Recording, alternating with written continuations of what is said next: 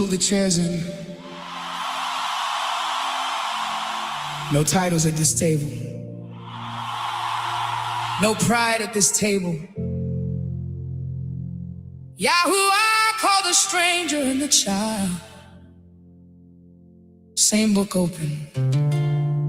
Same name over all. We the assembly. Sing it together. One table, one name, one Father, one way. YAHUAH called us in. Now we gather and obey. One table, one name. No pride, no stage. From the stranger to the child, Myshpaka in his way. Some came heavy from a pew with scars. Some came searching underneath night stars. Some came weary from the loud debates. Some came quiet through the open gates. Old heads, young ones, babies too. Native and the stranger hearing truth. Different roads but the same book read. Same fear rising when the word gets said. Not just songs and not just vibe. We came to learn what keep us alive. Let the commandments wash the noise away. Let the heart come home and the feet obey. If you sat outside feeling thrown away, YAHUAH still make room today. Not room for pride, not room for games. Room to return under one name. We the assembly gather around. Let the scriptures speak now. Deuteronomy chapter 31 verse 12. Gather the people together, men and women and children, and thy stranger within thy gates, that they may hear, that they may learn and fear YAHUAH thy YAHUAH, and observe to do all the words of this law. One table, one name. YAHUAH called us in. One table, one name. Now we gather and obey. Room at the table, but the book at the head. Love got arms and truth got edge. We don't shut what he open wide. We don't twist what he sanctified. One law, one manner, no double scale. No backroom gate with a man-made veil. If the stranger join and love the name, keep covenant, don't call them strange. Hands get clean and hearts get low. Fruit speak louder than the talk we show. If your brother slip, don't make him bait. Cover with truth, don't feed the hate. We the assembly, not for show. Family grow, a living waters flow. We the assembly, let the scriptures speak. YAHUAH is who we seek. Numbers chapter 15, verses 15 and 16. One ordinance shall be both for you of the congregation. One law and one manner shall be for you, and for the stranger that sojourneth with you. We the assembly. Let the scriptures be the fountain. All are welcome at his mountain. Isaiah chapter 56, verses 6 and 7.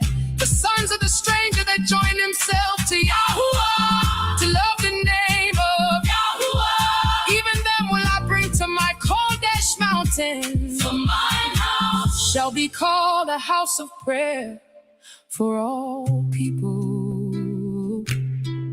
When the table full, send portions out. Don't let nobody sit lost in doubt. Those still walking with their wounds in hand. Those still trying just to overstand. Be at peace, be patient too. One with love when the heart act new. Comfort the tide, hold the faint. Don't repay fire with the same old flame. This how one accord get proved. Not in slogans, but the way we move. When the feast get loud and the tears fall down. Joy of YAHUAH, lift the whole house now. One table singing, one people raise. One name worthy of all the praise. We the assembly. Say the name. YAHUAH. YAHUAH said who family is. Not by loud talk, not by bloodline flex. Whoever does the Father's will, that's brother, sister, mother still. Oil run down when pride bow low. Do come down where the brethren grow. Not force unity, not for the frame. Real hearts yielded under one name. We the assembly. If the book made room, read it. BARAK, YAHUAH. If you see one law, say it. Drop Myshpaka if you came through the name. Room YAHUAH. No pride at the table, no man gets the fame. We the assembly. We gather, we learn, we obey. We the assembly do his will. Let the scriptures give us the joy we feel. Matthew chapter 12, verse 50. Whosoever shall do the will of my Father which is in Shemayim, the same is my brother and sister and mother. We the assembly, one root, one tree. Let the scriptures bring unity. Psalms chapter 133, verses 1 through 2. Behold, how good brotherhood and how pleasant it is for brethren to dwell together in unity. They're YAHUAH, commanding the BARAK, even life forevermore. We the assembly, sing it together. One name, one Father, one way. YAHUAH called us in. Now we gather and obey. One table, one name. No pride, no stage. From the stranger to the child, Myshpaka in his way. Same book open, same name overall. One table, one name. We the assembly, say the name. YAHUAH, YAHUAH.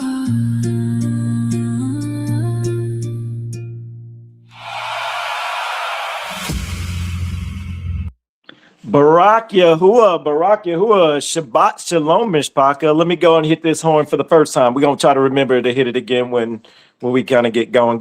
We got a very long opening today, y'all. So I started a little bit early. It's all good, right? It's all good. Can I get a BARAK YAHUAH in the comments if it's all good?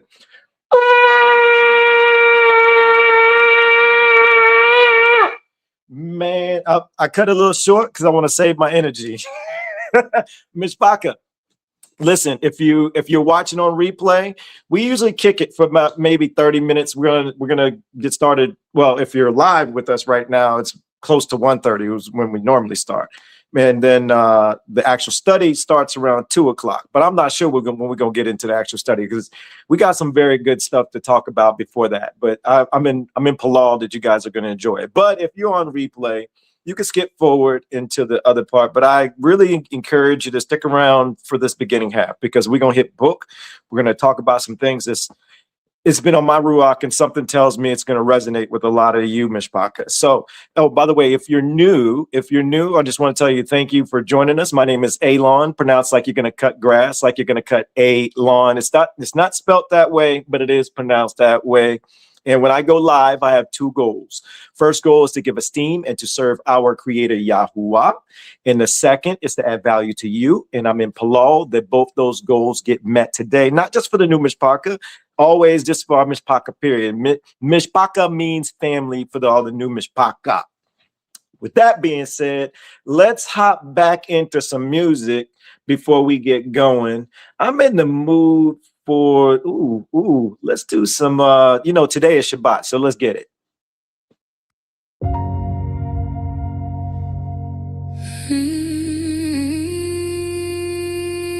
Yeah. 6 days. Whole week carry bricks in the chest. And sun drop. Door shut. Peace walking. Let's talk facts. This day was never the change. City on 10. This day was never the change. City on 10. City on 10. This. City on 10, phone lit, rent due. Everybody wearing thin, trying to act brand new. Clock on the neck, pride in the pace. Whole world grind hard with a tired out face. But YAHUAH, did the day in the span. Set apart mercy, made for man. Not for the flex, not for the boss man hand. Shabbat came soft with a stronger plan. They make the hustle sound goldish. The old brick talk smell like Pharaoh law. Put it on the soul, no rest in the chest. Then wonder why the room stay dark and stressed. Sun go low, let the whole house land. This ain't a trap, it's a healing command. When YAHUAH spoke, he made it plain. Shabbat ain't the bird and it break the chain. We the assembly. YAHUAH. We the assembly. YAHUAH. We the assembly. YAHUAH. We the assembly. YAHUAH. Mind still buzz, feet still pace. Hard to sit still when you train that way. Whole week touch your worth, come cash. Whole week told you move too fast. Please don't rush and love, don't brag. Set the load down, quit that drag. He made this day for the soul to stand, to breathe again, cause it's made for man. The Shabbat was made for man. And not man for the Shabbat. Mark 2, verse 27. Made for man, Shabbat made for man. Sun go down, Let the whole house stand. not another chain. Not another heart command. YAHUAH. Day the day, let the pressure leave. We the assembly. YAHUAH. Made for man. Assembly. Shabbat. Made for man. For the son and daughter, the strength in the land. House full of peace, heart in his hand. Shabbat ain't a trap. Was made for man. We the assembly.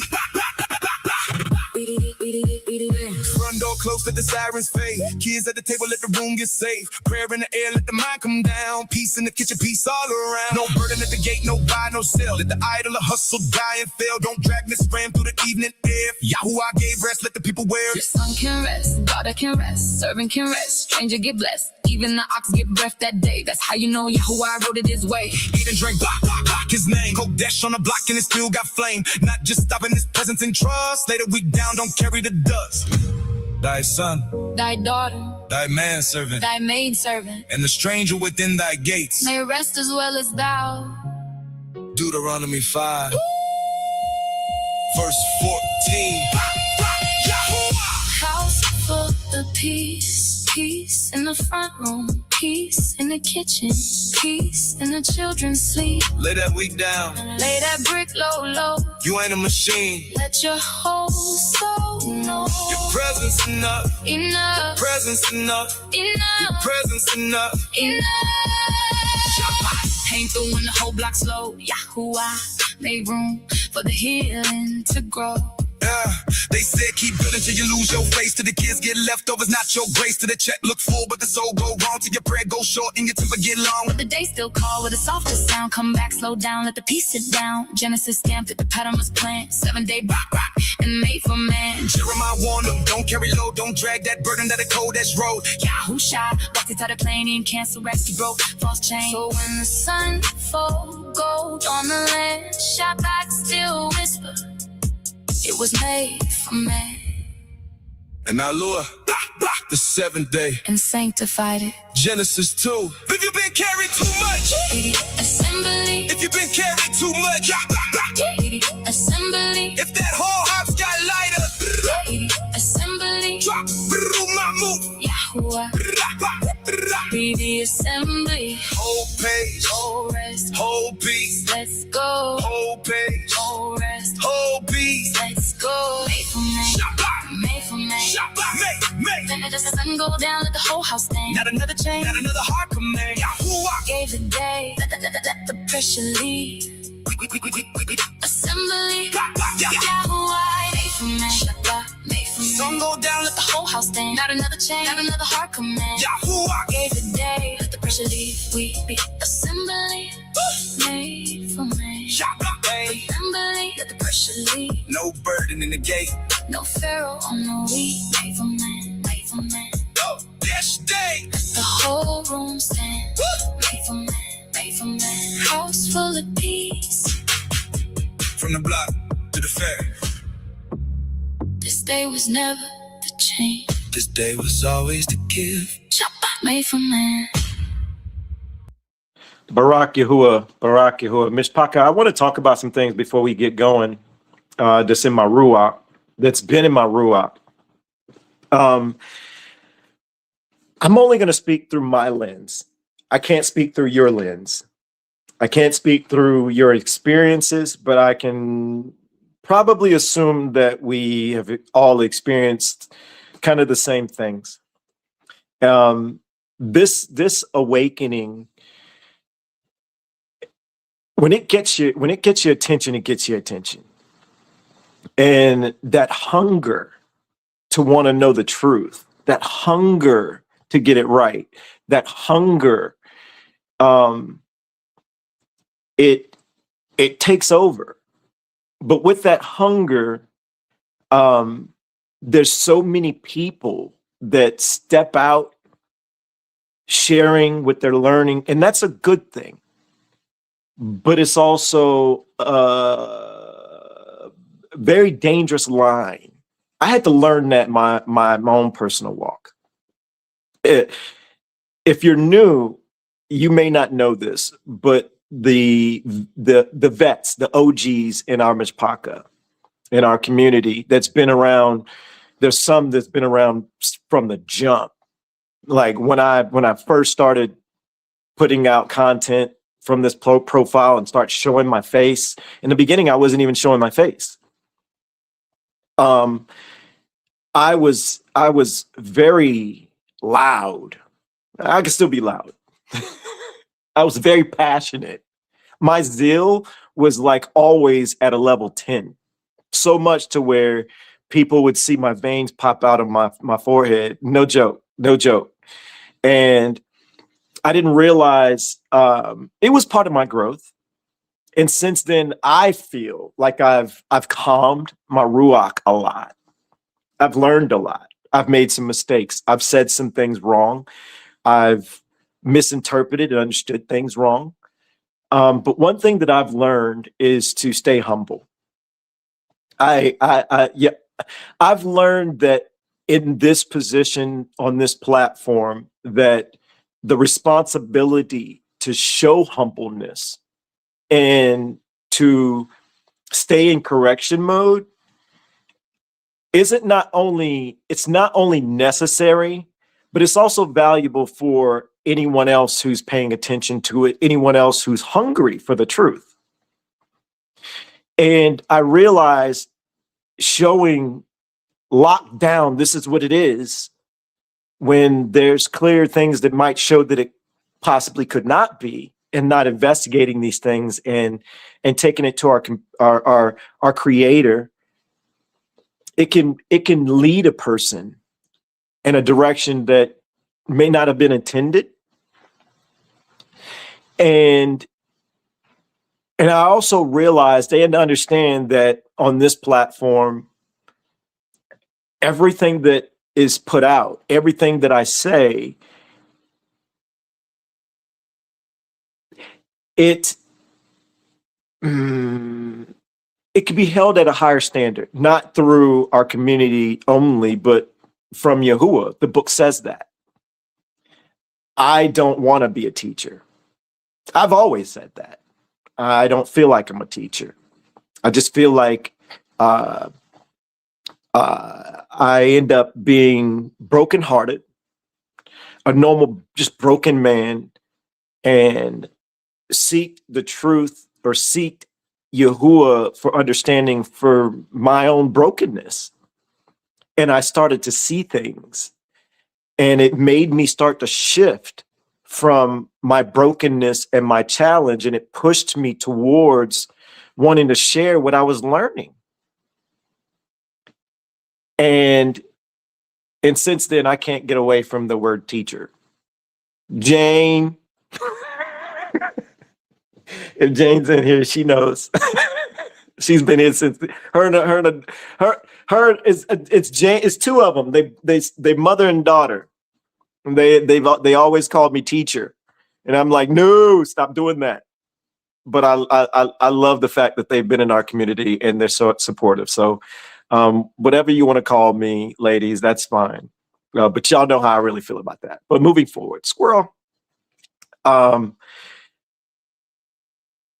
I started looking at this season. This season is different for me, especially when I started focusing on spiritual warfare. And it's a deeper understanding. I realized that a lot of us, even myself, when you get into there she is. when you get into the moment, the ruach can leave you. And I have come to a very clear understanding. If a person, Catherine and Jane, there they are, mother and daughter duo. They some OGs. They've been with We the Assembly since it was We the Church. they seen the growth from start to present day to right now. But I've learned that. Whoa! I didn't see Professor. Did I? No, I don't know about that one. BARAK YAHUAH for you, but no. I guess what I'm saying is, look, I wrote down some notes. I'm going to start reading some of the things I put in my notes, and maybe what I'm trying to say is going to make a whole lot more sense. All right, so many people search for the truth. And what I'm learning in this season is I'm watching people, and I saw my own walk. We search, but we don't realize we're searching for fragments. We're searching for fragments of understanding, and that's not growth. Just bear with me on this one. A fragment feels powerful because it gives you a quick answer. I've seen people ask for, they want some quick knowledge and they don't want to do the homework. Like a small example, I briefly kind of remember this, is somebody asked about something, I forget what it was. And I remember, shout out to Darren Pass. I don't know if Darren's in here, but if you're in here, Aki, shout out to you. But I remember responding to it in our small group. And I remember responding with seriousness and pointing the person towards our scripture studies like we do now. Because I know that we go deep. I know that we are in this book, we take it serious, and we have a lot of fun doing it. And I knew that the question was covered in one of the particular scripture studies.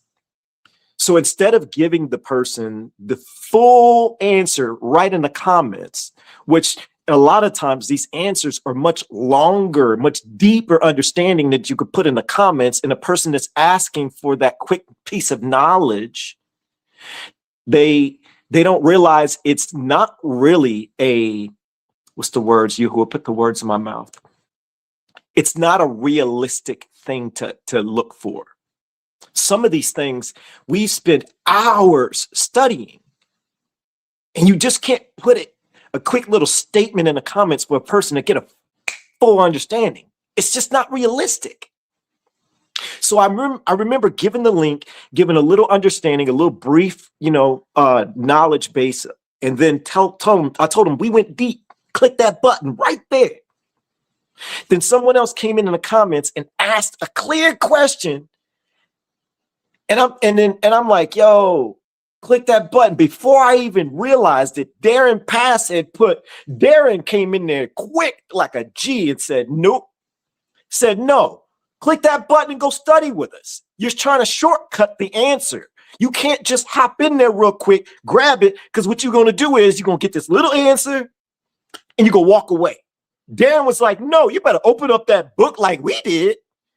He did it real smooth, really clean, really professional, really nice. The only thing I can do is be like, yo, what he said. No shortcuts. The person didn't indicate if they did it or not. So these fragments of knowledge does not help you. And I'm implored that I do a good job of showing you this.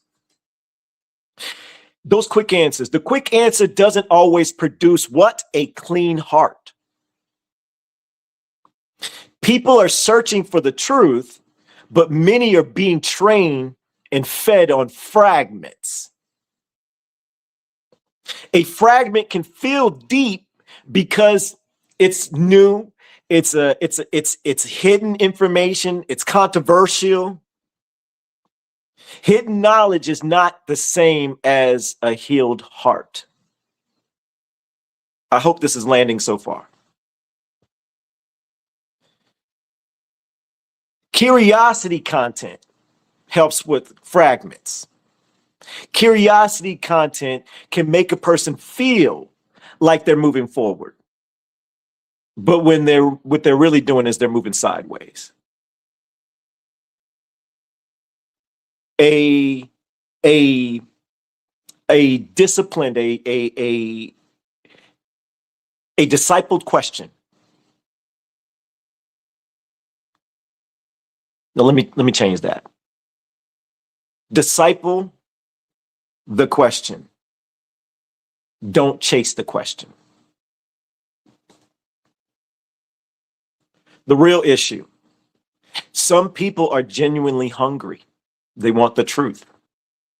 The issue is that many have been trained to snack on fragments instead of eating the full meal. We learn getting snacks of the fragment from the church. By the way, this banner is up because I told Marilyn this is going to be a long intro. I told her keep it up until we actually hit that play button on the actual study. So this right here is staying up. I'm just letting you know. So don't let it distract you. We're not done. Some questions are interesting. But not every interesting question is urgent. There's a difference. We don't reject the question. We ask what the question is supposed to produce. This is all going to make sense in a moment. If you're vibing with me so far, can I get a BARAK YAHUAH in the comments, please? Because this is going to get deeper. The question should lead us back to YAHUAH: repentance, obedience, humility, prayer, and a changed heart. Can I read that? Can I read that again?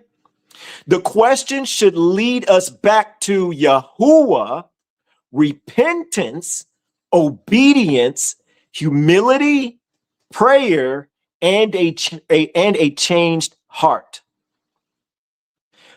Popular topics can be a doorway. They shouldn't become the table. The study is the table. There's a difference. Repentance is the meal. Obedience is the fruit. Can I hit that again? Did that hit? Repentance is the meal and obedience is the fruit. That is what I'm learning in this season. Here's some fragments. Here's some snacks. And here's some examples on what I'm saying. And I'm in Palal that this is hitting. Now, first, I'm gonna read to you the titles. Now, if you've researched into any of these at all, if any of these have been heavy on your heart and you really dug into it, put in the comments me. And if you're multiple, if you hear 4 of them, that's you, put me. That means that's 4 me's. Keep it coming. If you're new, participate. If you dug deep into baptism, watch this. I'm gonna dig deep into all of these. Baptism. If that's you, put me. The sacred names, restored names, and meanings, put me. If that's two for you, put me twice. Paul conversations. If that's you, put me. We're just gonna say Yahushua moments. If you're new, Yahushua, the world most commonly calls him, I'm just gonna go ahead and say it, Jesus. I'm gonna give an example on Noah in a minute. So if you looked into Noah, or we're gonna do a sidebar, which this is a duel. Noah and Enoch. Here's another one. Here's another one. Adam and Eve, anything that happened at the tree, and the children. If that's you, put me. Any of these topics, if they're you, put me. Spiritual warfare, prayer, fasting, weeping, mourning. Prayer, fasting, weeping, mourning, and spiritual warfare. Any of those topics, put me. I'm gonna say Enoch again. I'm honestly gonna say, I'm just gonna say apocrypha books. But I'm gonna give two of them as main examples. Enoch, Jubilees, and we're just gonna say hidden books. We're gonna say hidden books. Ooh, here's one, here's 2. Calendar and feast. Calendar and feast. Shabbat. Today is Shabbat. Dietary and unclean and clean food laws. Dietary or clean and unclean food laws. Fringes, garments, and outerwear stuff like clothing. Prophecy, end time type information, end time content. If this is you, you better keep them me's coming. Keep them coming. Identity topics. Who are the people, who not the people? Who are the people, who not the people? We can go ahead and add land in there if you want. Deliverance content. Deliverance. Oh, wait. This is a big one. Dreams and signs. Dreams and signs. You might have had a dream and it freaked you out and you went completely online. Can anybody help me? Help me. I'm not picking. Just vibe with me on this. This is going somewhere big. Oh, wait. If you've experienced this, if you're involved in this, if you've done this, if you've seen this, debates within the comments. Debates within the comments. Any of those. Now let's start from the top. Let's start with baptism. Watch where this goes. If you're getting value so far, if you feel like the value's coming, would you consider sharing? Just to ask, you don't have to. Baptism. It's a topic fragment. Watch. Was I baptized in the exact true name? How many people have that thought? Put me. What we should ask is, did my heart go under, or did only my body go under? The deeper issue, name matters, but the heart has to match the confession. Is that hit? Did I hit? I need to get baptized in the right names. I got baptized in the wrong names, but is your heart posture in place with it? The danger of this: a person can fight for restored names and still walk in pride, jealousy, bitterness, unforgiveness, lying, lust, anger, strife, and I can keep going. The water could touch the body, but YAHUAH is still looking at the heart. So you can look for a baptism in the true names all you want, but if you raise up out of that water with the same type of heart, why did you even do it? Why did you even go for it? Why did you even care about getting baptized if you're not going to try to focus on your heart posture at the same time? Is this landing? You can come up from the water still holding same pride you went down with.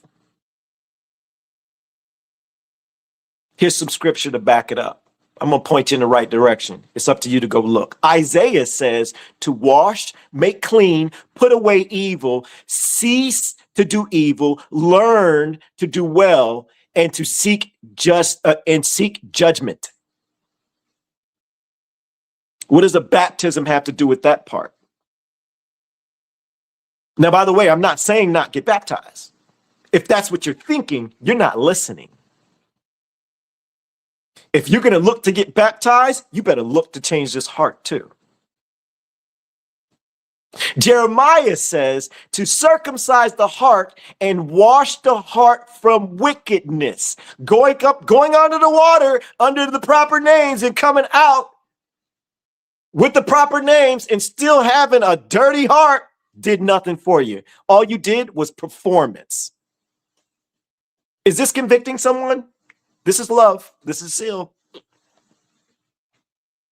Joel says, return with all the heart, with fasting, with weeping, mourning, and render the heart, not the garments. Is this landing? Is this hitting? The sacred names, restored names, and the meanings. It's a topical fragment. Topical fragment.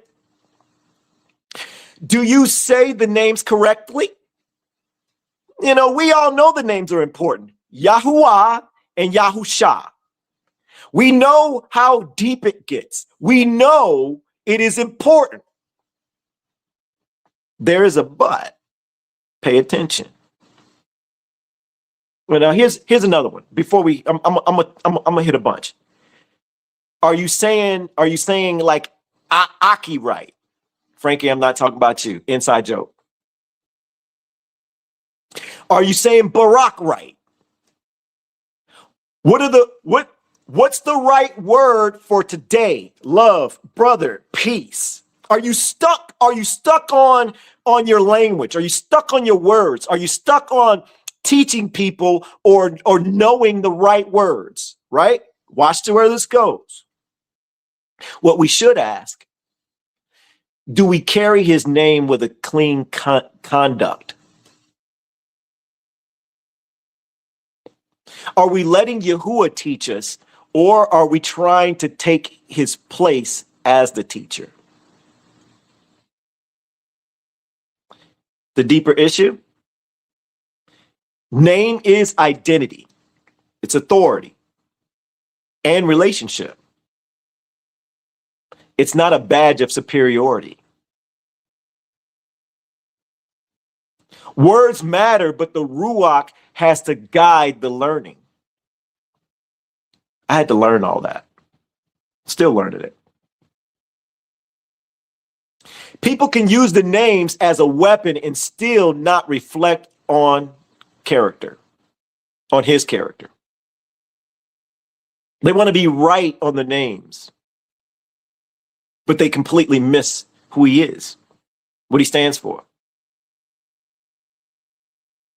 We can fight over pronunciation, meanings, but lose patience, humility, gentleness, and truth.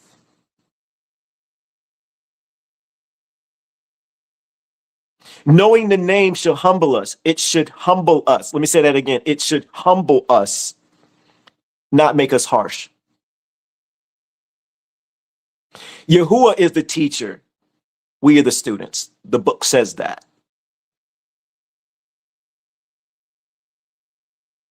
The name is not it's not a costume for an unchanged heart.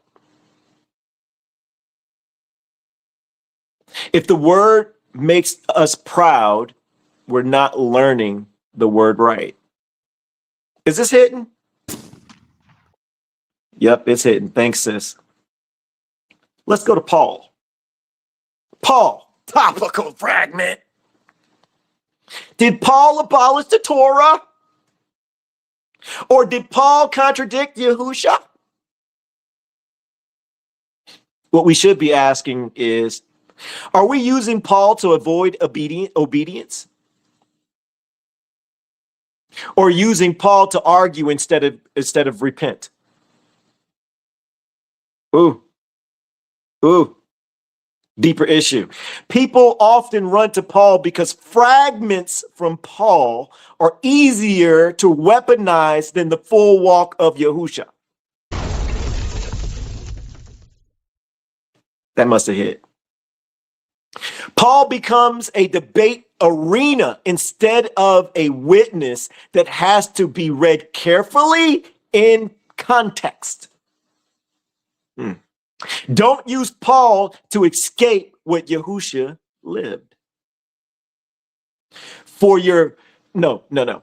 If your Paul makes you unlike or makes you forget Yahusha, you need to slow down.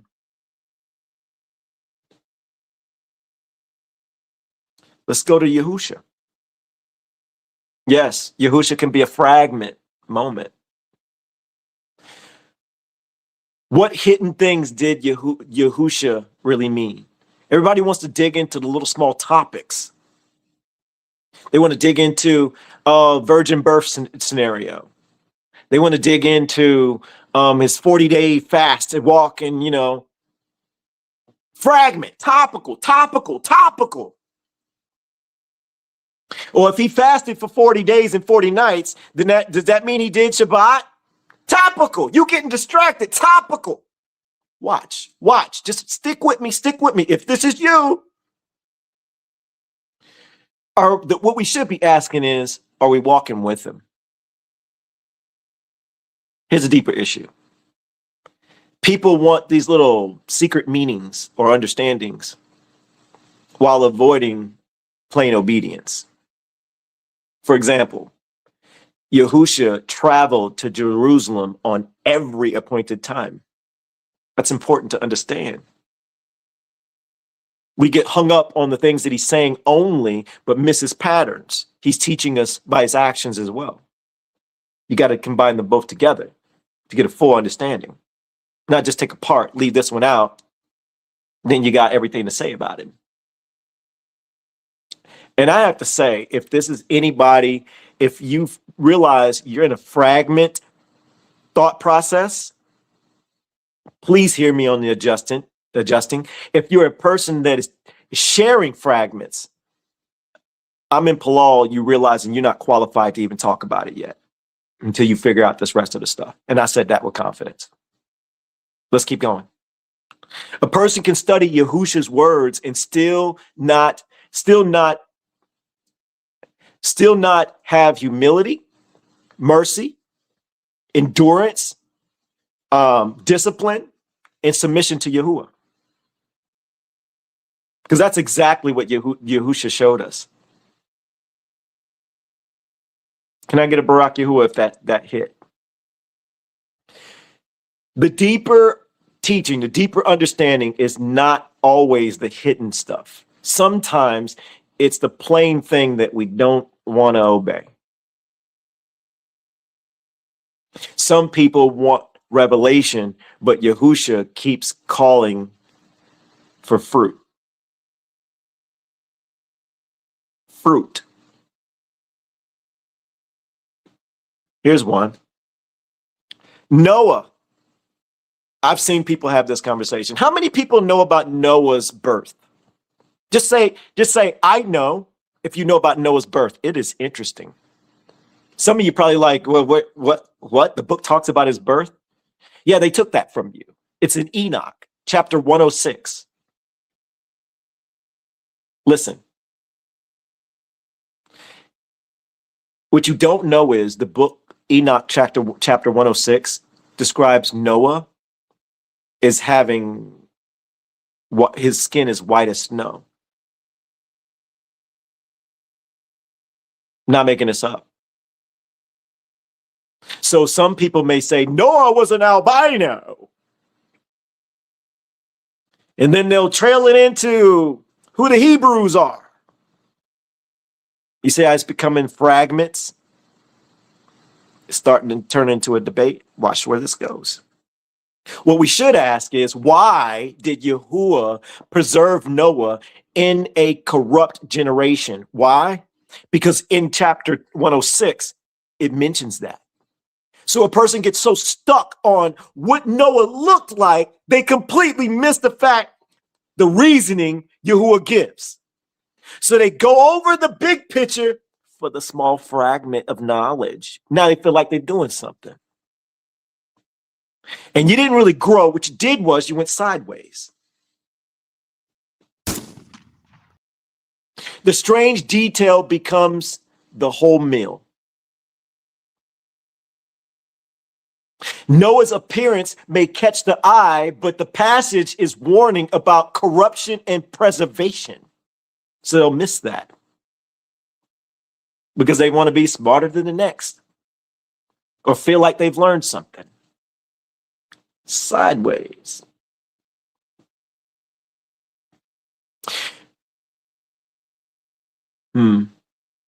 Enoch describes Noah with the body white as snow. Hair, check this out. This is going to sound familiar. Hair white as wool. And eyes like the rays of the sun. Does that sound familiar? Revelation. It says that Yahushua is coming back like that. But instead of say sun, it says fire. Doesn't talk about the body being white as snow. But the hair white as wool and the eyes, kind of similar. Interesting, but it's nothing to get hung up on. Fragment information. You get distracted. Going sideways. You're not growing. Lamech becomes afraid, but Enoch tells Noah that Noah is his son, that he doesn't have to be afraid. Genesis shows the issue: corruption, violence, judgment, and Yahuwah preserving the remnant. There's a bigger story going on here, but we want to get hung up on little fragments of information. Let's keep going. Let's hit Adam and Eve, the tree and their children. Topical fragments. Did Adam and Eve have sex at the tree? Well, first off, I feel like the answer is yes, but we're not going to get caught up on that. Let's keep going. A topical fragment conversation. Was it fruit? Was it sex? Was it an apple? Well, first off, the book never says apple, but somehow we always throw out apple. But let's keep going. A fragment topical conversation. How many children did Adam and Eve have? Fragment conversation. Where did Cain get his wife? Where's the growth? Those are topical fragments. You get a small answer. You feel like you got some revelation, feel like you're doing something, but no growth towards Yahuwah, sideways. What we should be asking is, what did disobedience open in the house and in the bloodlines? Because that's exactly what happened when it came to Adam and Eve, disobedience. So while looking for sex at the tree, you missed the disobedience part.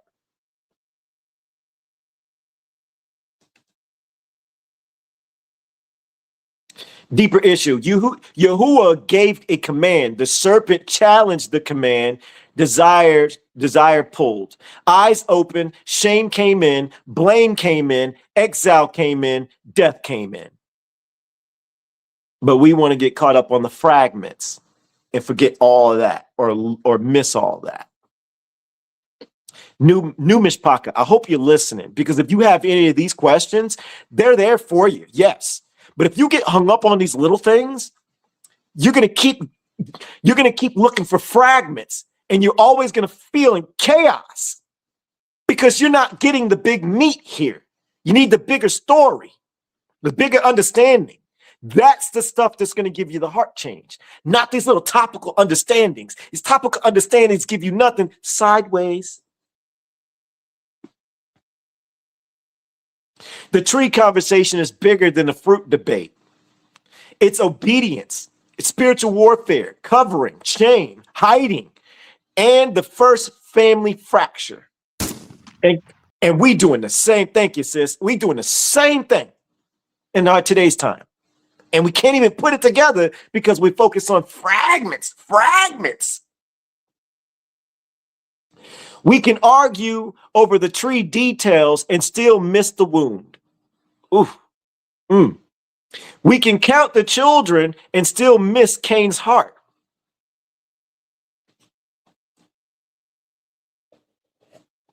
BARAK YAHUAH. Yes, we can talk about the tree. Yes, we can talk about what type of fruit. Yes, we can talk about the sexual layer, but none of that matters if you miss the disobedience. Is this landing? The question may open the study, but disobedience is the wound. Having the question, there's nothing wrong with the question, but you got to go deeper. You got to be willing. Thank you, sis. Hit it again, sis. You got to get past this little topical stuff. You got to realize, you got to ask yourself, am I looking for fragments of understanding? Because that's not me. You're getting a snack. And then you get caught up on another fragment, and you want another fragment, and you want another fragment, and you want another fragment, and you get stuck in fragment mode, and you're not really growing. You think you're growing. Just because you get some new information, you get a revelation, and you think you're doing something. You're not doing anything. You're moving sideways. Let's keep going. Don't fight over the fruit or the sex and miss the command that was broken. Cain did Cain didn't need more information. Cain needed to rule over what was at the door, which was sin. That's in the book. Genesis doesn't say apple. Genesis shows desire, disobedience, shame, hiding, blame, and exile. You know where you learned apple from? Not just the traditional church. Yes, you learned it there, but you're learning it from movies. I've watched movies turn around and talk about Adam and Eve and then throw an apple innuendo in there. And then you getting validation for what you thought. And then you lose track that it says fruit.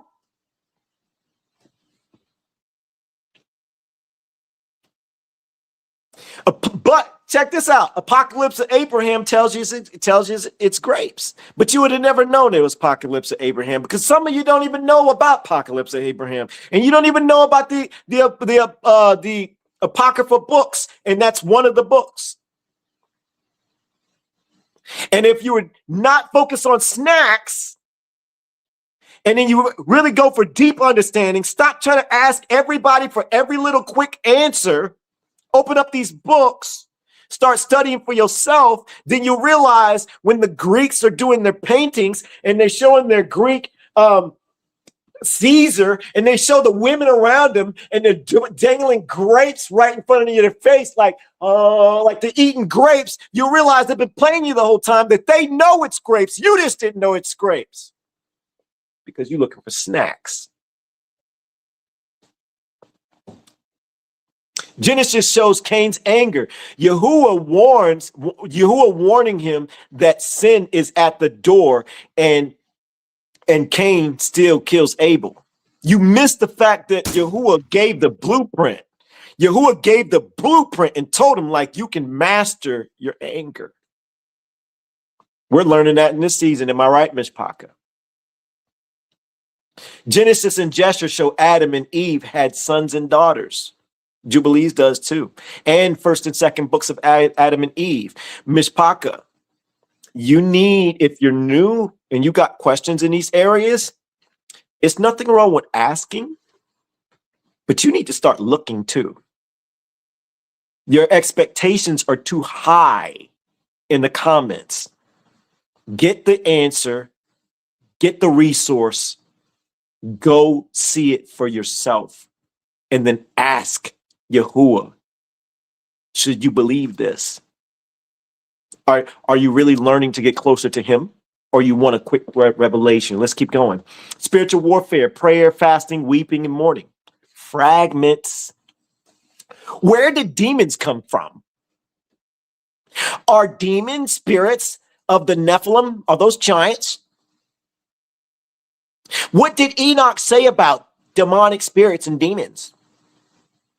What we should be asking is, what agreement are we given darkness in our own lives? Enoch tells you this. Where do we need to pray, fast, weep, mourn, repent, and close doors? And close doors. Here, your secret place. Church got you thinking you got to go in a dark closet.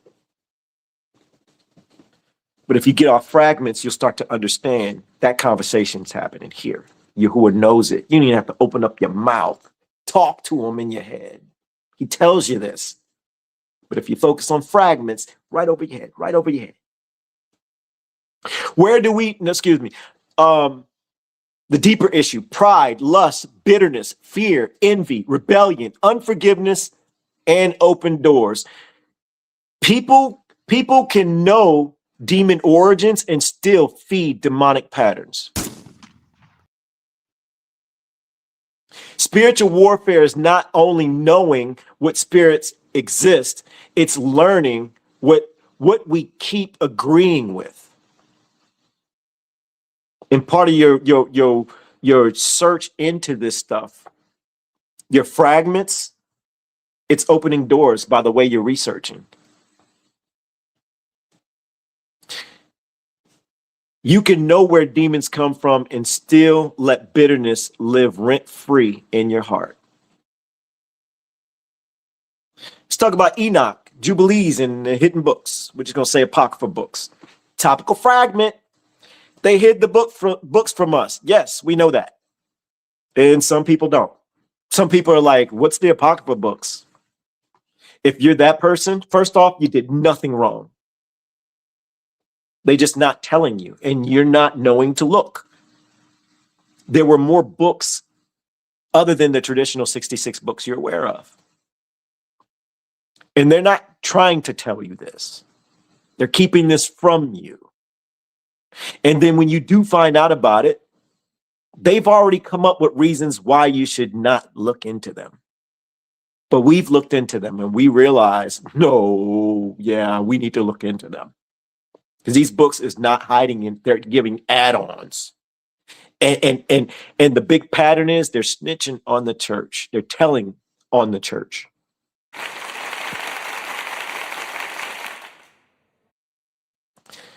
What does these writings call us to repent from? Understand, and we're going to say overstand and obey.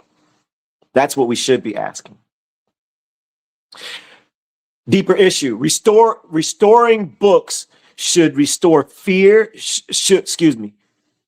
It restores fear, humility, repentance, covenant awareness, and obedience. You start to learn that about Yahuwah. You start to fear him more. You start to want to do better. You start realizing the traditional 66 books aren't whole. They're not giving you everything. And then when you start seeing the bigger picture, you start to really, it starts to come together. Hidden books become a flex instead of a mirror. Hidden books shouldn't produce hidden pride. If Enoch only gives us arguments, but not fear of Yahuwah, guess what we're doing? Guess what we're doing? Reading sideways. Oh, wait a minute. I love this one. Calendar and feast. Topical fragments. Which calendar is right? How many people did that? Man, I cannot stand the calendar conversation. It's like, especially when someone posts inside the small group, sis. I'd be like, I don't want to post this because I don't want to approve this because I know what it's going to bring. What should we ask for? By the way, we did a whole Shabbat calendar study. It's on the YouTube page. For the person who got that question, we go deeper. So you don't have to worry about fragments and snacks. We go whole. We got a whole meal on the plate for you. Just go check it out. It's on the YouTube page. Myshpaka, if you were there and in that study, if you remember it and you feel like you got a full meal, put full meal in the comments for the person that's thinking, I got Shabbat questions, I got calendar questions, I got Shabbat and appointed time questions. And if they, hopefully the new person will see you and go, yo, I was there. Full meal. Maybe they'll stop trying to get the answer quickly inside the comments and they'll go hit the play button. And go join us for that full meal, not the fragment answers. Are we using the calendar to honor Yahuwah or to condemn everyone else? Somebody just got uncomfortable. Set apart time, the deeper issue, set apart time, obedience, order, humility, and preparation. The dangers of this, the calendar knowledge can turn into calendar pride. Let me say that again. Calendar knowledge could turn into calendar pride. And I'm gonna prove it in a minute. I'm gonna prove it in a minute. Right timing matters, but so does the ruach, the spirit we bring into the understanding of the appointed times, the heart. Don't fight over feast and bring leaven in your heart. Can I ask y'all a quick question? Has anybody ever seen somebody talk about the calendar and they use the book of Jubilees? And they're trying to tell you we're on the lunar calendar, we're on the solar calendar, the Gregorian is bad, and they got a calendar thought, and you've seen them use the book of Jubilees? Let me know. Let me know in the comments. Look, if that's you, if you brave enough, put me. I'm curious. I am extremely curious. I'm not moving until I gotta see some responses. I gotta know. Seeing yes, okay, all the time. Yes. All right. So here's the thing. Here's the thing. This is how you know that you're getting fragments and you're possibly learning from the wrong people as well. People will use the book of Jubilees and turn around and tell you, well, we're on this calendar, we're on that calendar, or this, that, and the other. Here's some Jubilees evidence. They use Genesis evidence. They use Exodus and Leviticus and all this other stuff. They use a science experiment of Scripture. Watch this. So the question is, do you believe the book or do you believe your own ego? You can't turn around and say Jubilees helps us point towards the calendar. If anyone is telling you that there's a particular calendar that you're supposed to be on and you see them use the book of Jubilees, the Ruach is not with them. Jubilees, chapter 6, verse 27, I'm starting. And on the new moon of the 10th month, on the tops of the mountains were seen, and Noah was glad. So Noah was glad that he saw the tops of the mountains. All he's been seeing is water the entire time. 28. And on the account of this, he obtained them for himself as festivals for a memorial forever. And thus are they ordained. 29. And they placed them on the tablets of the Shamaim. So YAHUAH accepted it and was like, yo, okay, I like that. Let's do that. Tops of the mountain. Noah, you happy? You glad? I'm glad. We're going to put that on the heavenly tablets. We're going to put it in stone forever. That's what he's saying. That's what he's saying. Let's keep going. Each had 13 weeks. Their memorial passed from one to the other, from the first to the second, and from the second to the third, and from the third to the fourth. So he's saying they doing this. It's repetitive. It's over and over and over. Watch where this goes. Verse 30, and all the days of the command shall be 52 weeks of days, and these shall make an entire year complete. Thus, it is engraved and ordained on the tablets of the Shamaim, that means heavens, plural, and there is no neglecting this command for a single year or from year to year. So no neglecting it. But watch where this goes. Verse 32. And you shall command the children of Yasharal that they observe the years according to this reckoning. 364 days. And these shall constitute a complete year. So wait, we're on 365. Now, someone is going to be telling you Jubilees helps you with the calendar, and we're lunar and we're solar. But here's the thing. If the book, we're going to throw moon cycle in there too. So here's how you know if someone is in the Ruach and you're grabbing fragments from them. Because if they use the book of Jubilees and the Jubilees says something in particular and they ignore it like it's not there, la la la la la la la la la la la, and you're asking about the moon cycle, you're asking about Shabbat, you're asking about the calendar, and you listen to them, but the book ends up contradicting them, and then you don't second guess it.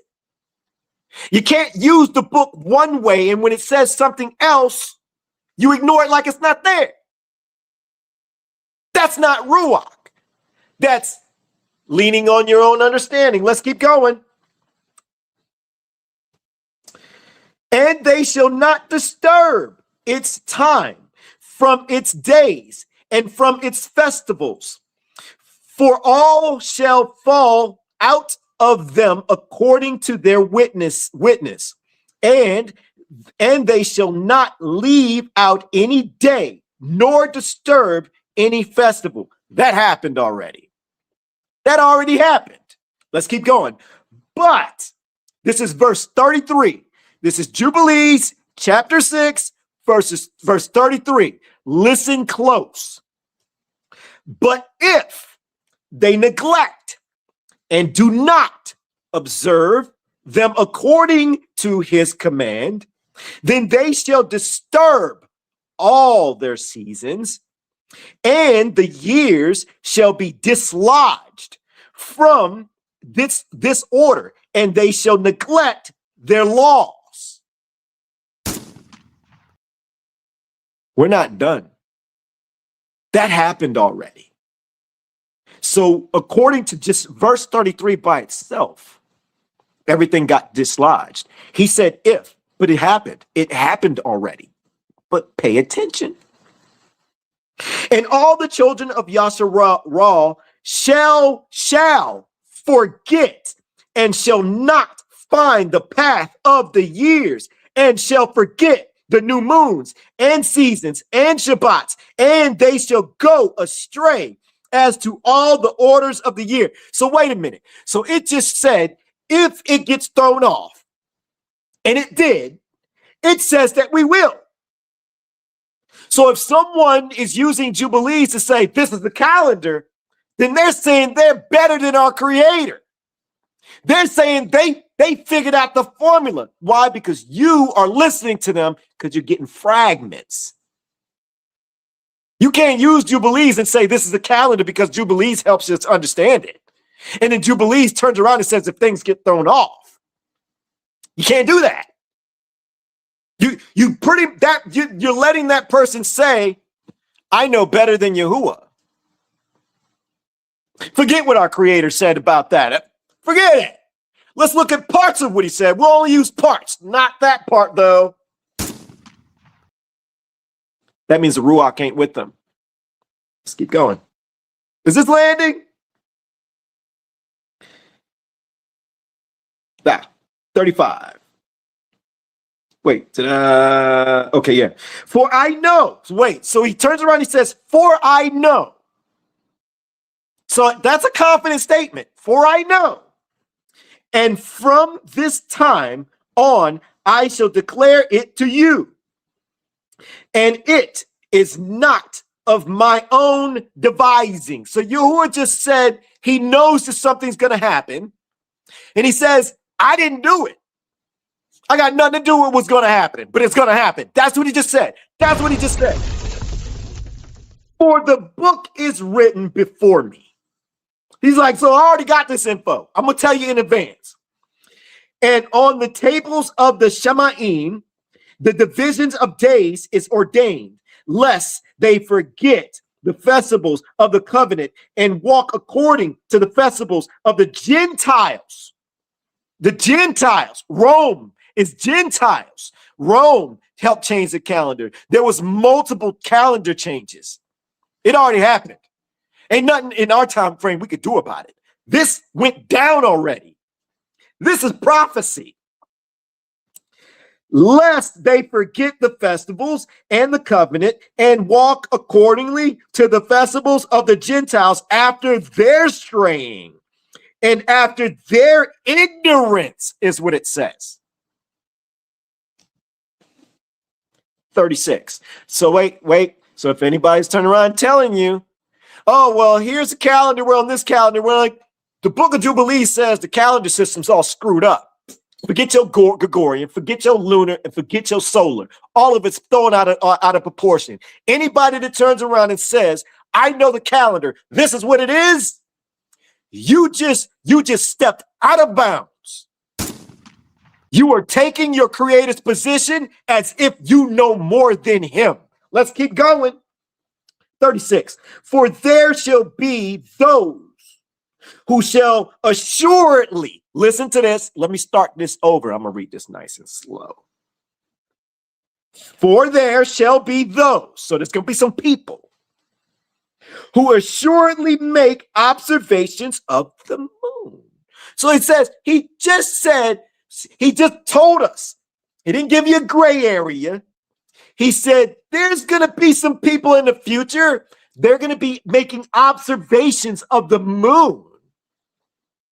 Now it disturbs the seasons and comes in from year to year 10 days too soon. If you're getting fragments or you're asking fragment of knowledge and fragment questions, and you got somebody telling you about the new moon, here's my question for you to ask that person in the comments or whoever it is. Do you know about the book of Jubilees? Do you believe in the book of Jubilees? If they say yes, Ruach is not with them. You can't miss that. Let's read that again. Jubilees, chapter 6. This is verse 36. We're going to keep going because it says more. For there shall be those who shall assuredly, it's going to happen, make observations of the moon.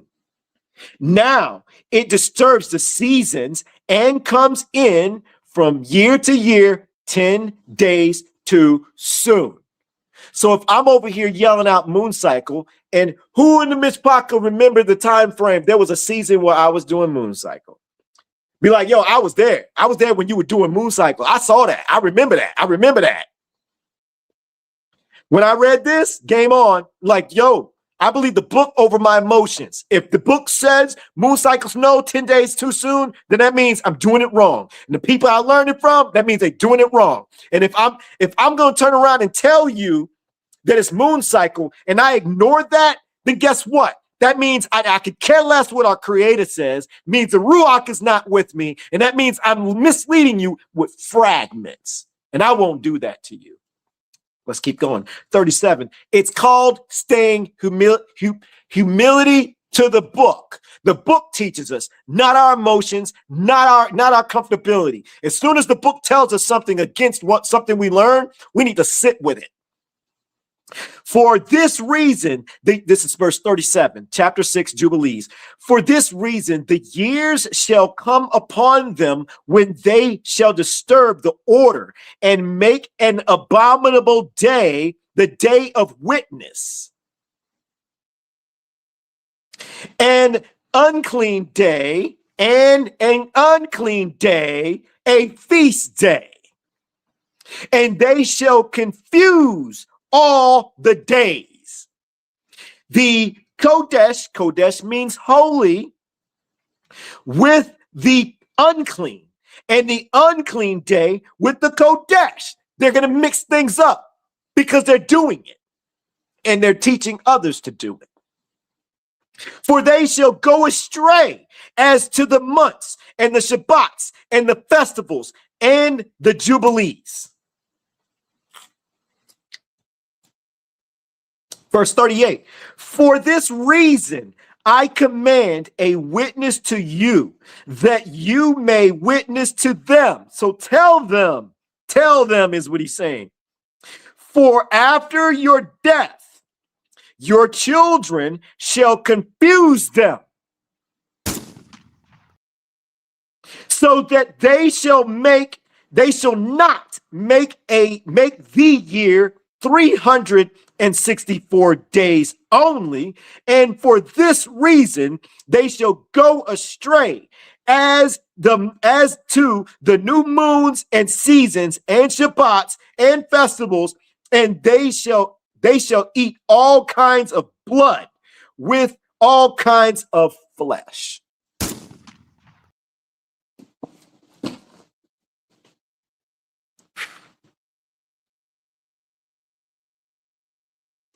I can keep going on these other ones. I think, honestly, I'm going to do some content on all these topics.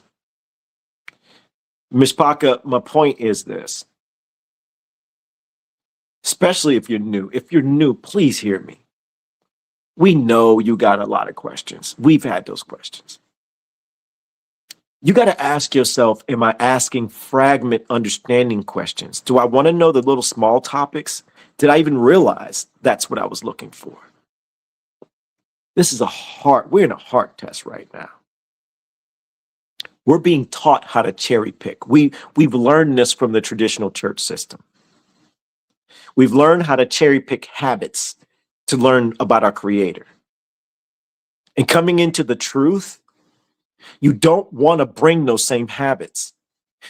When I started realizing the habits, I told myself I'm starting fresh. If the church does it, I'm not doing it. If the church says it and it's loud, I'm not doing it. I need to see what this book says. I want to go deeper. I can care less about taking on the same habit. They're teaching us how to cherry pick. They're teaching us how to search for knowledge differently. You got to go deeper, Myshpaka. So if you're asking about Adam and Eve and the tree, you better start thinking about the heart posture too and the disobedience instead of, was it just sex? That's topical. Who cares? Okay, so you get your answer. Was it sex at the tree, or did they just really bite fruit? Where is the true learning there? Yeah, you'll get the answer, sex, but still. Mary, I snuck that one in there. You're not going to learn anything. They're teaching you how to bring old habits into the truth. You got to start fresh. You got to have a clean slate. You got to turn around and say, okay, Yahuwah. You got to be okay with saying, Yahuwah, my entire life, I did not realize I did not know you. And it makes me uncomfortable to say that. Don't hit me with lightning through the window. It's not going to happen. He's actually waiting for you to do that. He's waiting for you to say that. Say a version of that. However it comes out for you. Don't be afraid to say it. Just say it. Just say it. Yo, if you're afraid to say it out loud, say it in your head. He hears it anyways. He hears. He wants you to humble yourself by saying, I don't know you. I don't know you. I thought I did, but I've learned these things from the church. And if I need to start a clean slate, will you please show me how to do it? Because I don't know how to do it. I got questions, but I don't know if I'm asking the right people. I don't know if I'm asking the right questions. Will you help improve the questions for me? Let me tell you this much. If he's brought you to We the Assembly community, I can't talk and I will not talk for any other community. I won't talk for any platform. I won't talk for any other any person that feel like they got some knowledge about anything. But I'm going to speak for us. If you are here with us and you like the vibe, you like what we're doing, you see that we studying, you feel like we studying, just come hang out with us. That's it. Bring your questions and your understanding to our studies, not just the comments. Go back and binge listen, binge watch, take notes, open up the book. The Myshpaka here that does it from week to week. They're going to tell you, you're going to hit play on one of these lives and you're going to have like 3 questions, maybe 2, maybe 4. But you know what you're going to get out of it? Tell me if I'm wrong, Myshpaka. You're going to leave at the end of the live with probably 30 answers and you were only looking for 4. You may not get all of them all in one swing, but you're going to get revelation after revelation after revelation. And if you go binge listen, go binge watch the content that's already available, you're going to get the full meal. You're going to get Thanksgiving after Thanksgiving after Thanksgiving after Thanksgiving. And I promise you, you won't have any more questions. You're going to be caught up. Hit it again, sis. Hit it again. You will catch up. So if you're a person and you're like, I got questions, I got concerns, I got this, you know what? Hit that play button. Go to YouTube, hit that. We got a whole playlist. It got 80 studies. And you see, we an hour and 19 minutes in. We ain't even started on our original study yet. And I bet you already got some value. I bet you already got some value. We usually go on an average. We was doing a long time ago 5-6 hours. Not making this up. And we didn't even feel it. 6 hours to us, 6 hours to me during that time frame. It felt like we went an hour and a half. We just be vibing out and enjoying it. Go hit the play button and then keep going. I bet you after you hit about 4 studies, seriously, on a serious level, all your questions be answered. You feel like you caught up. BARAK YAHUAH. With that being said, I ain't done. We ain't even start. Y'all, we haven't even started our study yet. That's why Maryland has not taken this banner down yet. BARAK YAHUAH. And because we brought it up, I'm sure some of y'all already knew. You already knew what I was going to do. We still on music. That's right. BARAK YAHUAH. Church taught us to chase verses whenever pain got loud. But the book came to cut through flesh and silence what was pride. Cherry picking had us cozy where correction should have moved. We the assembly don't read. We study to be approved.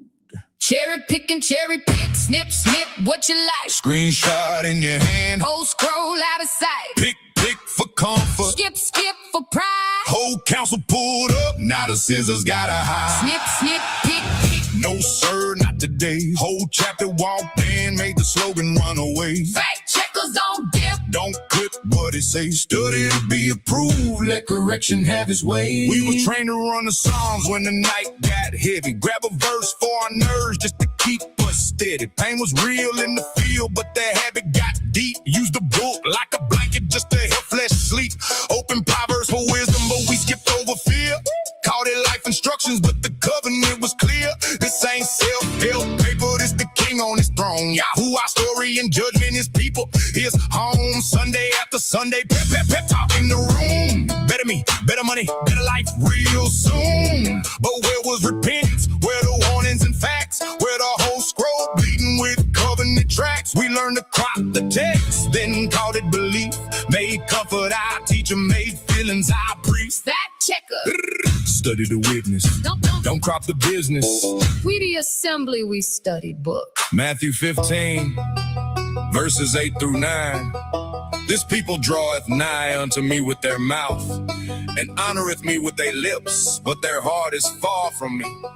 In vain they do worship me, teaching for doctrines the commandments of men. Hypocrites using book to fit you. We the assembly. We don't read. We study to be approved. They quote Matthew 15 like that's all that he said. It ain't what I eat, and they close book and move ahead. But the chapter opened up with tradition on trial.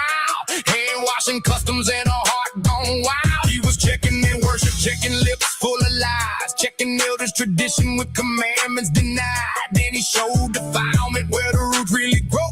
Not the plate in your hand, but the heart down below. Evil thoughts, false witness, pride moving slick. Mouth full of doctrine, but the heart's still sick. Then Hosea gets quoted when comments get tense. My people perish. Then they swing it like defense. But the verse kept speaking. You stopped at the start, made you feel sharp. Or while it searched through your heart. Hosea 4, verse 6. My people are destroyed for lack of knowledge. Because thou hast rejected knowledge, I will also reject thee, that thou shalt be no priest to me. Seeing thou hast forgotten the law of thy YAHUAH, I will also forget thy children. So-called woke Hebrews, yes, it's your turn. Cherry picking the book, leading others waking up to burn. Same scissors in the church, same scissors in the camp. Different fit on the arrow, same smoke, same lamp. One side crops for corn. count for one side, crops for pride. Both miss whole counsel when the book testifies. YAHUAH's word says access denied. You found Deuteronomy, then ignored commands. Found curses on the people, then skipped his open hand. BARAK, YAHUAH, we.theassembly. Did that land? Found bloodline and bullhorn shout, but forgot what it calls. Chosen never meant clean when obedience lost. Stranger joining the YAHUAH. Same witness still stands, but you cropped out mercy with a gatekeeping hand. You talk feast, talk calendar, talk garments, talk land, but the fine print still lasts where he chose it to stand. Before you teach people, slow your mouth, check twice. A comment can be a pulpit and error got a price. This ain't a going stone. We was trained like this too. Had to sit with the scroll till the scroll told the truth. Had to let it confront us. Let correction come back. Correction ain't hatred, rebuke ain't attack. If YAHUAH sent warning and mercy came attached. He don't cut just to kill us. He cuts so we come back. James 3, verse 1. My brethren, be not many teachers, knowing that we shall receive the greater condemnation. Cherry pick, Snip, snip, what you like. screenshot in your hand. Whole scroll out of sight. Pick for comfort. Skip for pie. Whole council pulled up. Now the scissors gotta hide. Snip, pick. No, sir. Not today. Whole chapter walked in. Made the slogan run away. Fact checkers. Don't dip. Don't clip what he say. Study to be approved. Let correction have its way. If this made you study deeper. Say it, YAHUAH. If this made you check the witness. Drop fact checkers. We the assembly. We don't crop the witness. Cherry picking. The whole witness still testifies. Study it again. YAHUAH. Myshpaka. Okay, so I got one treat for y'all before. I don't know if you want to call it a treat.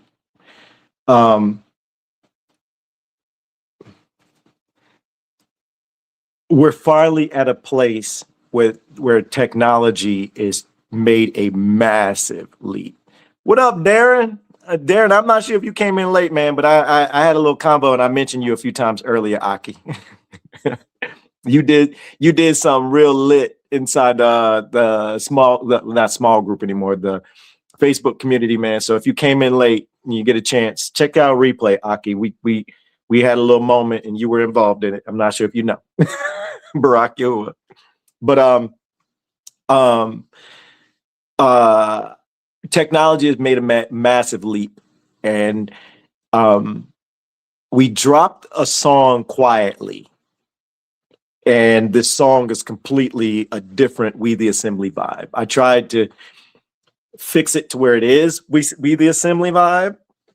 I'm in Palal, if you've heard it already, that you've caught it, but this song actually is part of a bigger picture.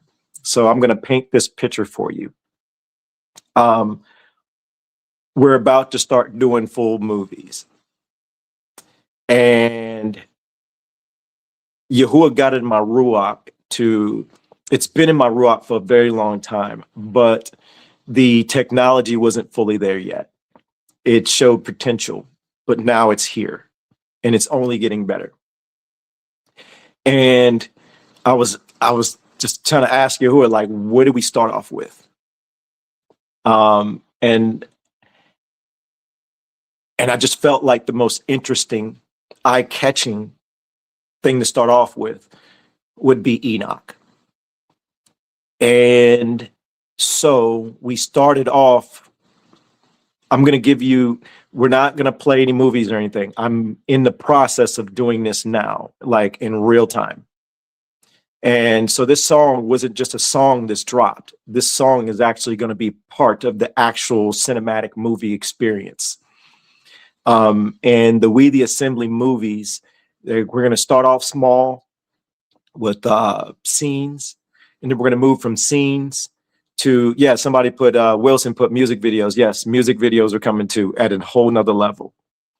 But we're going to be doing scenes that are going to probably be anywhere between 2 minutes to maybe 3 minutes, 5 minutes. And we're going to start increasing it to 10 to 15 to 30 minutes to an hour type movies, along with our Bible scriptures audios that like we're going to experience today. We're getting both. The reason why is because YAHUAH put it in my ruach that if presenting scripture, I've always felt like this. I've went on record saying this. I've seen others say this. When we really started digging into the book, we realized scripture is like a movie. While people are looking for Avengers and you got what do you have inside scriptures? There's battle scenes, there's fallen angels, there's giants, there's daddy and there's family issues, daddy issues. There's all type of craziness going on. And you look at Hollywood, it's like, yo, there's no difference. Everything's in this book. It covers everything. You got your lovey-dovey moments, you got your harsh moments, you got your, yo, am I reading that right moments? It's all in the book. And Yahuwah's put it in my ruach a long, long time ago to present it in such a way to where a person's gonna feel like they're watching the Avengers. They're watching something that mainstream would put out. So I want to play one more song, but I'm gonna do a little something extra for you. Marilyn, I bet you were wondering why I had it all layered out. Now it's starting to make sense. BARAK, YAHUAH. Give me a second. I gotta set this up right. I'm gonna start right here. And bear with me. I'm gonna widen out the screen and then I'm gonna do a little something for y'all. Let's do this. And we're gonna, oop, wrong button. Oops, oopsie. Yep, that's where I want to be. Go here. And just enjoy. It'll make sense to you. I'm giving you peaks of what you're going to experience. Oath on Hermon. In the days of Jared, the summit was quiet. Then the sky bent low, and the breach came near. YAHUAH! Oh, hold on. It wasn't supposed to do that. Sorry, y'all. No, don't you do it to me. You better play this right. I actually tested it earlier. Hold on. Come on, Yahuwah, help me out here. Let me see. Stop screen sharing. Let's go here. Oath on Hermon. Bang. Peace. We. Oath on Hermon. In the days of Jared, the summit was quiet. Then the sky bent low, and the breach came near.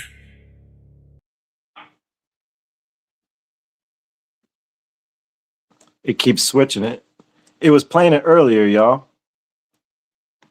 I had the images and the music going on simultaneously. I wanted y'all to see the imagery and hear the song. I don't know what's different now, but let's take this down. No peace! Oath on Hermon, summit went cold. 200 came down, the breach took hold. They bound that word, they sealed that plan. Sons of Shemayim reached for daughters of man. YAHUAH saw it, blood cried from the ground. We, the assembly, let the book break it down. No peace, no peace. Genesis spoke it, Enoch brought receipts. In the days of Jared, sky went low. Sons of Shemayim watched below. Daughters were fed, desire got loud. One voice said, let us go down. Soldiers I stood with fear in his breath. Said if y'all fold, I bear this death. They said, no brother, we stand as one. Curse on the oath once the deed is done. Stone heard the word, wind held its breath. Hermon stood witness to a path of death. 200 descended, rank still bright, but rank ain't righteous when you leave the light. This was the breach before blood filled the land. Sons of Shemayim took daughters of man. First Enoch chapter 6. Let us all swear an oath. They were in all 200 who descended in the days of Jared on the summit of Mount Hermon. YAHUAH saw it on Hermon. it went cold. 200 came down, the breach took hold. They bound that word, they sealed that plan. The sons of Shemayim reached for daughters of man. YAHUAH saw blood cry from the ground. We, the assembly, let the book break it down. No peace, no peace. Genesis spoke it, Enoch brought receipts. Let the screen show the chiefs, let the record show rank. But we don't chant the darkness, we don't honor that stain. Names hit the frame while the drums hit the ground. YAHUAH saw the fall when the blood cried loud. This ain't a spell, this the record made plain. We, the assembly, won't give glory to shame. Name cards falling like fire in the air. Rings hit stone, but terror was there. Not Kodesh council, not from the throne. This was rebellion coming down on stone. Azazel taught with metal in hand. Blades came up, war entered the land. Swords and breastplates, secrets in the street. Knowledge turned poison when pride took the seed. Stars got studied, signs overhead. Roots got cut and the secret got spread. What should have stayed sealed got placed in man's hand. Then giants rose up and devoured the land. Blood soaked the ground, earth cried for relief. Men cried out from violence and grief. From fields down below to the gates of high, where the watchers left, YAHUAH heard that cry. First Enoch chapter 8. Azazel taught men to make swords and knives and shields and breastplates. And as men perished, they cried, and their cry went up to Shemayim. First Enoch, chapter 9. YAHUAH of the ages, thou seest what Azazel hath done. Do not cheer for the fall, read what it birthed. This was the womb that opened the earth. No crown, no throne, no Kodesh light. They came down strong, but they lost the right. YAHUAH saw it, the blood had voice. The flood was coming by righteous choice. Hermon remembers the oath in the haze. Rebellion came down before the flood days. This wasn't power, this was a breach. This wasn't wisdom, this was poison they teach. This wasn't freedom, this was a chain. This was not glory, it was shame with the name. Fact check it, they call Enoch hidden, but don't skip the 66. Genesis 6 verse 4 already witnessed this. The church watered it down, made the passage sound tame. Enoch gave the details, Genesis spoke the same. Read first Enoch 6 and go Genesis 6. YAHUAH saw the blood, YAHUAH heard the cry. YAHUAH sent the word, no lie can hide. Say BARAK, YAHUAH. If the truth hit heavy, say Rumah, YAHUAH. If the book's still steady, we the assembly, we don't hype rebellion. We expose what happened, let Genesis do the telling. Oath on Hermon, summer went cold. 100 came down, the breach took hold. They bound that word, they sealed that plan. Sons of Shemayim reached for daughters of men. YAHUAH saw blood cried from the ground. We the assembly, let the book break it down. No peace, no peace. Genesis spoke it, Enoch brought receipts. Mount Hermon heard it, the earth remembered. The cry went up, YAHUAH answered. We the assembly, read what they buried. Oath on Hermon, no peace. BARAK YAHUAH. Yeah, I'm off mic. Sis, I'll check it out in a second. All right, so Myshpaka, I'm going to show you some imagery. So you got to hear it, right? Okay, this song and the actual scripture is the script. Let me say that again. Scripture is the script. So I'm going to show you some imagery of just a handful. These are some of the generals are going to be falling on Mount Hermon. We're going to show the whole scene. This is going to be one of the first scenes, and I can't wait to finish this. I've gotten some clips already that I cannot show y'all, but the song is going to be embedded into it. So picture just everything put together, if that makes any sense. So since it worked for me earlier when I was testing everything, but here's just a few of the generals. They're falling on Mount Hermon. Okay, why is it not? This thing is acting up because I just changed the image. Okay, wait. Remove, boom. Yeah. Okay. I think I see what's happening here. Oh, wrong. And this is going to be, I'll go ahead and tell y'all, this is Azazel.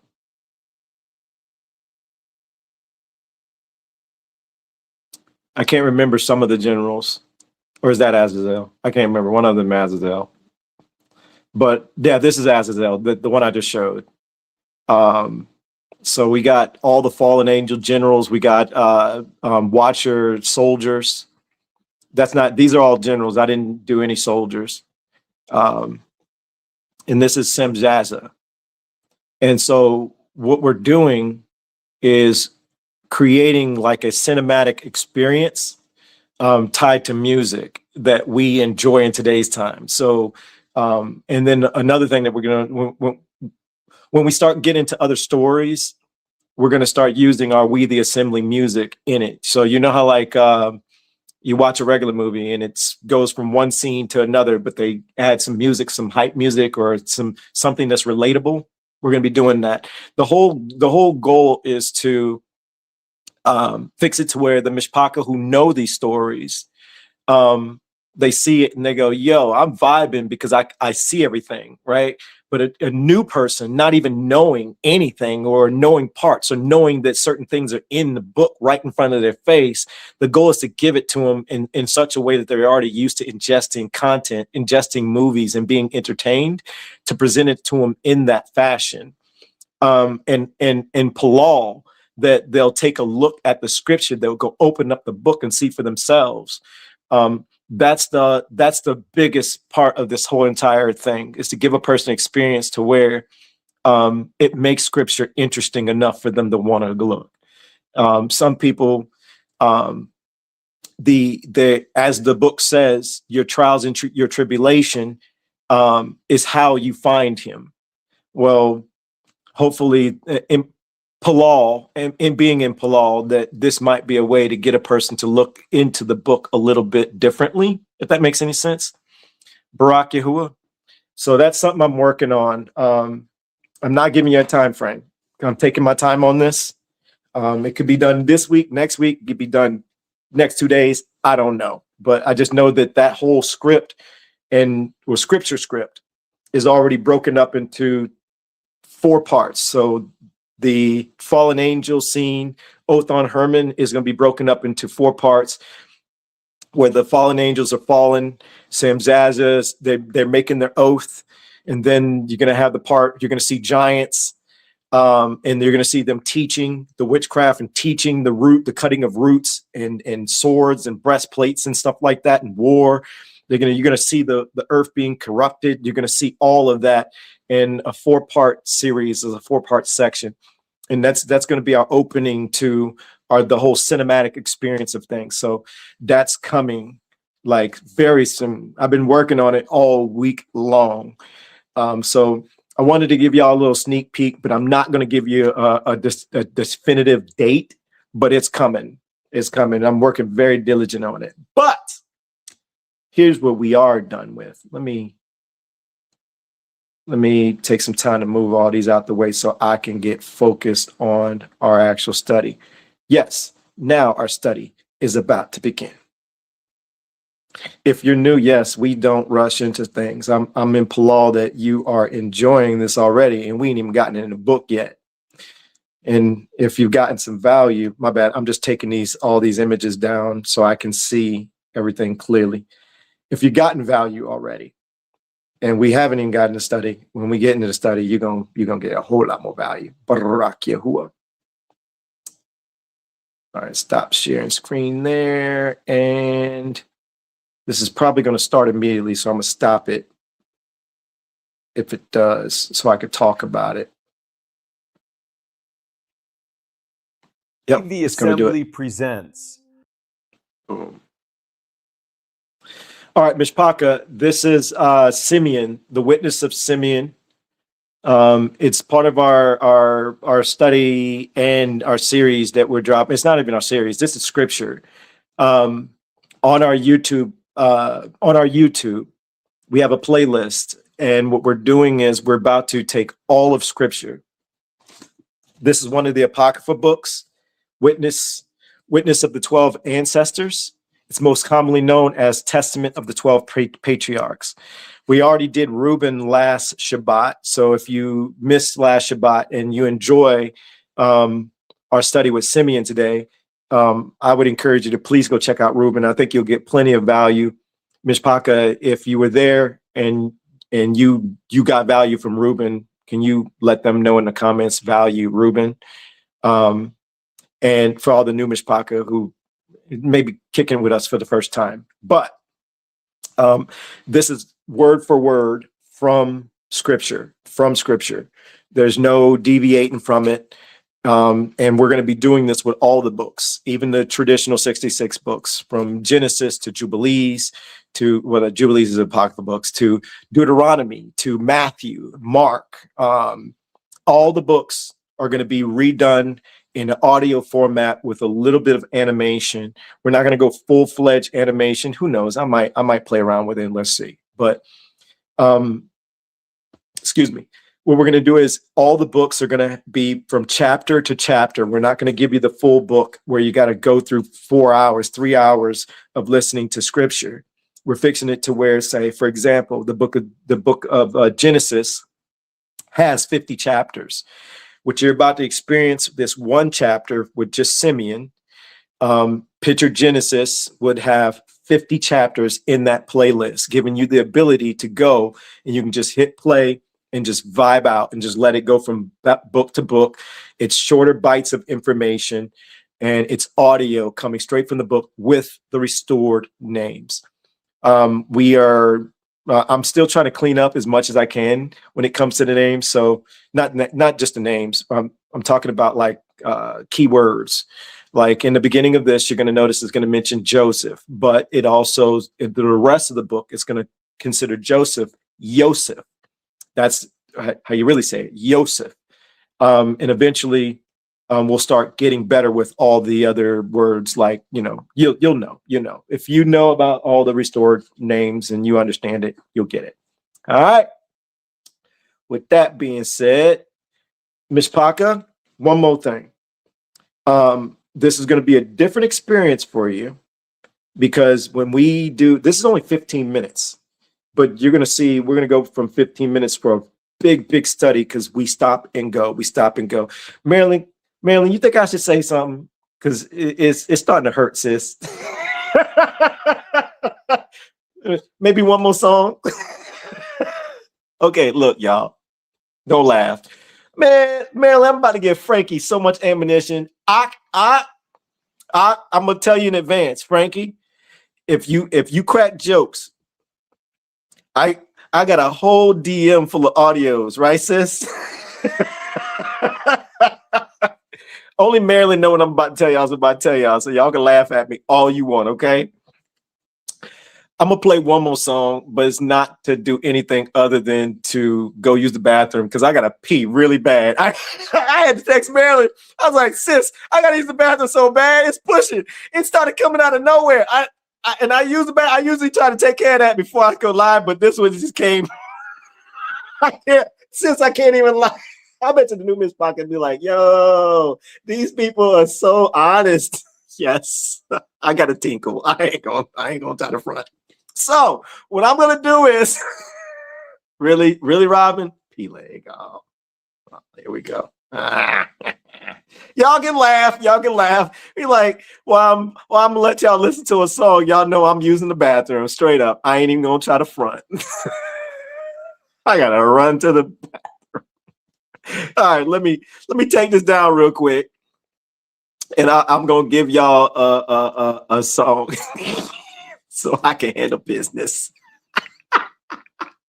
Really, Sherry? You supposed to be like, Aki, it's okay. Maine, it's okay, Maine.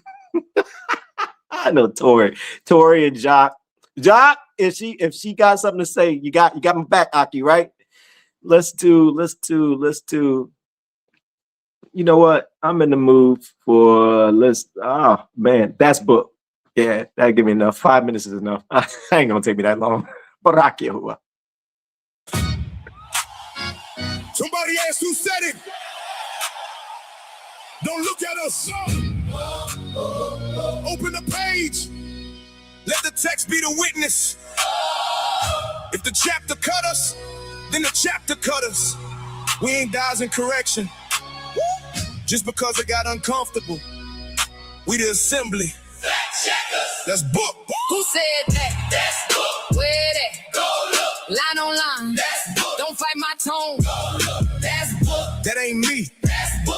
You can feel some way, but the word still stood. That's book. Let the page talk. If the text just answer. Let your pride walk.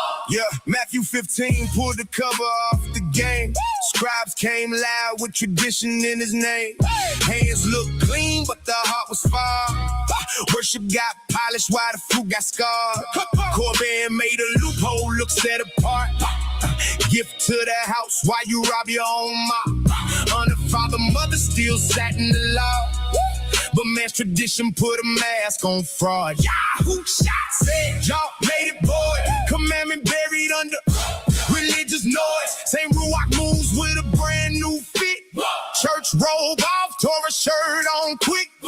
You quote it loud when it backs your lane. Then whisper low when it calls your name.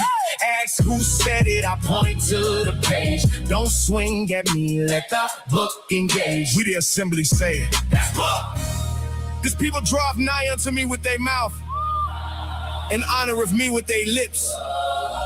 But their heart is far from me. But in vain they do worship me. Teach it for doctrines, the commandments of men. Matthew 15, verses 8 and 9.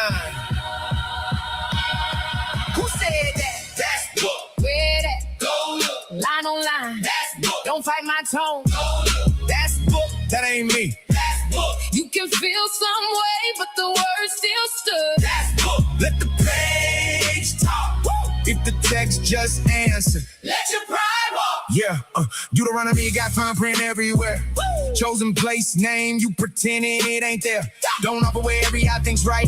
Bring away choosing the sight. Passover angels to plate in your crib. Walmart lamb to complete what he said with an altar, with a priest, with a lamb, with a temple under his command. If the system offline admit that state, then you didn't think it just to feel okay. We the assembly say it has. He faced the ruins with fasting and prayer. Confessed our sin, didn't build one there. You cannot invent the coordinates.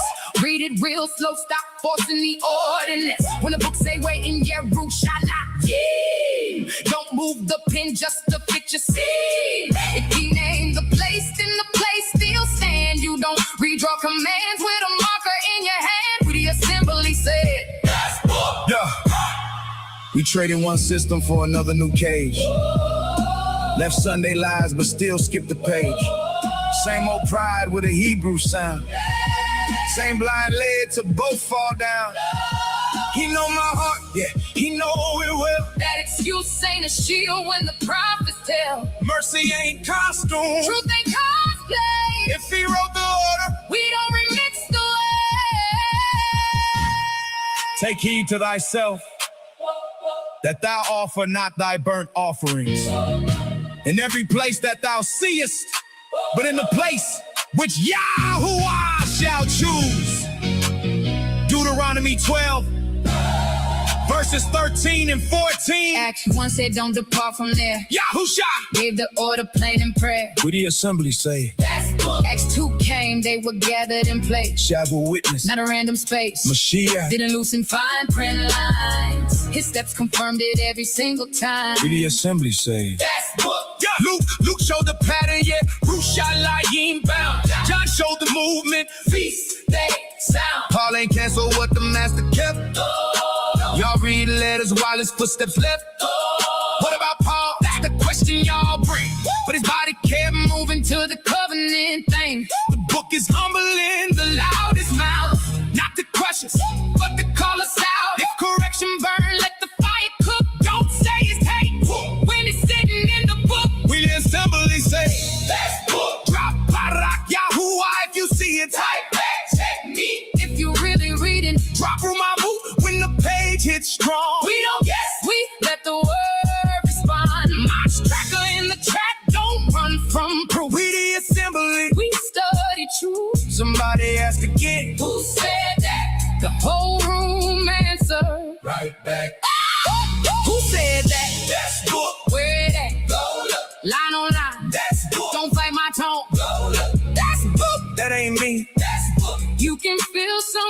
but the word still stood.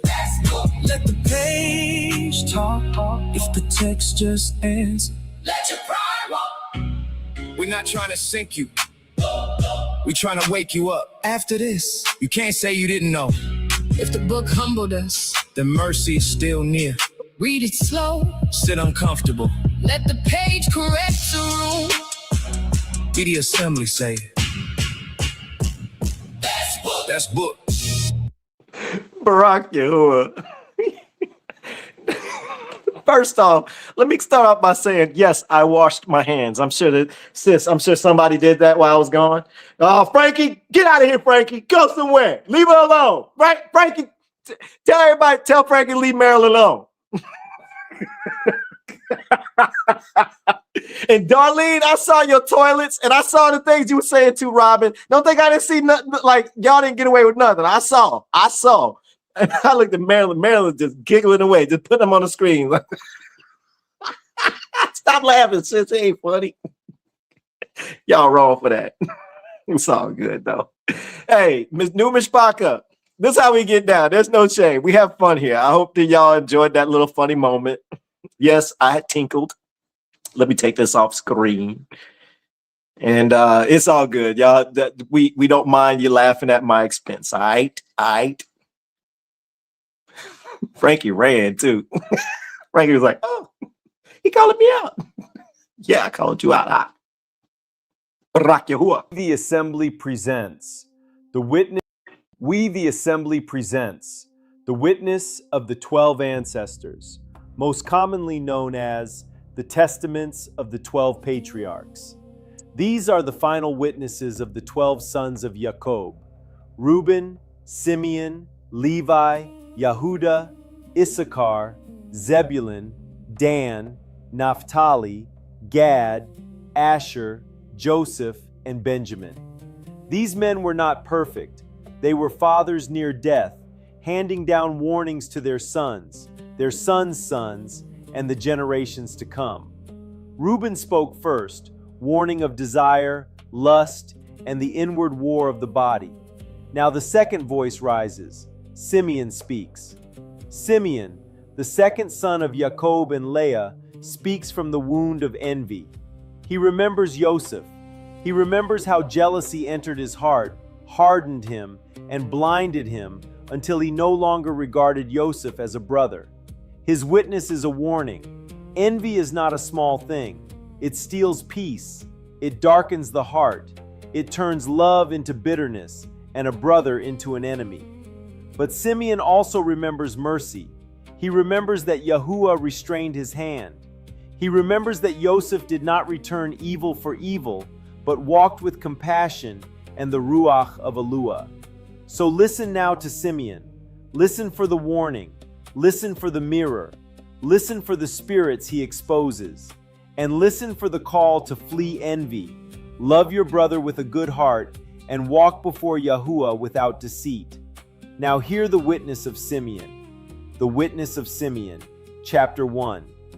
The second son of Jacob and Leah, the copy of the words of Simeon, the words which he spoke to his sons before he died. In the 120th year of his life, at which time Joseph his brother died. For when Simeon was sick, his sons came to visit him, and he strengthened himself, and sat up, and kissed them, and said, chapter 2. Listen, my sons, to Simeon your father, and I shall declare to you what words I have in my heart. I was born of Jacob as my father's second son, and my mother Leah called me Simeon, because YAHUAH had heard her prayer. Moreover, I became exceedingly strong. I shrank from no achievement, nor was I afraid of any matter.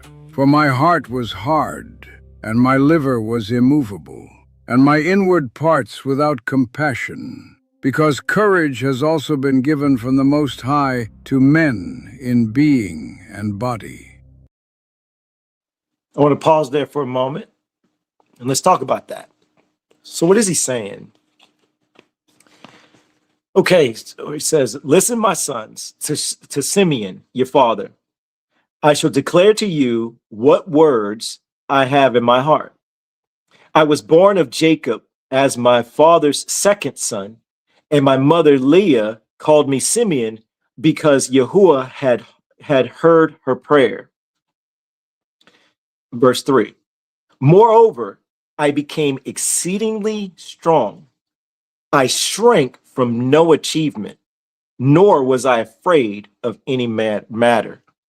He goes on to say, for my heart was hard, and my liver was immovable, and my inward parts without compassion, because courage has also been given from the Most High to men in being and body. Now, wait. There's a couple of things that caught my attention when I was reading this and when I was studying this, because we study to be approved. We don't read to be approved. First off, he's painting the picture of like being a man's man. He's saying he was afraid of nothing, and that caught my attention. In today's time, I see all they're doing is producing fear for us. They're producing fear of war. They're producing fear of, our food and things we eat. They're producing fear of just so many different things. How many people, when you take a look at the world in today's time, you can't help but think about a little fear? I've been there. I'm no longer there now. Yeah, Bethany 5 said alpha male. And that's exactly the picture he's painting, an alpha male. But he says something that's very key that I think we need to understand or hold on to. He says, because courage has also been given from who? The Most High to men in being and body. The reason why I stopped is because YAHUAH is telling us in this time frame, and I think it's important to say, because they're producing so much fear content. I'm a squirrel moment onto this too. There was a message that got to me, sis, what was it, like a couple of days ago? I don't know. And I'm just going to kind of paraphrase it. And I'm in Palal, the people that involved in this message that you are here. I know one of you are here. One of you are here. So I need you to hear me. I'm not saying names because you did nothing wrong, by the way. But I want to let you know that it did reach me. I know you were trying to get to me. It reached me, and I'm going to answer it right now. There was a screenshot that got to the admins, and it was explaining that a person had, I guess, watched some content, and it produced some fear. It made the person cry because of it. And when I saw the screenshot, I couldn't help but think, all right, so my ruach kicked in. And I saw everything just off the screenshot. I didn't even have to go watch the content. Sis, all the admins, Sherry, I think Sherry's in here, right? Sherry, sis in here, Kendra in here, Frankie in here. I wonder if Brian, I don't know if B, you in here, Aki? Jason, I'm not sure if they were, but I know for a fact, Marilyn, Sherry, Kendra, and Frankie, I think they definitely know. So here's the thing. When I saw this screenshot, I saw what the person had put, that they were weeping and they were afraid. Okay. I couldn't help but see the content creator. The content creator, his face was about right here. And they had a picture of a eye or of a person's face about right here. The caption was right there of the person that had the concern. And I think it was Kendra who shared it. Kendra's one of the admins. Yeah, that Shalom sis. Shabbat Shalom. And I said, look, I don't even have to look at this to already know what's going on. I don't have to hit play. I don't have to go look at the content. Here's the things I caught. Number one, the person's emotions showed fear. They were afraid. Okay, keep that in mind. Write that down. Because this is important for everybody to understand what type of content and who you are paying attention to. So first off, let me ask everyone a question. Does the Ruach operate in fear? I'll go ahead and spoil alert. The answer is no. The Ruach does not operate in fear. There's a spirit that is fear. Fear is a spirit. Are you following me? If you follow me, let me know in the comments you're following me. So fear is a spirit. That's the first thing I caught. Second, the content creator. The content creator does not call on YAHUAH. The content creator does conspiracy type content with some biblical understanding.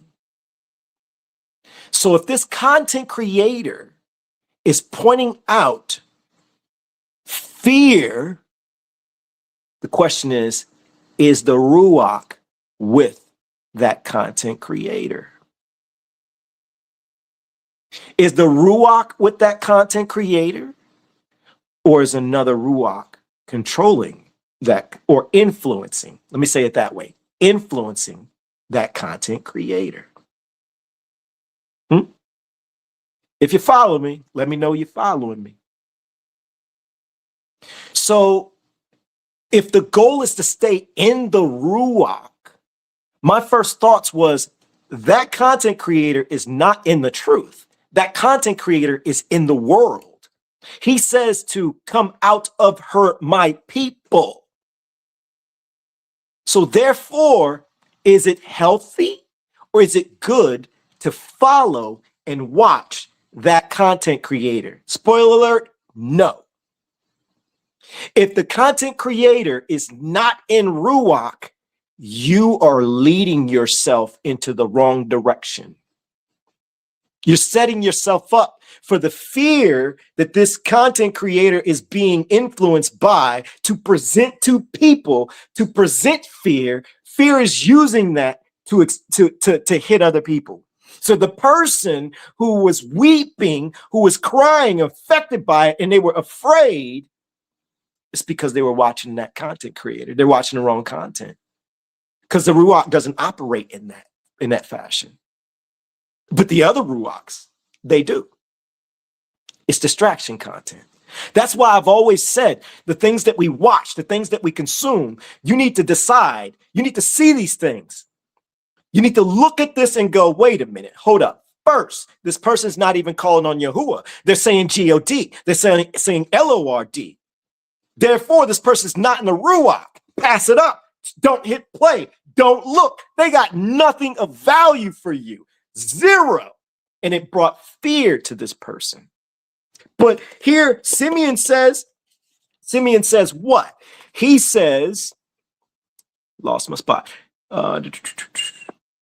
Because courage has also been given from the Most High to men in being in body. YAHUAH is not going to give. Sure, does he control the spirit of fear? Yes, he does. But if your heart is looking for it, that's exactly what you're going to get.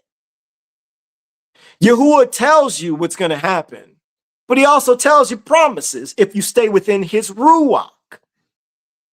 If you stay in alignment with him, if you're obedient to his ways, obedient to what he's trying to tell you.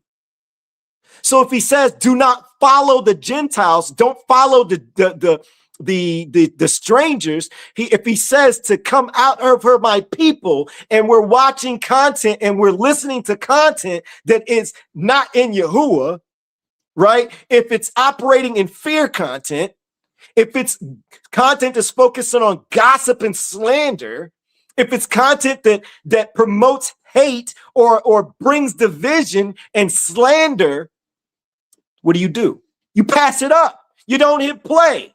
You ignore it. It brings no value to you. You turn around and you say, that's not healthy content. That is not content within your Ruach. Everybody else outside the Ruach, they can have that. I don't want that.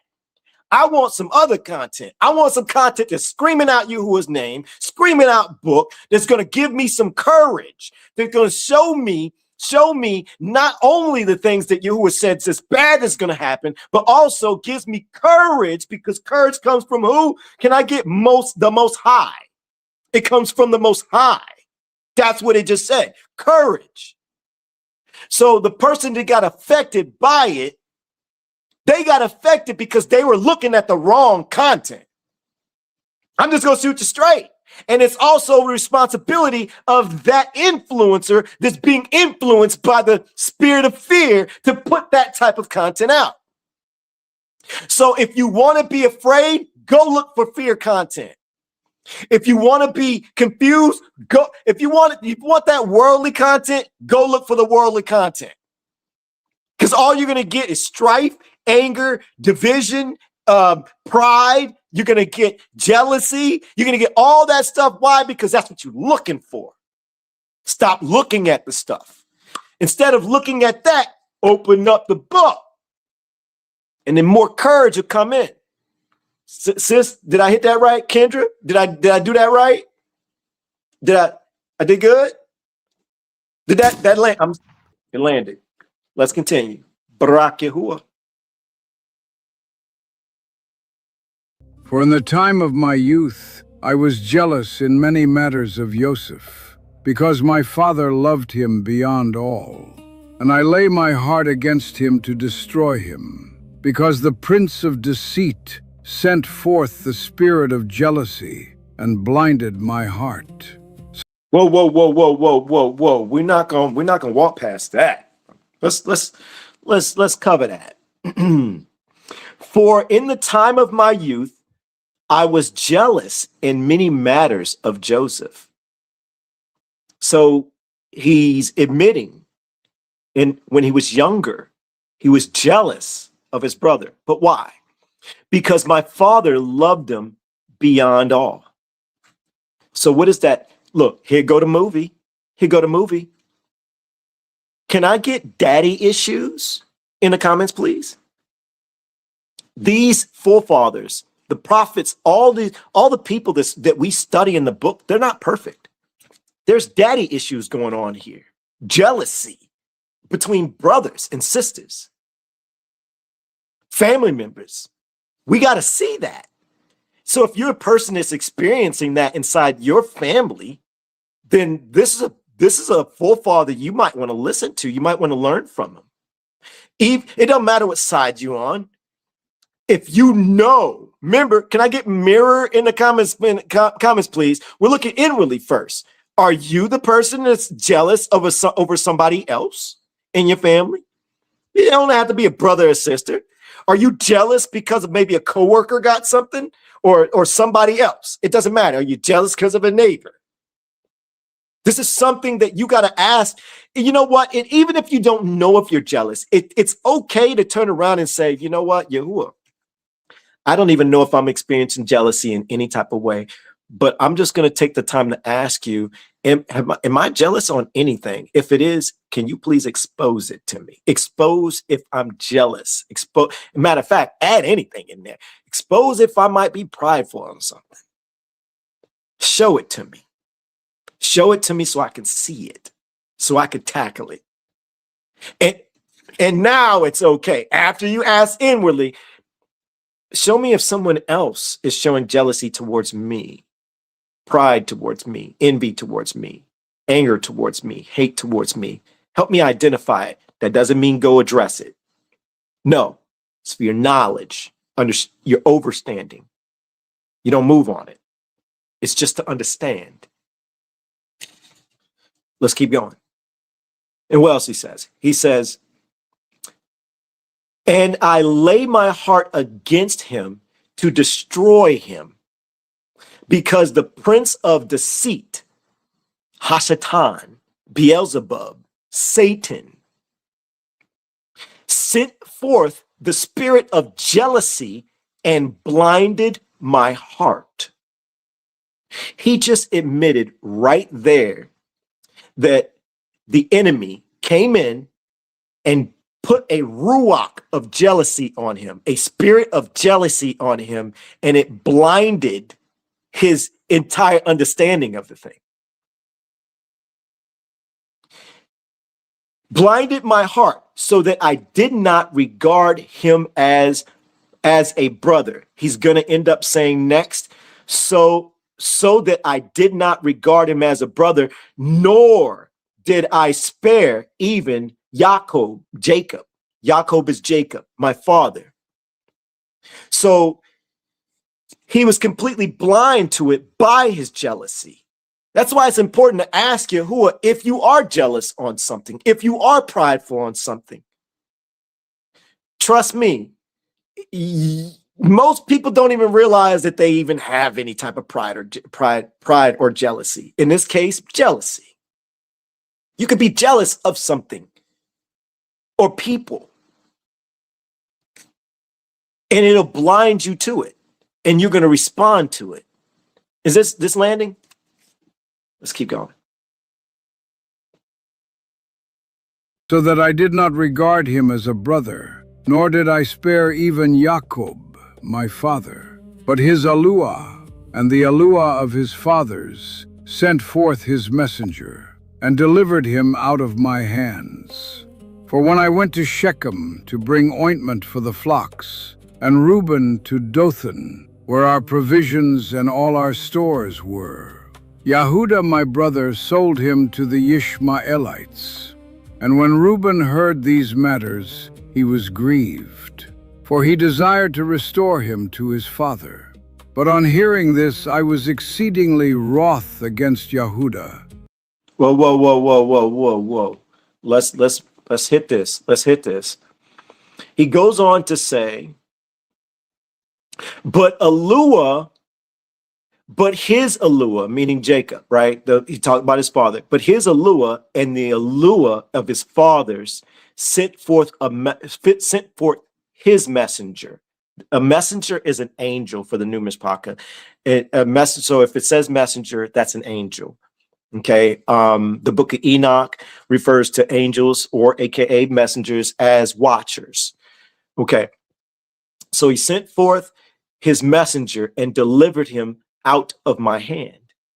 Okay, so here's a little bit of story. And as we build on this, and this book tells you everything, and the book of Jeshur, it's one of the apocryphal books. It goes deep on these brothers. While the Genesis, the traditional 66 books, it give you a blip. They don't want you to know about these Hebrew boys. This is what I call them. I've been calling them that for a long time. Them Hebrew boys. These men, like, you learn so much from their lives, and then you find out battles and wars, crazy stuff they've done. If you're talking about the Avengers, it shows that these dudes was having superpowers like the Avengers. I'm not making this up. When we get to Judah actually talks about it. He talks about how YAHUAH gave them an angel of might over their bodies. So imagine, he ends up talking about them grabbing lions and leopards and throwing them. And like, so imagine these two of them took out a whole city of men, a whole city by themselves. It was Shechem. They took them by themselves, and left just the women and like the livestock. And left women, the children, and the livestock, and all the men in the city perished. They killed them all. And there was a reason why. They just didn't go in there for no willy-nilly because they didn't like them. They came in there guns a-blazing with some angels of might, taking out these people. They were taking out thousands, just a handful of them at a time. So again, movie. But the book is going to expand on that. Jeshur expands on that too. So if you're new, if this is interesting, you got to get in these books. You're gonna find out so much more. Let's continue. Sent forth his messenger and delivered him out of my hands. For when I went to Shechem to bring ointment for the flocks. So he is being sent to another area to take care of flocks. Then he goes on to say, and Reuben to Dothan, where our provisions and our storehouses were. So what he's saying is this: he went to this area over here to take care of the flocks, and Reuben went over here for the provisions. So they're in different areas. He's explaining how their layout is, so to speak, how they handle their provisions. Where they're living is not where those places are. They travel to those spots, is what he's saying. Yehudah, my brother, sold him to the Ishmaelites. So Yehudah ends up saving Joseph from Simeon by selling him to the Ishmaelites. Joseph is going to talk about this story in this book. Levi talks about this story in this book. Yehudah talks about this story in this book. And the book of Jeshurun talks about the whole story altogether. So if this is interesting to you, this book, which we are creating audio around all of them, plus the book of Jeshurun, we're doing that eventually too. It tells you a complete story. I can't wait to get to Joseph, especially when it talks about the Egyptian woman she got the hornies and she was like all over him, like gimme. She wanted that Joseph D. Y'all remember when I said that a long time ago? Who was there when I said that Joseph D? BARAK, YAHUAH, new Myshpaka. It's okay. We talk normal over here. We don't talk that church talk. Yeah. All right, let's keep going. Then it goes on to say, and when Reuben heard these matters, he was grieved, for he desired to restore him to his father. So Reuben was like, yo, I wanted to give him back to Pops. So Reuben's like, I wanted to give him back to Pops. Simeon wants to kill him. And Yehudah stepped in and was like, yo, I'm just going to save you and I'm going to give you to these people over here. So this is what we're going to do. You're going to go with the Ishmaelites and I'm going to save you from Simeon, because Simeon want to kill you, my guy. All right. Then it goes on to say, but hearing this, I was exceedingly wroth against Yehudah in that he let him go away alive. Now, keep in mind, he's blinded by jealousy. He wants to kill his own brother. He wants to kill his own brother, and now he's mad at his other brother, Yehudah, for letting him pretty much get away. He's like, yo, I wanted his life. And Yehudah sent him on a journey. BARAK, YAHUAH. In that he let him go away alive. And for 5 months I remained wrathful against him. But YAHUAH restrained me and withheld from me the power of my hands. Well, there's meat there. There's meat there. We can't pass this up. All right, so let's slow down. Let's hit this. But on hearing this, I was exceedingly wrath with Yehudah in that he let him go away alive. And for 5 months, I remained wrathful against him. Yo, he's holding a grudge.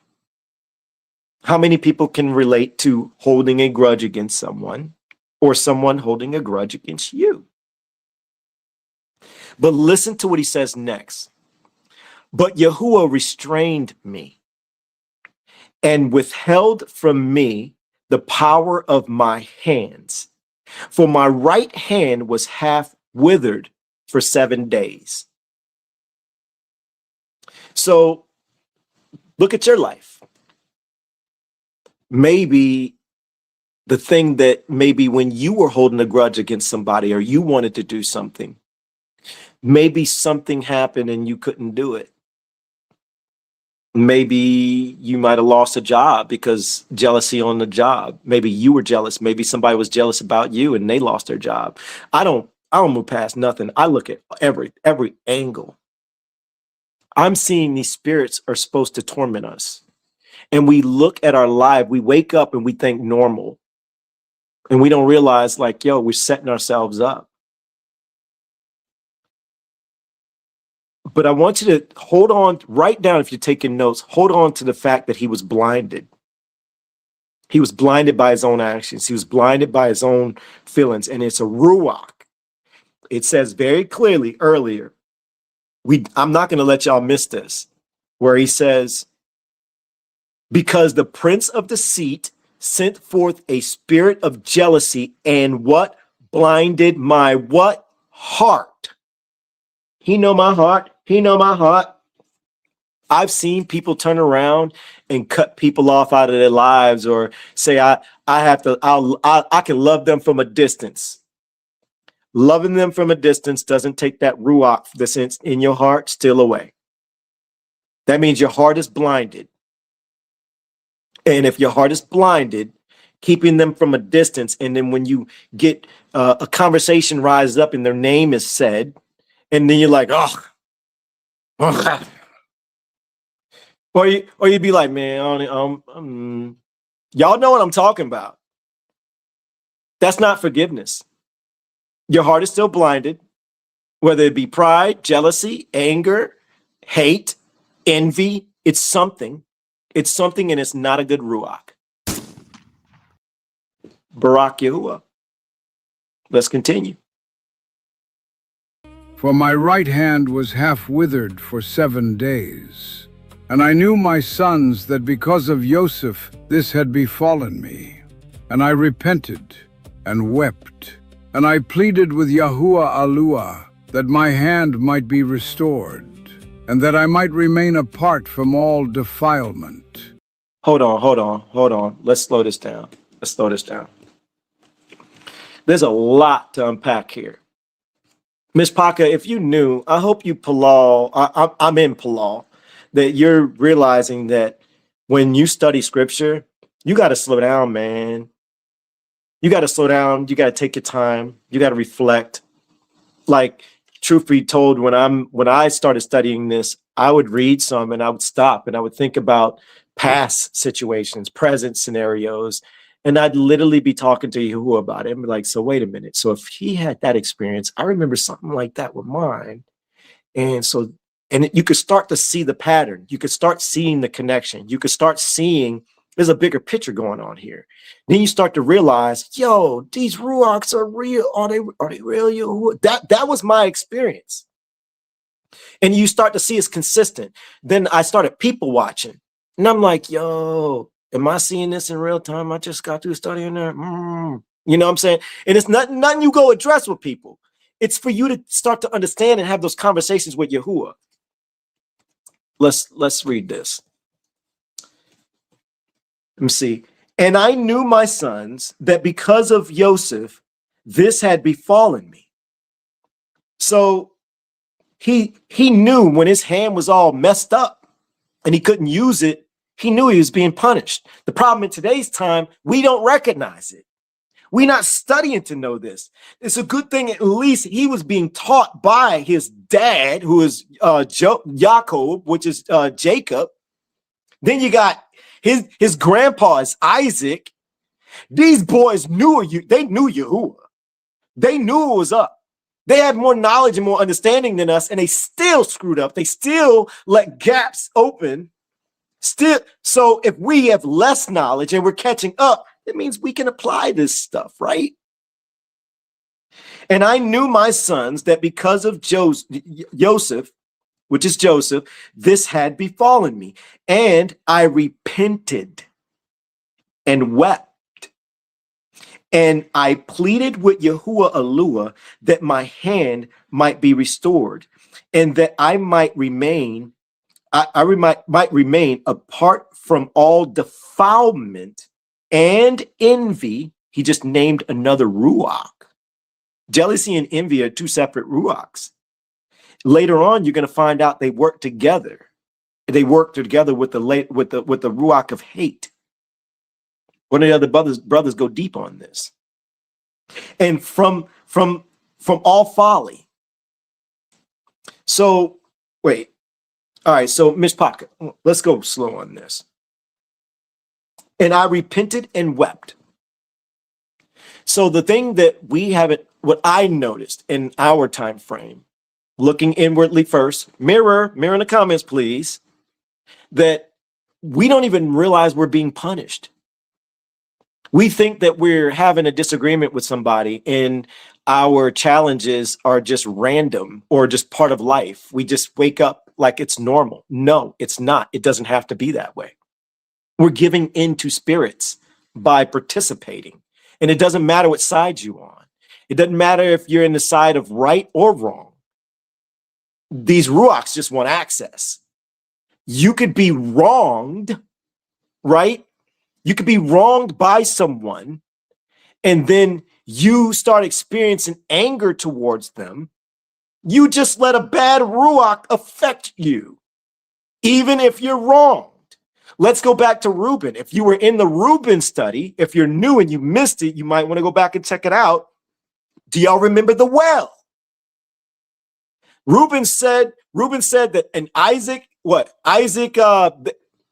Philistines, they had a well.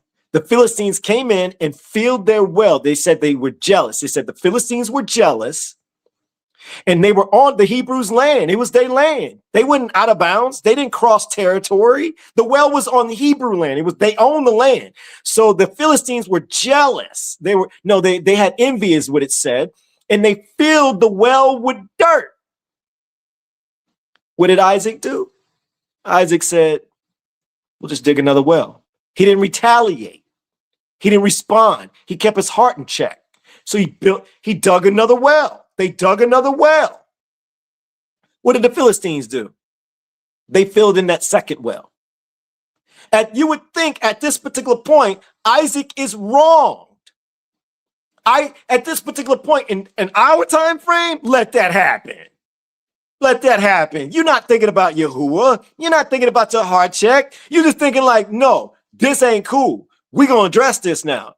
One time, okay. Second time, what's that statement? First time, my fault. No, something. Then second time, shame on me, fool me not. Something like, y'all know what I'm talking about. I don't know, brain fart right now, but y'all get what I'm getting at. We're taught to do that. And YAHUAH's like, yo, I don't operate in that way. YAHUAH ain't trying to tell you to take the blows for no reason. He's trying to say in other scriptures, I'm your defender. And when a person does this type of stuff, this is what's going to happen to them eventually. YAHUAH works long game. We want immediate results. At the same time, YAHUAH is saying, hey, look, if you participate and you give in to those ruachs, it's just going to cause you more problems. So if you don't participate and you believe in me as being your defender, even if you don't see nothing happening, trust me. Either believe what I say in the book is what he's saying or don't. As soon as you retaliate, so if Isaac would have stepped in and said, yo, Philistines, what's up? Y'all filled in the first well. I ain't say nothing. But now we did the second well on our own land. You come in, you gonna do it the second time? Yo, we gotta talk. It's gotta be some conversation. Y'all better fix this thing. According to our standards, he probably had according to our lens in today's time, he'd have had all the right to do so. Am I wrong? Am I wrong? But he didn't. What did he do? He went and just dug a third well.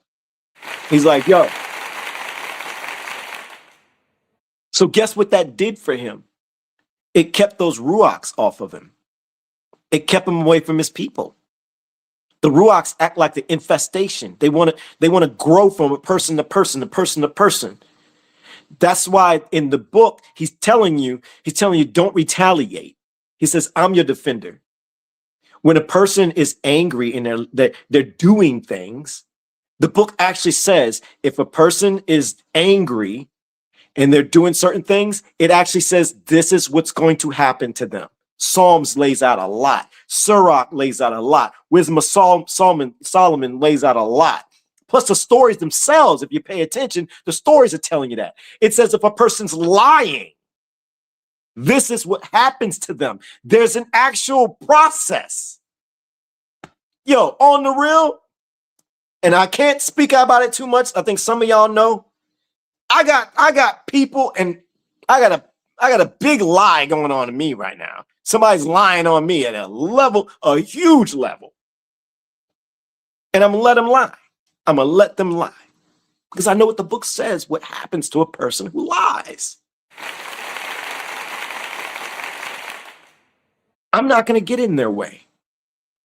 I'm gonna let the process happen because I believe what's going on in this book. YAHUAH says, if a person does this to you, this is what the eventual outcome is. Trust me, I'm your defender. So YAHUAH is the defender. So what do? You focus on your heart. You focus on keeping it calm.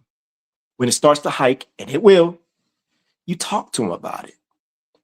You in your head, yo, on the real, I'm not making this up. I'd be like, yo, YAHUAH,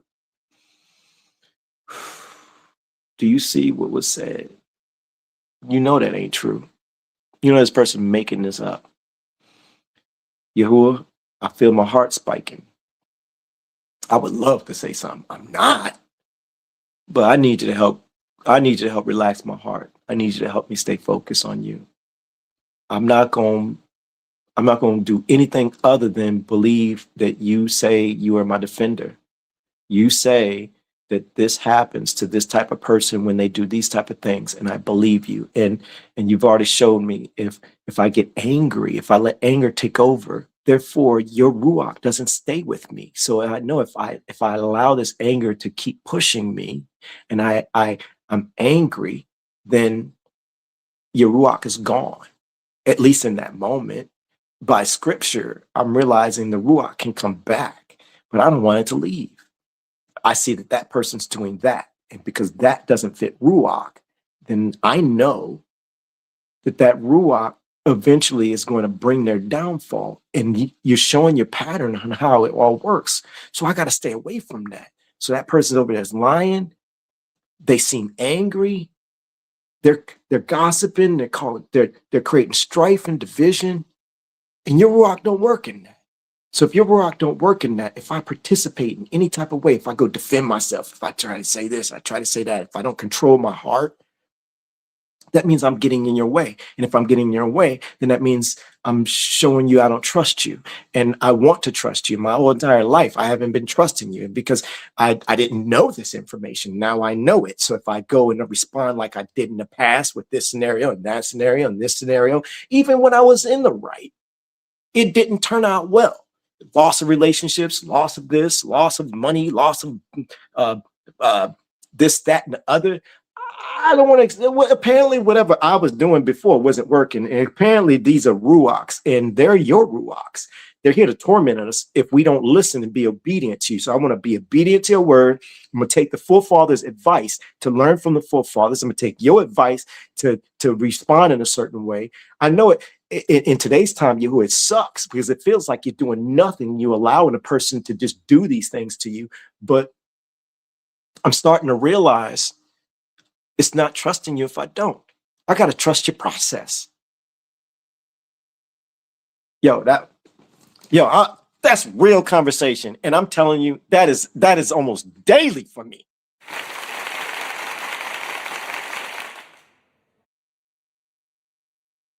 Myshpaka, let's continue. BARAK YAHUAH. I'm assuming that hit. And envy, and from all folly. For I knew that I had devised an evil matter before YAHUAH and Jacob my father, on account of Joseph my brother, in that I envied him. Chapter 3. And now, my sons, listen to me, and beware of the spirit of deceit and envy. For envy rules over the whole heart of a man, and allows him neither to eat nor to drink. Whoa. We got to slow down. This is going to get deep. So he just said what? And now, my sons, listen to me, and beware of the what? Spirit of deceit and envy. He just named two other. So he mentioned jealousy earlier. Jealousy earlier. He mentions the spirit of deceit and the spirit of envy. Those are three ruachs. And if you notice, they tag team. They work all together like a team. All right. So let's hit this again. And now, my son, listen to me and beware of the spirit of deceit and envy. For envy rules over the whole heart of a man and allows him neither to eat nor drink. I'm going to keep going. We're going to play. I'm going to keep going a little bit further because it says some interesting things that I want to touch on first, and you'll hear it for yourself. Nor do any good matter. He goes on to say that. All right, so let me ask you something. You ever been upset about something and you just don't have an appetite? He just told you that's a ruach keeping you from eating.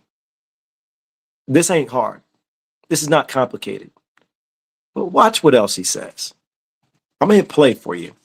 Watch what else he says. He goes on to say, okay, but it never advises to destroy him. Excuse me. It ever advises to destroy him that he envies. So it's almost like it becomes a mission to destroy the person who what he's saying is, say, for example, hypothetically speaking, say, I envied you.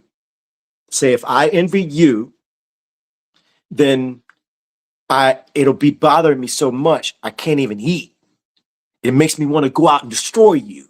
In any type of way I can get you, I'm going to get you. I'm going to get back at you. I'm going to set it straight. I want to set you straight. That's what he's saying. It goes on to say, and we're going to hit play, but I'm going to read it first.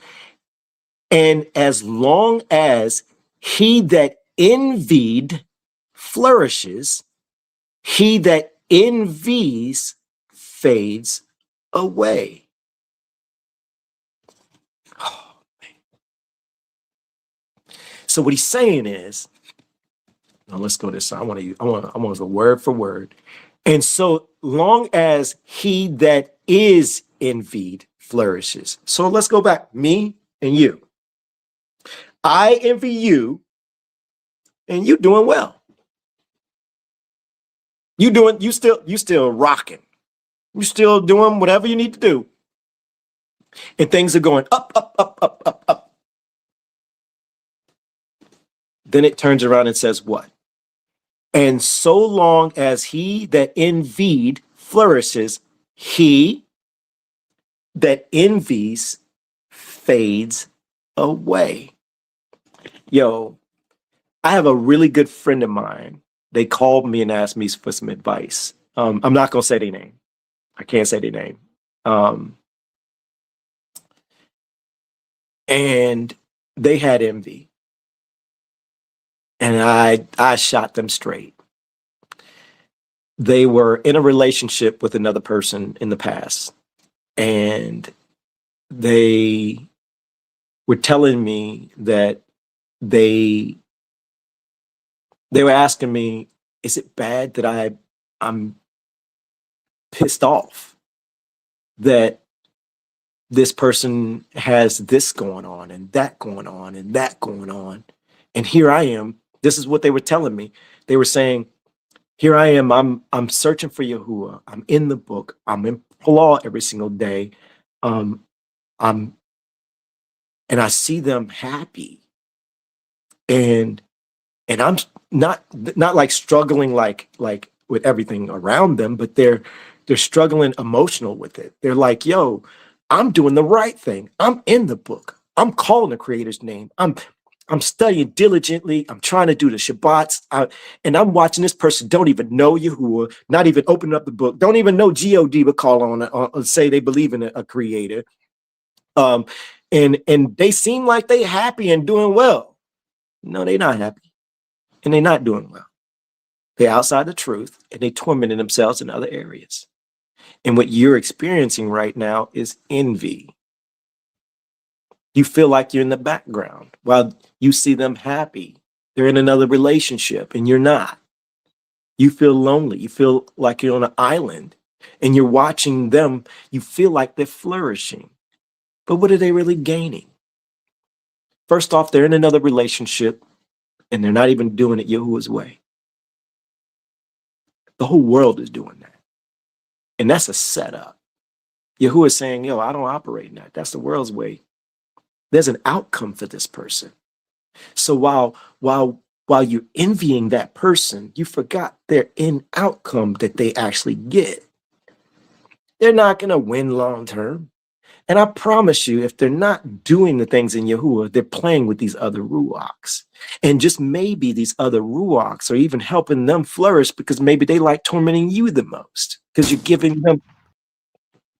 Thanks, sis. You caught me off guard on that one.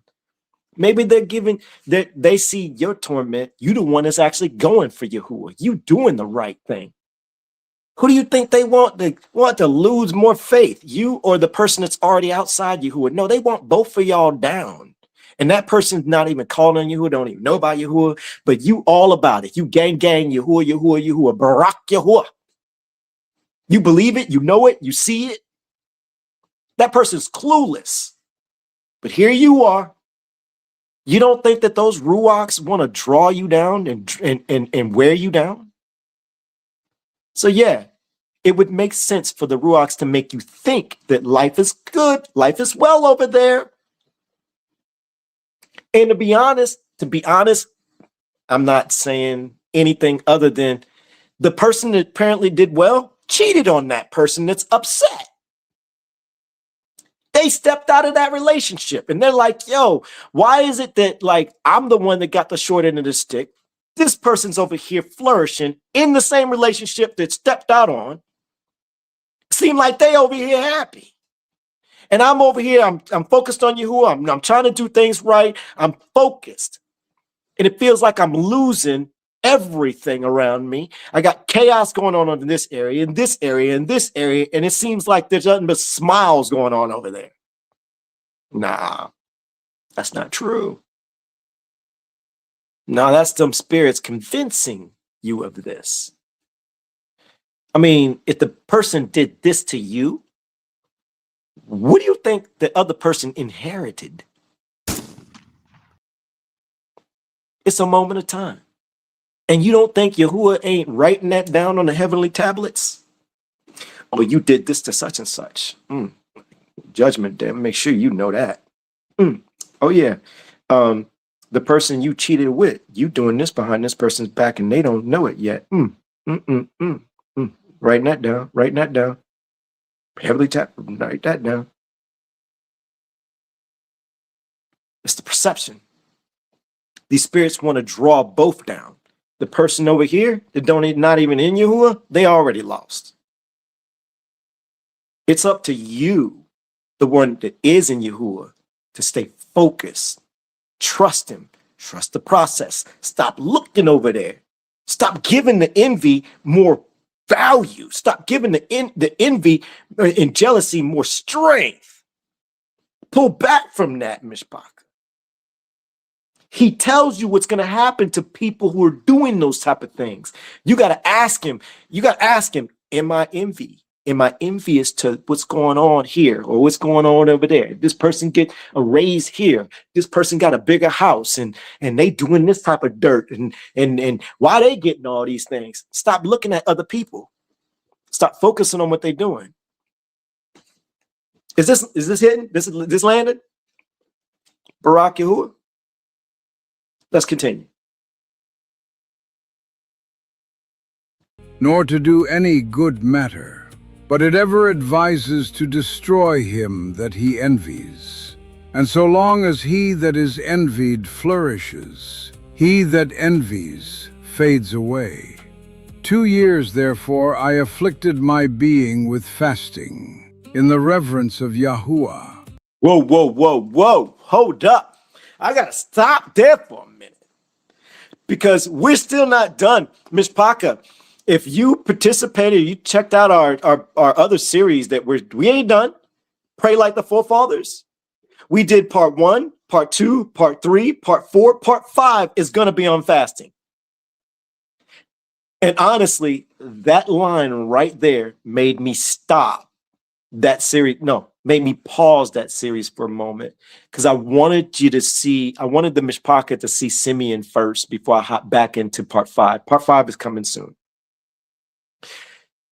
But notice what he said. He said, 2 years, therefore, I afflicted my being with fasting in reverence of YAHUAH. I'm gonna go ahead and read a little further. And I learned that deliverance from envy comes by the reverence of YAHUAH. Now, let's slow this down. He said, 2 years, therefore, I afflicted my being with fasting. We're going to hit the other part. Let's hit that one more time. 2 years, therefore, I afflicted. Write down afflicted or afflict my being with fasting in the reverence of YAHUAH. He intentionally showed it. He intentionally afflicted himself with fasting. In today's time, they've made fasting flip a coin. There's nothing in the book that puts fasting in the bracket of consider it if you want. Yo, every single time you see fasting in the book, it was like a thing. It was almost like an expectation. The book says, and when you fast. It doesn't say if you decide to fast. But notice when he did it, he said he did it for what? 2 years. And that means off and on, Myshpaka. He didn't not eat for 2 years, but there's always one. So he went in with intentionality. And he said, look, I'm going to be hungry. I'm going to want to do that, but I'm going to fight against it. I deserve this. I deserve to feel this. It feels like pain, but it's not pain. It's fear that you gonna feel pain, that hunger, that knot. You want to feel that. It's taking, you want to feel comfortable, putting food in your stomach, comfortable. He's saying, yo, I don't deserve to be comfortable. For what I did, I do not deserve to be comfortable. And I'm going to do it in the reverence of YAHUAH. The fear of the YAHUAH, respect for YAHUAH. He did it with intentionality. The reason why I'm trying to hone down on that is because I'm starting to understand fasting. Look, I fasted in the past, but these last, like, say, 4 fasts for me, eye-opening, where I've almost caved, where I let that knot, I let it get tight, and I didn't buckle. I didn't run from it. I put on a smile.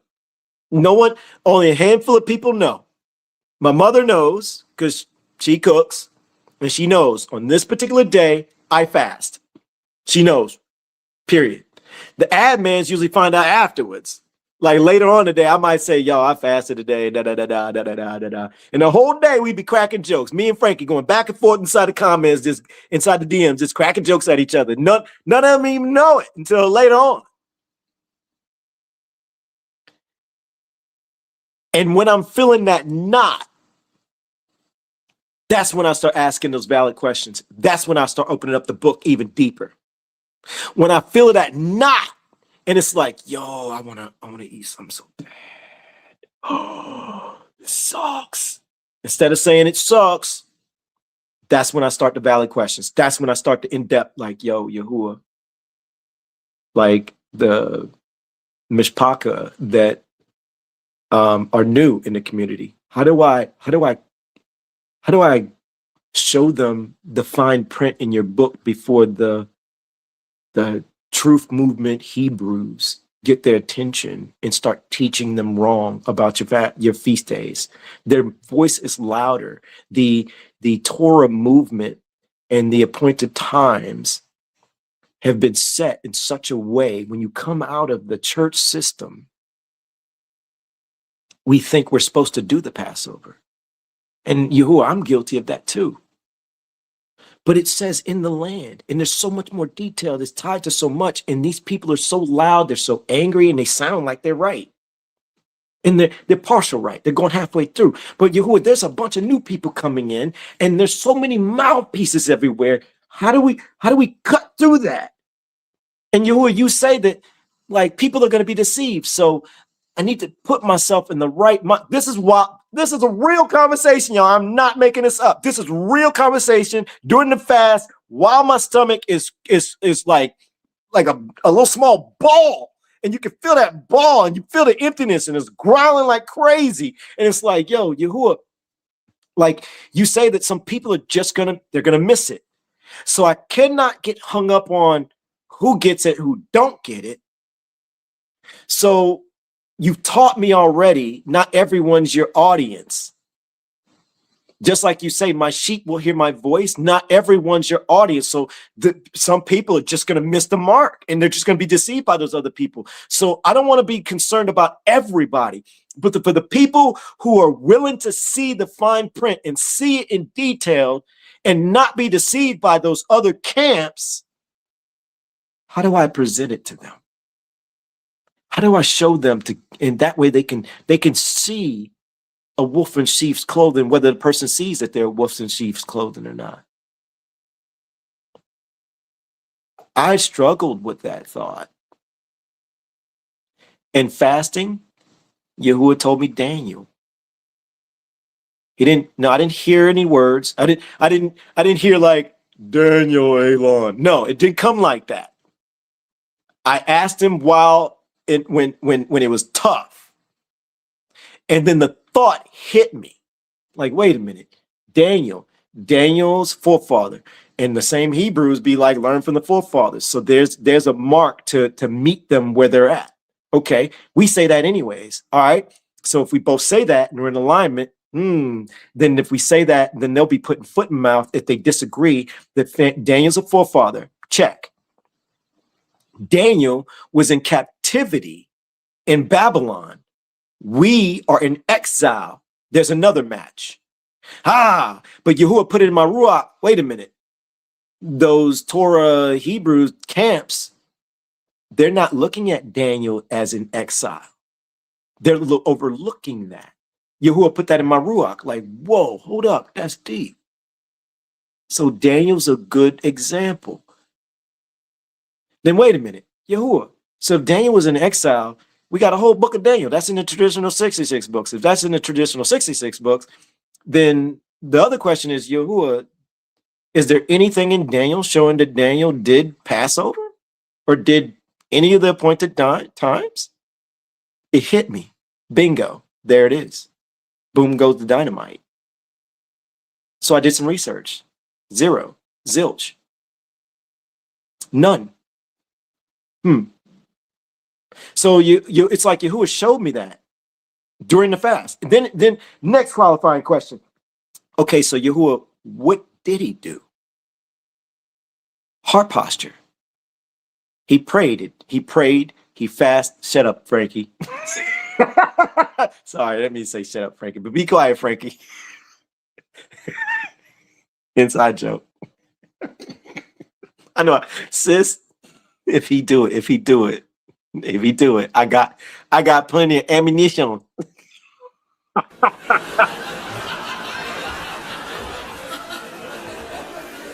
I'll play some audio. But anyways, going back.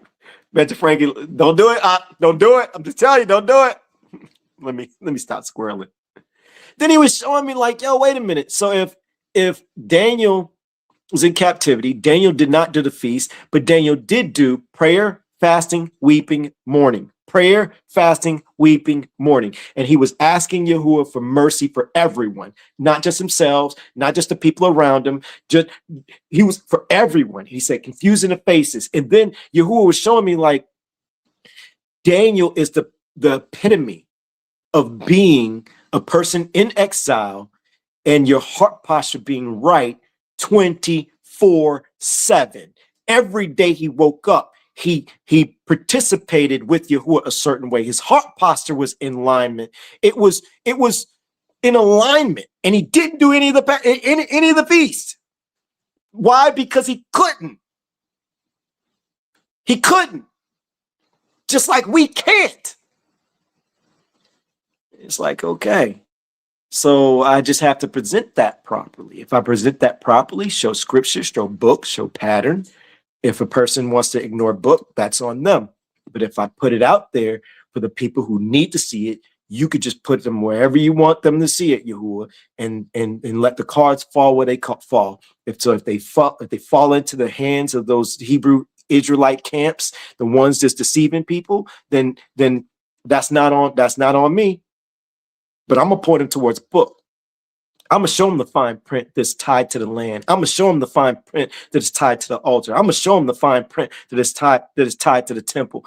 But all I got to do is focus on Daniel. Then he gave me some extra add-ons. It was almost like he gave me, well, don't forget about Joseph. Joseph wasn't there for Moses and them in the appointed times, so he didn't know those. But the heart posture, his heart posture matched Daniel. And then he was like, yo, but don't forget about Jeremiah and Baruch. Jeremiah and Baruch, they both knew the laws, and they were part of the exile, so they know both ends of it. I'm like, yo, you just gave me 4 forefathers to focus on for the Myshpaka. All while my stomach is like, that's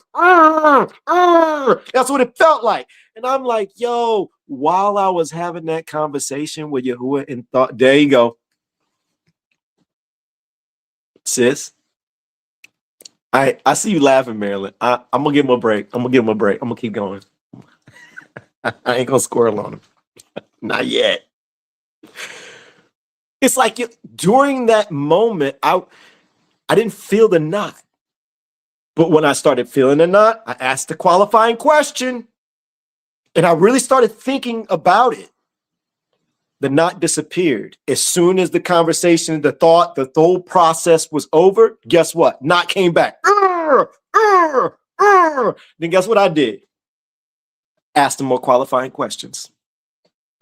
That's what this fasting's about. Trusting him, going deep, and allowing the affliction to take its process. You know what that does? It's a way for you to say, I'm humbling myself before you, Yahuwah. I'm humbling myself before you. And just like your book says, a man does not live by bread alone, but by your word. I'm paraphrasing. Did that land? Did that hit? Let's keep going. And I learned that deliverance from envy comes by the reverence of YAHUAH. For if a man flees to YAHUAH, the evil spirit runs away from him, and his heart is lightened. And from there on he sympathizes with him whom he envied, and forgives those who are hostile to him. Whoa, whoa, whoa, whoa, whoa. Hold up. There's some meat. There's some meat. Hit it again, sis. All right, where were we? For if a man flees to Yahuwah. Now remember, this is reverence of Yahuwah. If you don't do this with reverence, so that you got to make sure that that's in there. In your emotions, in your thoughts, in your consistency, in your heart. For if a man flees to Yahuwah, the evil spirit runs away from him, and his heart is lightened. You got to look at Yahuwah in those scenarios. So if you're a person that's envying and you're guilty, not just guilty of envy or jealousy, if you're lying about something, you know you lied. You know that you're lying. You want to fix it. That's how you do it. If you're angry, if someone lied on you and you're angry about it, if you flee to Yahuwah, the evil spirit runs away from him. So it'll run away from you and your heart is lightened. Myshpaka, I'm in Palal that I'm showing y'all how to do it in real time. Like, I'm not speaking past tense. I'm speaking present challenges. Like when I let me look you in the face, let me tell you, like, straight up, there is a lie floating on about me. Straight up lie. And I know it. And does it make me feel some type of way? I'm not gonna act like it doesn't. But I started seeing what this book is saying about anger, and I don't want anger. And I know that my heart is lightened. I'm not bothered by it. I might get a poke from time to time, but then I turn around and I hit just like I just did. Like y'all see, I talk to YAHUAH. And I mean it deep from the bottom of my heart when I'm talking to him. I straight up tell him, YAHUAH. I tell him what I'm experiencing. He already knows. He already knows what's in my heart. He already knows what the person's heart is. He already knows the words that's coming out of my mouth. He knows the words that's coming out of the person's mouth. He already knows who the liar is, who's not the liar. He already knows. I don't have to sell him that idea. I don't have to sell him that. All I got to do is let him know how I feel about it. YAHUAH, I cannot act like you don't already know my heart is a little spiked. But you say in the story with Cain and Abel, you told Cain, this is me talking to YAHUAH. You told YAHUAH, you told Cain that his countenance fell, his face showed the anger, and you caught it, and you told him that sin is sitting right in front of you, dude. And that you can control, you can master that. You gave Cain an opportunity to master it. You gave him the blueprint, and you gave us, this is part of your word. If you give it part of your word, if I don't at least practice this with seriousness and try to meet you there, then that means I don't believe you. So I ain't tried this before, YAHUAH, but I need your help to master this anger. I don't want to respond like I have in the past. I've examined everything. You've helped me examine every single moment I could think of, moments that weren't even mine, moments that were other people's situations, YAHUAH, and I see the same outcome every single time. And I gotta do something different. And the thing that I'm gonna do different this time is I'm gonna try to do it your way, because I realized I thought I was doing it your way. The church system taught us to throw out slogans. Oh, he's your defender. He's my defender. Oh, well, I don't think I've been really doing that. I've been defending myself by throwing it out so loosely. I'm just going to be still. I don't think I was really being still when I turned around and I spoke to like 15 people about how I was feeling about it. I think I'm going to try it differently this time. But this time I'm going to ask you to help me master it, because I don't know how to. I'm clueless on how to start. So the only thing I can do is ask you, how do I start? First question.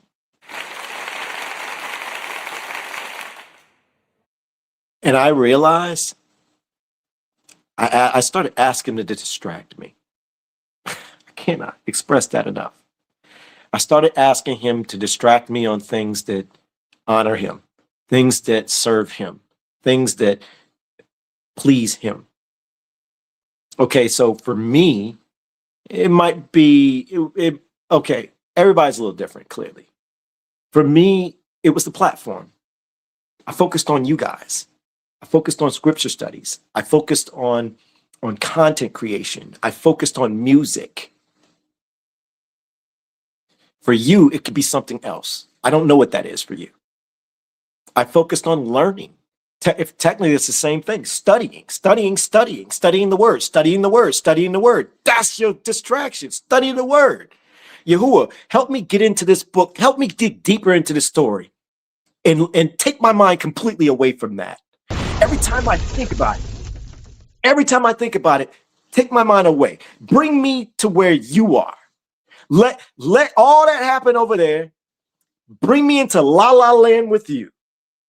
Just take my mind away, because if my mind's not thinking about it, I can control my heart and I can focus on you.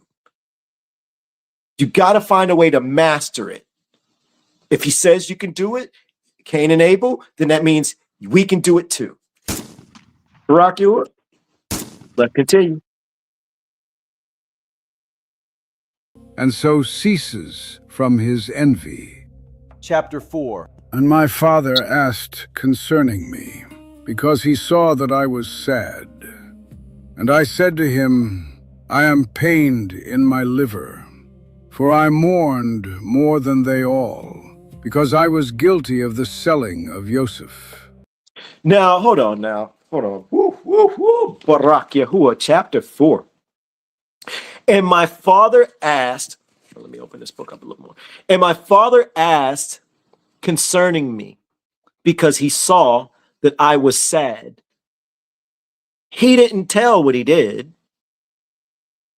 Jacob, he noticed something was off.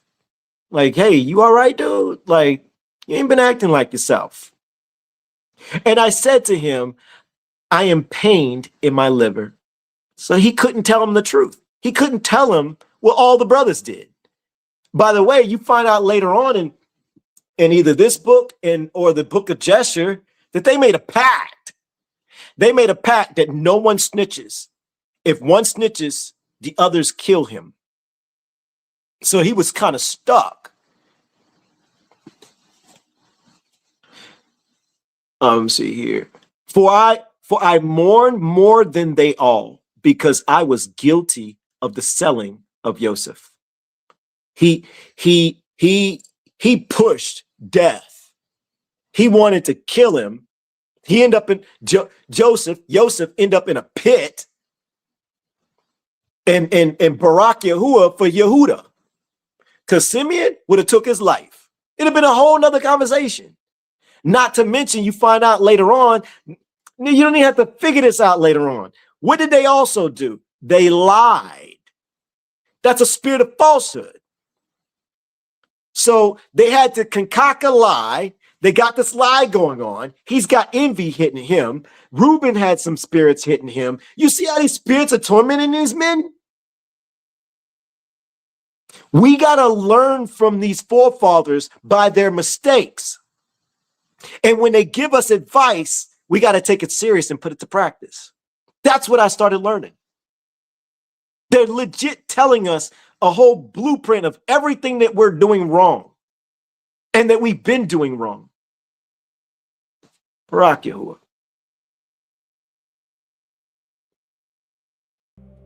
And when we went down into Mitzrayim, and he bound me as a spy, I knew that I was suffering rightly.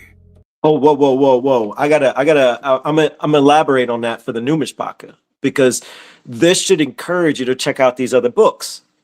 Because some person might listen to that and go, wait, spy, what's that about? In Egypt? Let me expand on that for you. Let's read that again.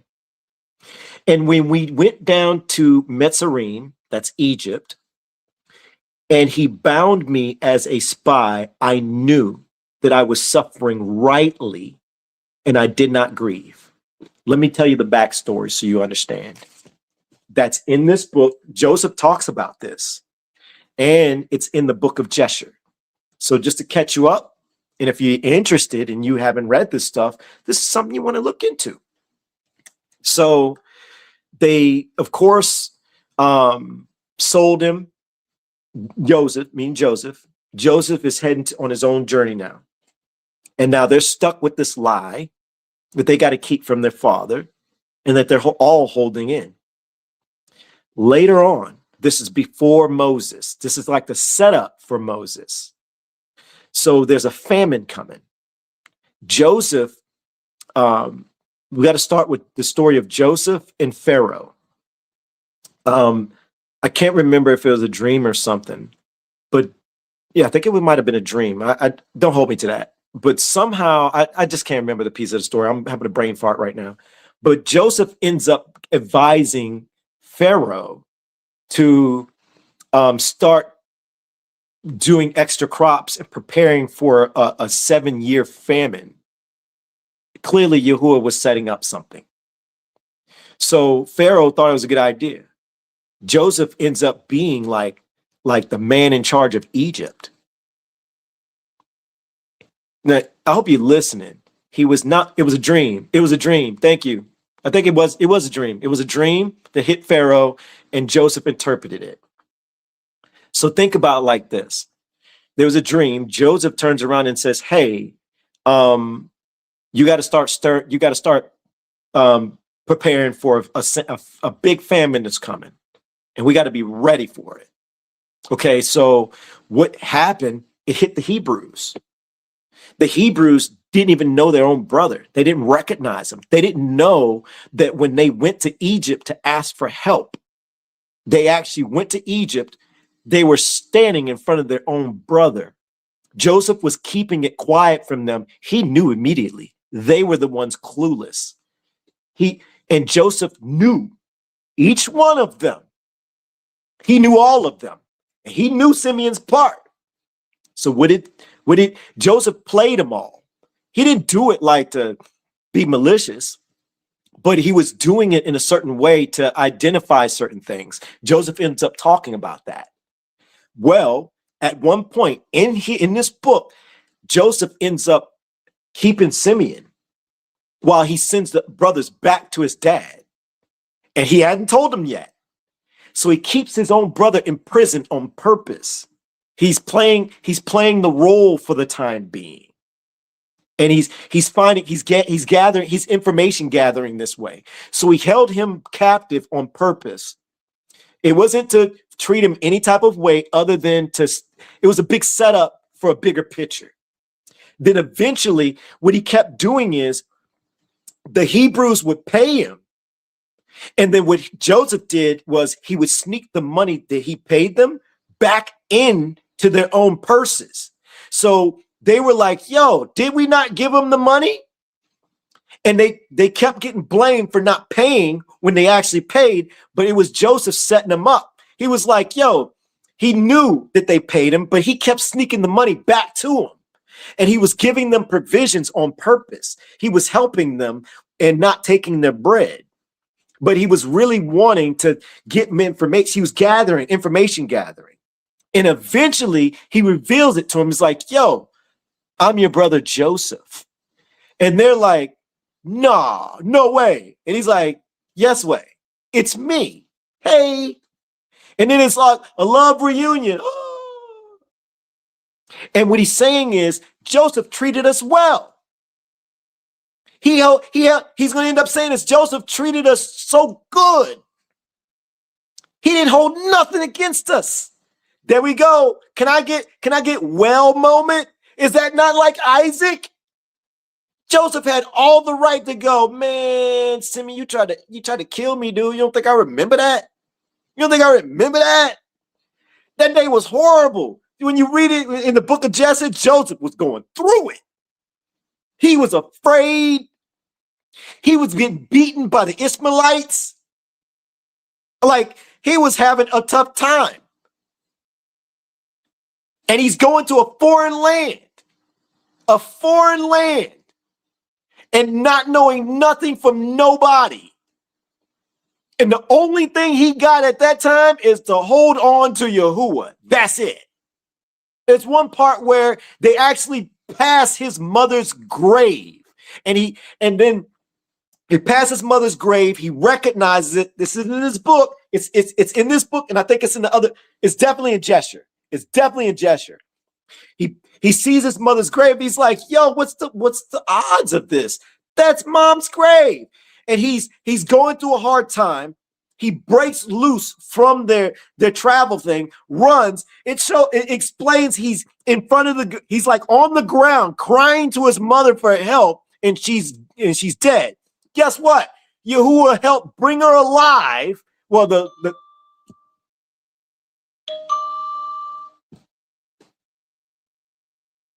really odd. In the middle of the live, that's what you're gonna do? You're gonna text me in the middle of the live? I saw you up in here. Like, why you? Man. So he's at this grave, and then the bones of his mom, like helps and gives him encouragement, tells him, I'm paraphrasing, just trust Yahuwah, you're on your own journey. You're going to be fine. Trust Yahuwah, you're on your own journey. You'll be fine. So his mom's bones told him that, right? So he's on his own journey, and he takes Simeon, and Simeon just mentions it. He's like, yo, he put me in jail, man. But watch what he says next. BARAK YAHUAH. And I did not grieve. Now Joseph was a good man, and had the Ruach of YAHUAH within him. Being compassionate and sympathetic, he bore no evil against. Whoa, listen to what he just said.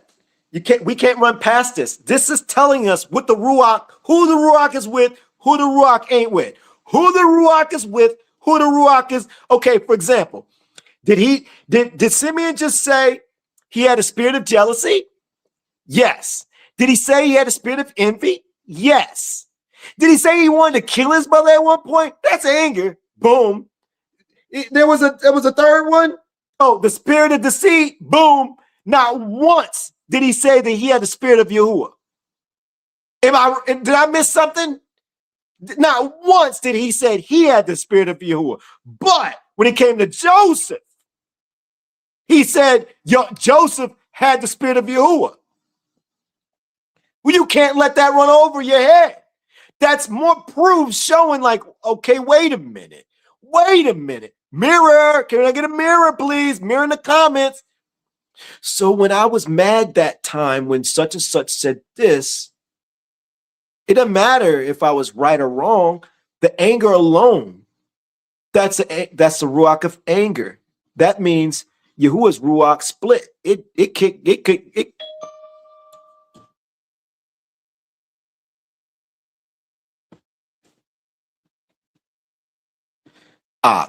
if you watching the live, why you gonna turn around and give an answer on why you text me? Please stop.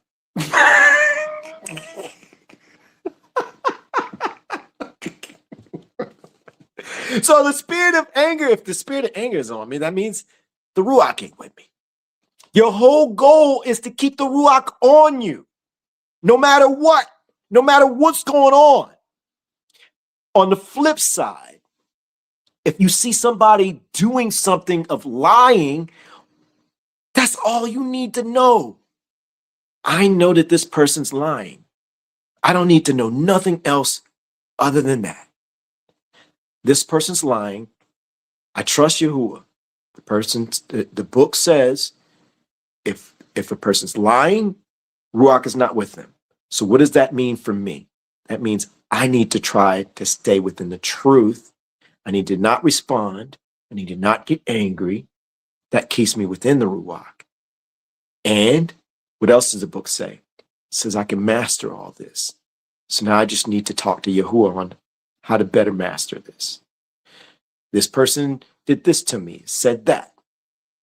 Okay, so I already know because what they said and how they said it, that's not Ruach. They're showing envy. They're showing jealousy. They're showing spirit of deceit. They're being deceitful. They're spirit of hate. That's not Ruach. That's not Ruach.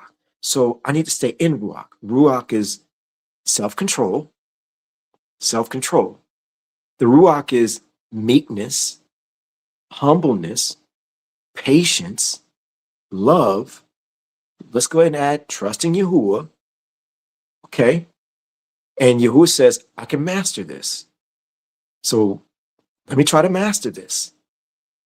It's not going to be easy. And it's going to be daily hits. And sometimes multiple times throughout the day. But keep holding on to that. When you see it happen, pull back. Zip it. Zip it. It's okay to complain to Yahuwah about it. He already knows. You can't hide it from him. He knows that right now you got some anger brewing. Don't display it. Don't show it.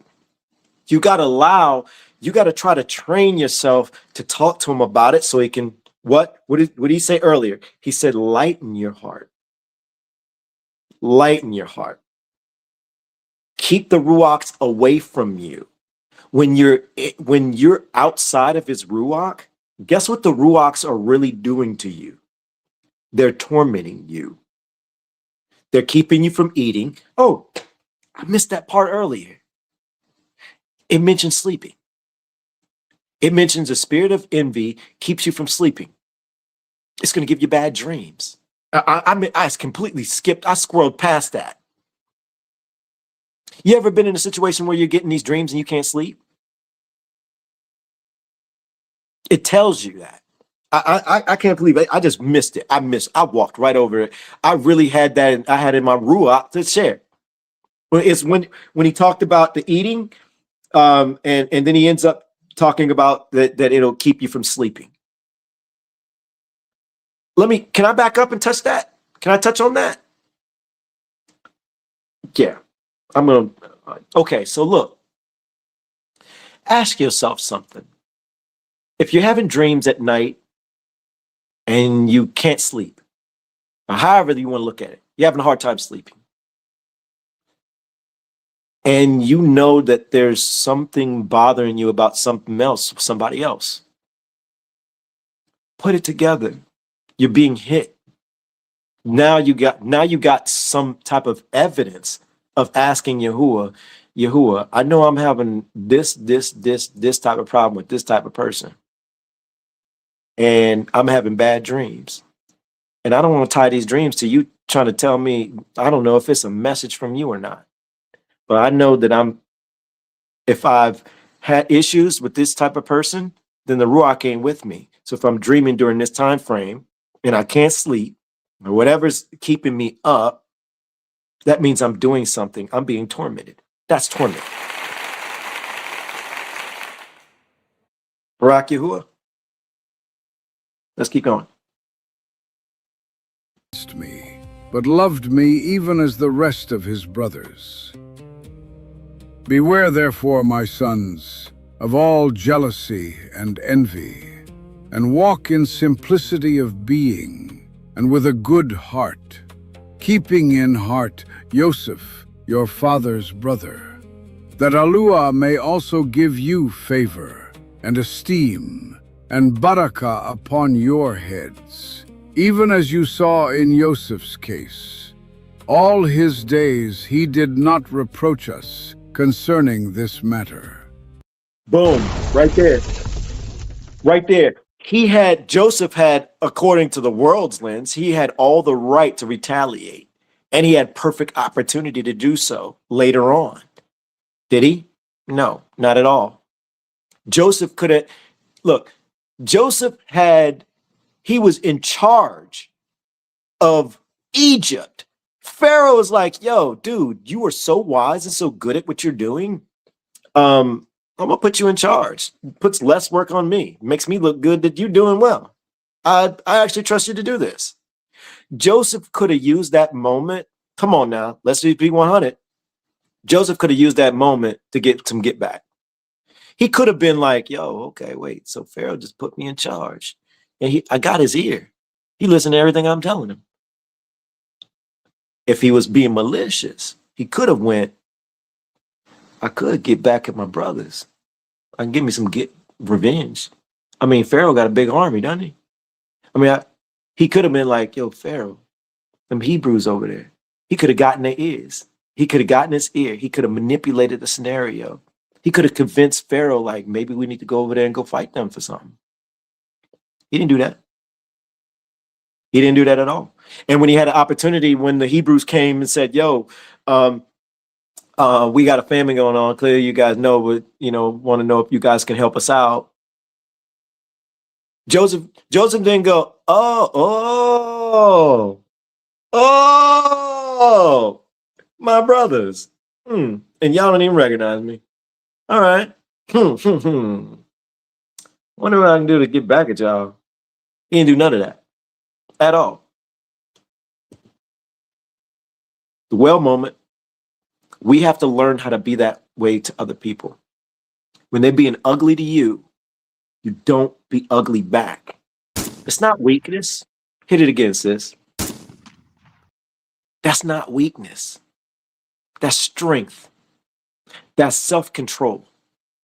That's showing Yahuwah that you trust him over the other person or yourself at that. You believe the book. You know the outcome. Show Yahuwah you trust him enough to know it. But at the same time, can I get a mirror in the comments, please? What about you? What if you are the person on the opposite end? What if you're doing that to someone else? Let's not play. We've all been on both sides in some fashion. Just throwing it out there. I'm not gonna keep that mirror from out of everybody's faces. We all need to look in that mirror nonstop. BARAK YAHUAH. But loved us as his own being, and beyond his own sons, esteemed us, and gave us wealth, cattle, and fruits. You also, my sons, love each one his brother with a good heart. Yo, hold on. Myshpaka, I gotta talk to Marilyn and Frankie. And I'm serious too. Yo, Ak, this is me being serious. Marilyn, I know you see me, sis. You remember when I called y'all? I text y'all.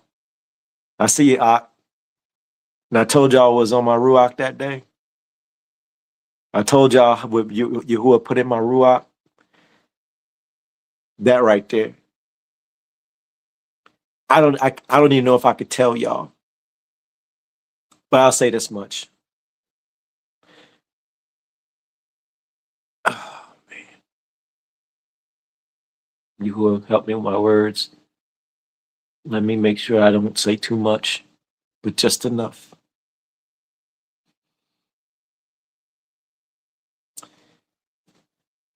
With my challenge, some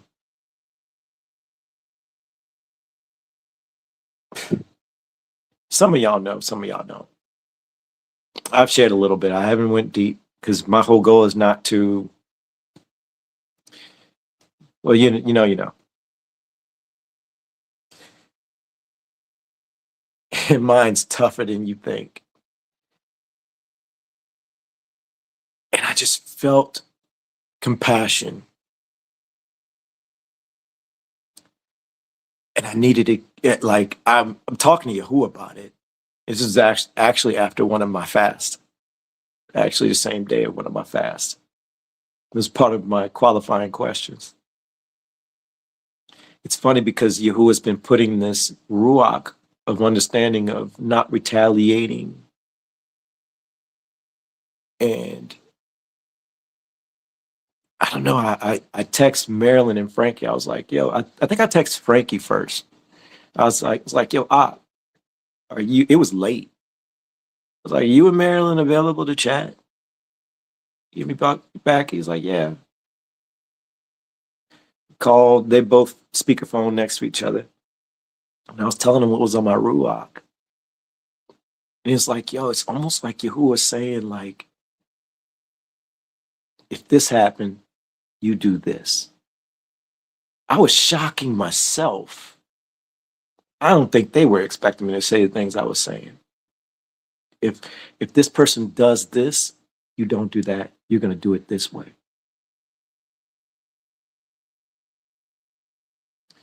It's so interesting because the love and compassion that Yahuwah truly put in my ruach,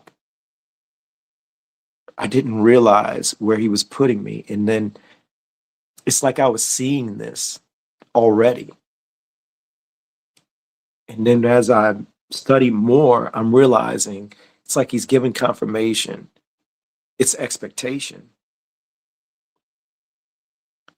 I guess what I'm saying is when someone's being nasty towards you, they are in the wrong, finding a way to say, you know what, I'm not going to meet you there.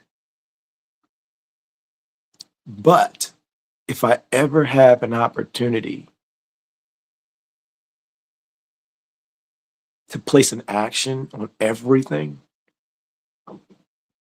I'm going to show you so much compassion. It's going to throw you off that you never would have expected it. I'm going to show you so much kindness. to where you're going to truly see Yahuwah. One thing that Yahuwah put in my Ruach is you can't force the person.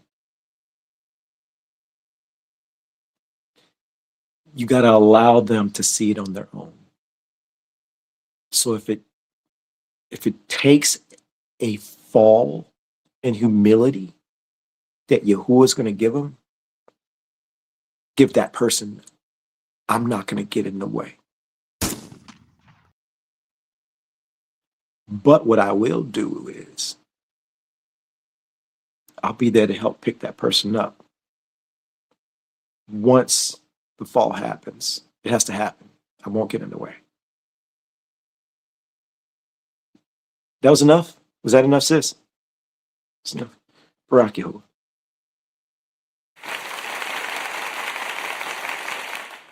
And the spirit of envy shall withdraw from you. For this makes the being fierce and destroys the body.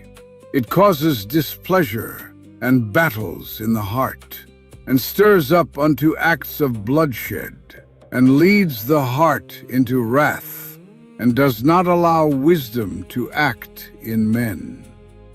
Moreover, it takes away sleep, and causes tumult to the being. Myshpaka!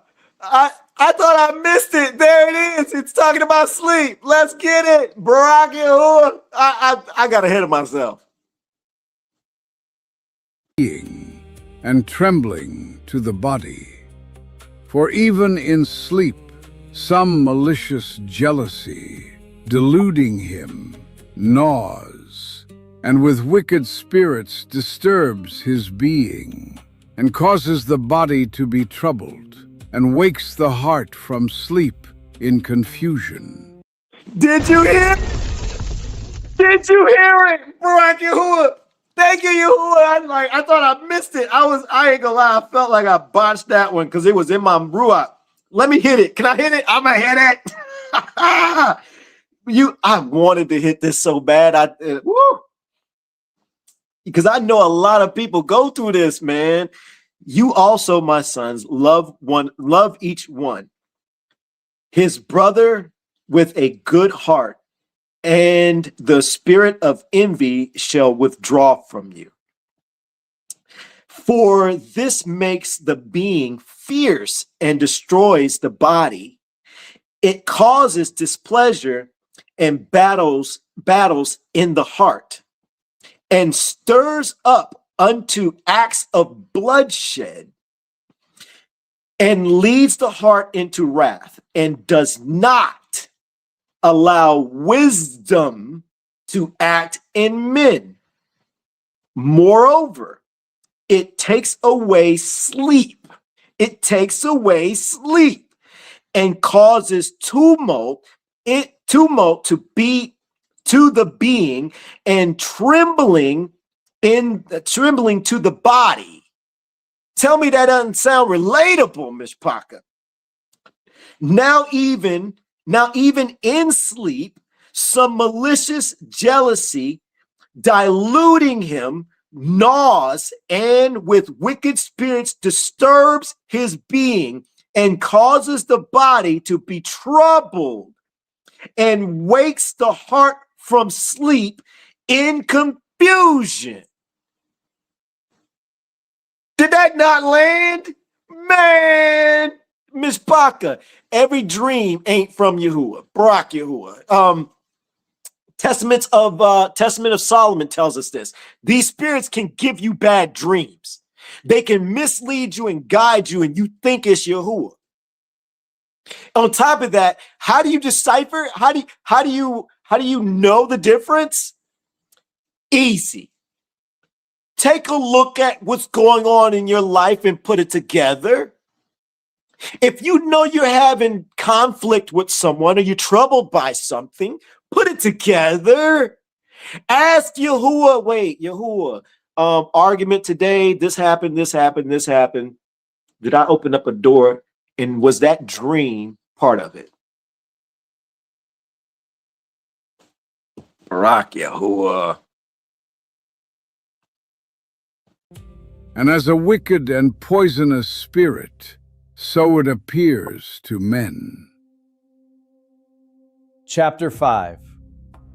That is why Joseph was handsome in appearance and of good looks, because no wickedness dwelt in him. For some of the trouble of the spirit, the face brightens. Woo! And now my Yo, I think another brother also says, and I'm paraphrasing until we get to it. Like the spirits, they'll show up on your face. That's not just facial expressions, Myshpaka. I mean, if you study Jubilees chapter 10, you find out that these spirits can become physical. BARAK, YAHUAH. My sons, make your hearts good before YAHUAH, and your ways straight before men, and you shall find favor before YAHUAH and men. Beware therefore of whoring, for whoring is mother of all evils, separating from Yahuwah and bringing near to Belial. For I have seen it inscribed in the writing of Hanok. Whoa, hold up. He just said Enoch. BARAK, YAHUAH. Where is that? Where is it?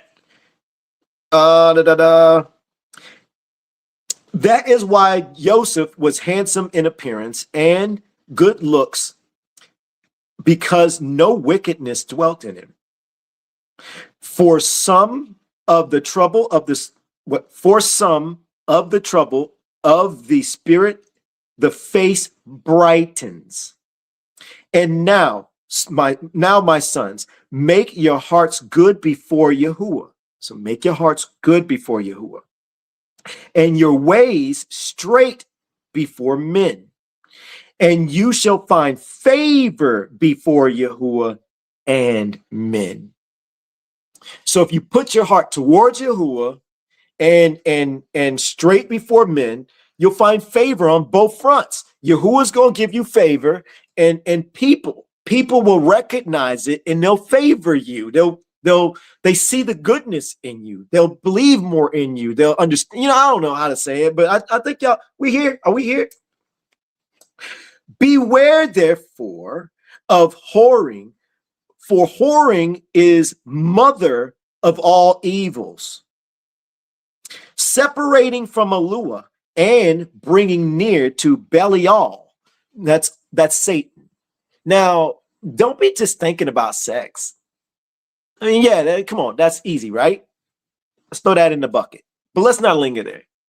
The reason why I don't want to linger there, because when you, like, say you study Hosea or Jeremiah, Ezekiel, Isaiah, you know what he's constantly called? He's constantly saying, whoring after other nations, ignoring his ways, his commands, and doing the other nations' traditions and ways and commands, or whatever you want to call it. He actually refers it to whoring. So let's throw it all in one bucket. And what have we been doing most of our lives? Whoring for other nations. At the same time, whoring. Yeah, I did it. Yeah, I did it. Let's see, where were we? Am I in the same spot? For whoring is the mother of all evil, separating from Yahuwah and bringing near to Belial. For I have seen it inscribed in the writing of Hanok. The writing Hanok is Enoch. He goes on, you're going to hear it in a second. He says that your sons shall be corrupted in whoring. He's starting to prophesy.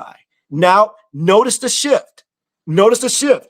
He says, for I've seen it inscribed in the writings of Enoch. So that's a forefather from the past. He's learned from. For your sons shall be corrupted in whoring and shall do harm to the sons of Levi. He's going to say Louis. He's going to pronounce it different. With the sword. So now he's about to tell them what you're going to do in the future. And he's telling them, don't do it. That your sons shall be corrupted in whoring, and shall do harm to the sons of Lewi with the sword. But they shall not be able to withstand Lewi, for he shall wage the battle of YAHUAH, and shall overcome all your hosts. And they shall be few in number, divided in Lewi and Yehudah. Whoa, whoa, whoa, hold up. Notice what he just did. He pretty much said, like, yo, y'all gonna try to go up against Levi, and it ain't gonna turn out good for you. Not at all. And then he ends up bringing up, it's like, yo, Levi and Yehudah, like, they gonna team up. You're not gonna beat these cats. So don't even try it. You need to honor them. And watch what he says about Levi. And by the way, when he says this, prophecy fulfilled. We're gonna throw that out. Prophecy fulfilled. And then watch what he says about Yehudah. Prophecy fulfilled. And there shall be none of you to rule, even as also our father Nabu in his Birakoth. Nabu means prophesied.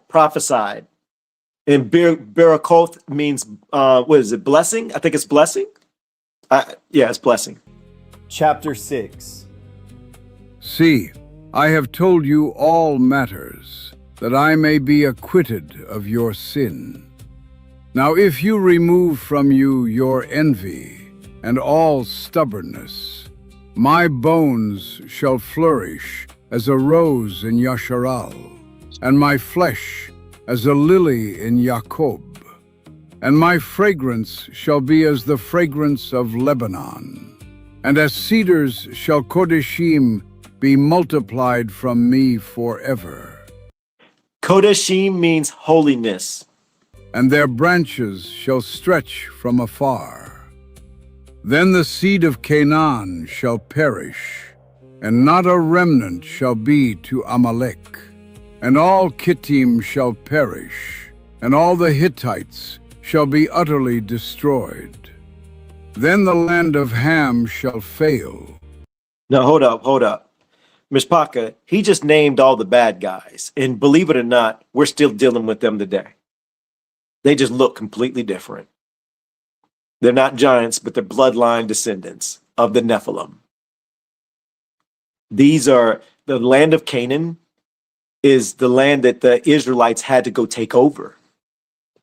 The Hittites, those were giants in the land. You find that out in Numbers. Every single last one of those bad guys, Amalek, when they were coming out of Egypt, it said something different in I think it's a shorter pronunciation, but they attacked the Israelites. They attacked Yasharal, not Israelites. That Israelites, the modern name. We're going to go back to the back, what the original name is. Yasharal got attacked coming out of Egypt by these cats, and Yahuwah was ticked.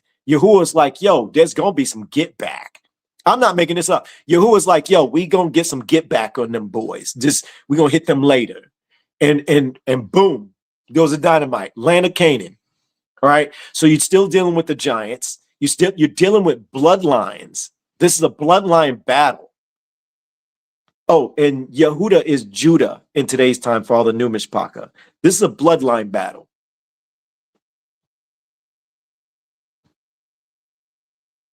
And all the people shall perish. Then all the earth shall rest from trouble, and all the world under the Shamayim from battle. Then the mighty one of Yasharal shall esteem Shem, for Yahuwah Aluah shall appear on earth, and himself save men. Hit it again, sis.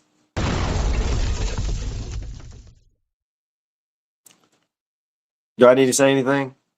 That's in the book. Let's keep going, because he's about to say something else. Lit! Then all the spirits of deceit shall be given to be trodden under foot, and men shall rule over wicked spirits. Then I shall arise in joy, and shall BARAK the Most High, because of his marvelous works. Chapter 7. And now, my sons, obey Lewi and YAHUAH, and do not be lifted up against these two tribes. For from them shall arise unto you the salvation of YAHUAH. I hope you're taking notes. Number one, you just heard him say that Yahuwah is going to show up and save everything himself. And which, to me, it lines up with Scripture. All throughout the book, Yahuwah says he teaches us. He says he's going to teach us a pure language. And here we are, we debating on how to spell YAHUAH. We debating on how to spell BARAK. But yet he says he's going to teach us. To me, like, yeah, I'm going to tell you what I know. But like I'm going to fight for Yahuwah's name. If a person turn around and they drop a W in it, YAHUAH or Yahweh, like, yo, if it's time for correction, it's time for correction. But I'm going to say it nice and simple. Easy peasy, lemon squeezy. I'm just going to keep it nice and simple. Say it once. And if you don't get it, you just don't get it. It's this simple. Look. First, easy. Are we supposed to trust man? That's either yes or no. Yes or no. No gray areas. One of the two. Next, Revelation 2:9, Revelation 3:9. It says, and I'm paraphrasing, if they say that they are Jews, but they are not. That's what it says. Not. So wait. Easy. So wait. So the people who claim that they are Jews and they are not, Revelation's end time book, that's man. My question is, do they support Yahweh? Yes. Does the traditional church support Yahweh? Yes. But wait, there's something else. They also helped invented it. The Revelation 2:9, 3:9 people, they have a connection to Yahweh. So if our Creator don't trust him, the Creator is saying, do not trust man. Is this landing so far? But wait, we're not done. Double U.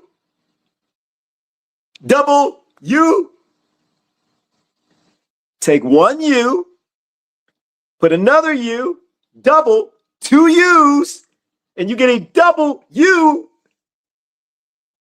So anything with a W is man-made, period.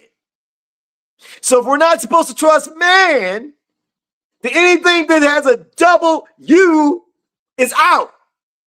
So Yahweh is out. And when you do your homework, you find out it's a deity.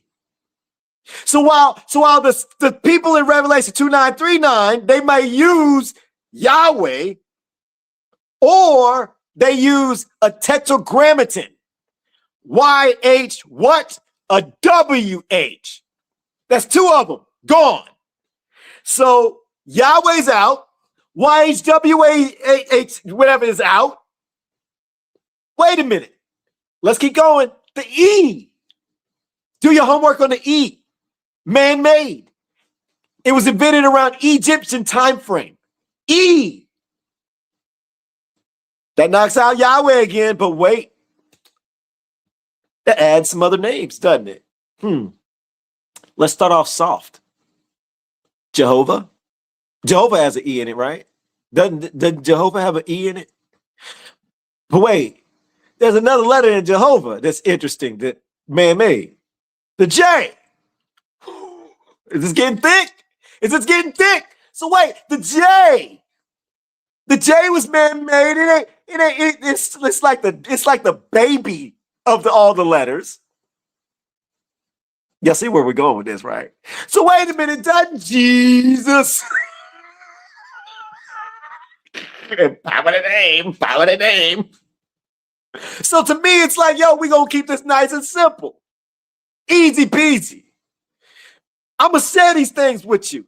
If it go over your head, if it don't click, if for some reason you can't let go of YHWH, Yahweh, Jesus, God, LORD, if you can't let go of these man-made traditional letters, titles that shared with other deities, and you miss in scripture when your creator said he don't share his name. He says he don't share no glory, no esteem. And you ain't put together that he keeps saying that my name is important to me. And then when you look at books like Testament of Solomon and these demonic spirits tell you to your face, in the future, Solomon, you got us bound, but later on, we're going to get loose and mankind will worship us like gods. It says that. And then it turns around and says, Solomon, we also cast out demons. Power in the name. Then they got one, Legion in the Pig story. Power in the name. If you don't care about none of that means nothing to you. Who am I to try to convince you? Just going to share it with you. And if it goes over your head, it don't land. If you don't care to go, somebody knew it's coming. Somebody knew it's coming. If you don't care to do your homework and look it up. The four-letter name of a chief Canaanite god means Lord. David, when it's Baal, yes, B-A-A-L. If you don't care to look these things up, then I'm gonna let you have it. It's not in your heart to know. It's not in your heart to know. And because if you don't want to look it up, so be it. You get what you get. BARAK YAHUAH. For YAHUAH shall raise up from Lewi, as it were a Kohen Hagadol, and from Hold up. That is big. More bigger than some of you probably realize. Like, first off, some of y'all probably like, what's a Kohen Hagadol? I got you. I got you. Where's that? Oh, here it is. And now, my sons, obey Lewi and Yehudah, and do not be lifted up against these two tribes. For from them shall arise unto you the salvation of YAHUAH. For Yahuwah shall arise up from Lewi, as it were a Kohen Hagadol. That's a high priest. Levi, the high priest, he's talking about Moses. And notice he prophesied Moses. Moses comes after these boys. Moses is going to get brought up again in this book, by the way. It's going to be lit. And from Yehudah, as it were a sovereign. Well, guess who comes up out of Yehudah? Well, there's two of them that come to mind. David. And what about Yahusha? He shall save all the Gentiles and the people over Yasharal. It kind of sounds like he's talking about Yahusha right there. Let me read that again before we hear it. It says, for Yahuwah shall raise up from Levi, from Lewi, as it were a Kohen Hagadol, a high priest. That means high priest. And from Yehudah, as it were a sovereign. We're going to say it's Yahusha. Why? Because he turns around and says, he shall save all the Gentiles and the people of Yasharal. Can we music break? Can I? I got it. I got to do it. I can't resist. Music break. Music break. That's a whole lot right there. BARAK YAHUAH. I'll be back. I love book. Right. Where we at? Where I had it. Bang.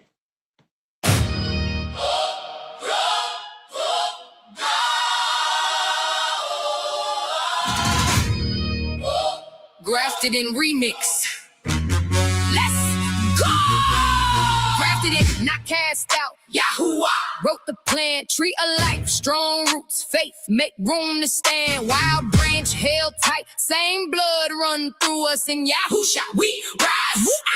Move through us, grafted in, speak truth, no more gatekeeping. Same book, different page, read it. While you preaching, you can quote it loud, still miss what it said. Grafted in, don't mean cut the rest away.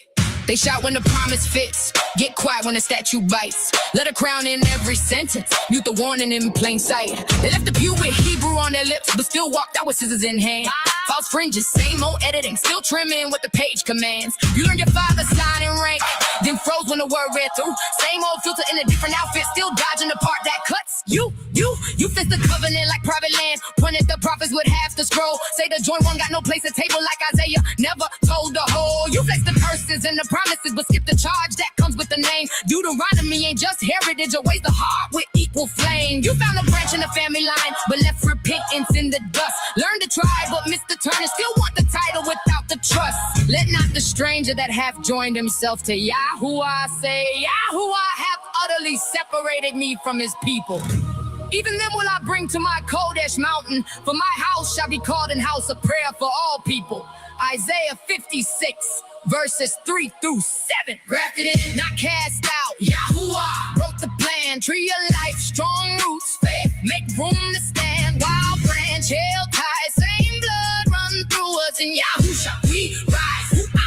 Move through us, grafted in, speak truth, no more gatekeeping. Same book, different page, read it. While you preaching, you can quote it loud, still miss what it says. Drafted in, don't mean cut the rest away. They boast in bloodline, miss the fruit like pride can't get a branch cut down. Romans 11 already won high minds fall when they wear the crown. You say the graft don't reach the faithful, then who stay clean when the flesh gets loud? Who keeps Shabbat when nobody claps? Who bear good fruit when the pressure's loud? You quote Shaw like a pardon stamp, rip one line and they call it peace. He was correcting chaos in assembly, not giving sin a lifetime lease. YAHUAH loveth the stranger, giving them food and raiment. Love ye therefore the stranger, for ye were strangers in the land. Deuteronomy 10, verses 18 and 19. Our fathers knew the family record, still got scattered when they broke the way. Name alone never saved a nation when the heart kept breaking. Faith. You think bloodline make graft go blind, but prophets cut that thought in half. Covenant light comes with covenant weight, ignore the charge and you won't last. Grafted in, not cast out. YAHUAH wrote the plan, tree of life, strong roots, faith, make room to stay. Wild branch held tight, same blood run through us. In Yahusha we rise.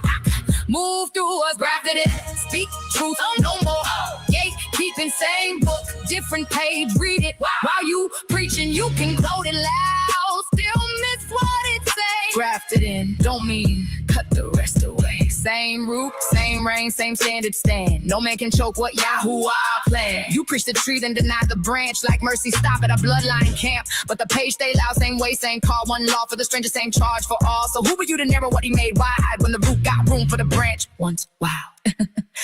Numbers 15, verses 15 through 16.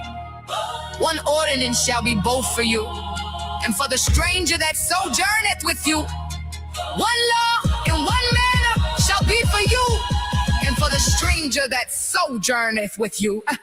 If this sent you back to the chapter, drop them back, YAHUAH. If this made you test what you've been hearing, drop room, I'm on YAHUAH. With the assembly, read the full counsel, type back, check me if you really reading. Grafted in, not cast out. YAHUAH wrote the plan, whole page, same truth. That's where we stand. This ain't a shot, this reflection. Same book, whole section. Where the assembly stands with all righteous and his right ruling. YAHUAH, grafted in.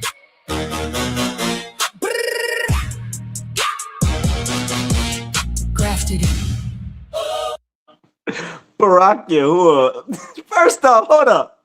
Miss Hawkins, don't think I didn't realize you the leader of all them toilet going bathroom jokes. I saw you first. Naomi, sis, stop laughing. It's not funny. You encouraging them. They don't even know it. I guess I'm telling on you too. But I saw her first with the bathroom jokes. Then Frankie follow up. Then I saw Robin with the P leg and a few other people. Y'all wrong. Y'all wrong. I'll be honest with y'all, man. And y'all hold it over my head. I'm gonna remember all that. Let me see here. Hold on. Let me get Hawkins. Let me write down. Yeah, just like Tori, you ain't out in the water. Y'all got targets on y'all back. I'm gonna get y'all when the moments arise. But other than that, let's get back to the study. This is. I hope y'all having fun. I hope y'all getting tons of value. BARAK YAHUAH and the toilet jokes. They was funny. I ain't even gonna try to front. Yehuda, as it were a sovereign. No. He shall wait, save all the Gentiles. I'll fix it, y'all. I gotta and get the this off screen. people of Yasharal. Therefore I give you these commands, that you also command your. Let's back this up just a smidge. I didn't mean to do that. There we go. Salvation of YAHUAH. For YAHUAH shall raise up from Lewi, as it were a Kohen Hagadol, and from Yehuda, as it were a sovereign. He shall save all the Gentiles and the people of Yasharal. Therefore I give you these commands, that you also command your children, that they observe them throughout their generations. Chapter 8.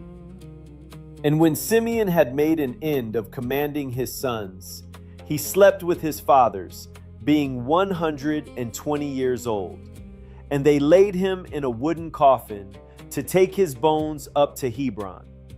And they took them up secretly during a battle of the Mitzrites. For the Mitzrites guarded the bones of Joseph in the tombs of the sovereigns. For the magicians told them that on the departure of the bones of Joseph, there would be darkness and gloom throughout all the land, and an exceedingly great plague to the Mitzrites. Hold up. Myshpaka, look. Did y'all hear what he just said? Oh, drop my pen. Now, this is going to be homework for you. I'm going to read this again. Listen to what's said. It is your job to go look in Exodus and put it together. I'm going to tell you. But go fact check this. Hold on. Got to turn the page.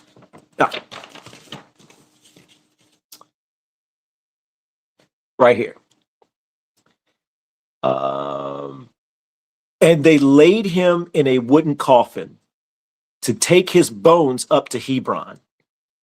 And they took them up secretly during a battle of the Mitzrites.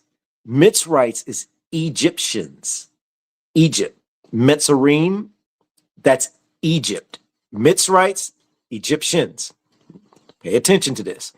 For the Mitzrites guarded the bones of Joseph in the tombs of the sovereigns. For the magicians told them that on the departure of the bones of Joseph, there would be darkness and gloom throughout all the land, and an exceedingly great what? Plague to the Mitzrites, to the Egyptians, so that a man should not recognize his brother even with a lamp. Myshpaka. That's one of the plagues.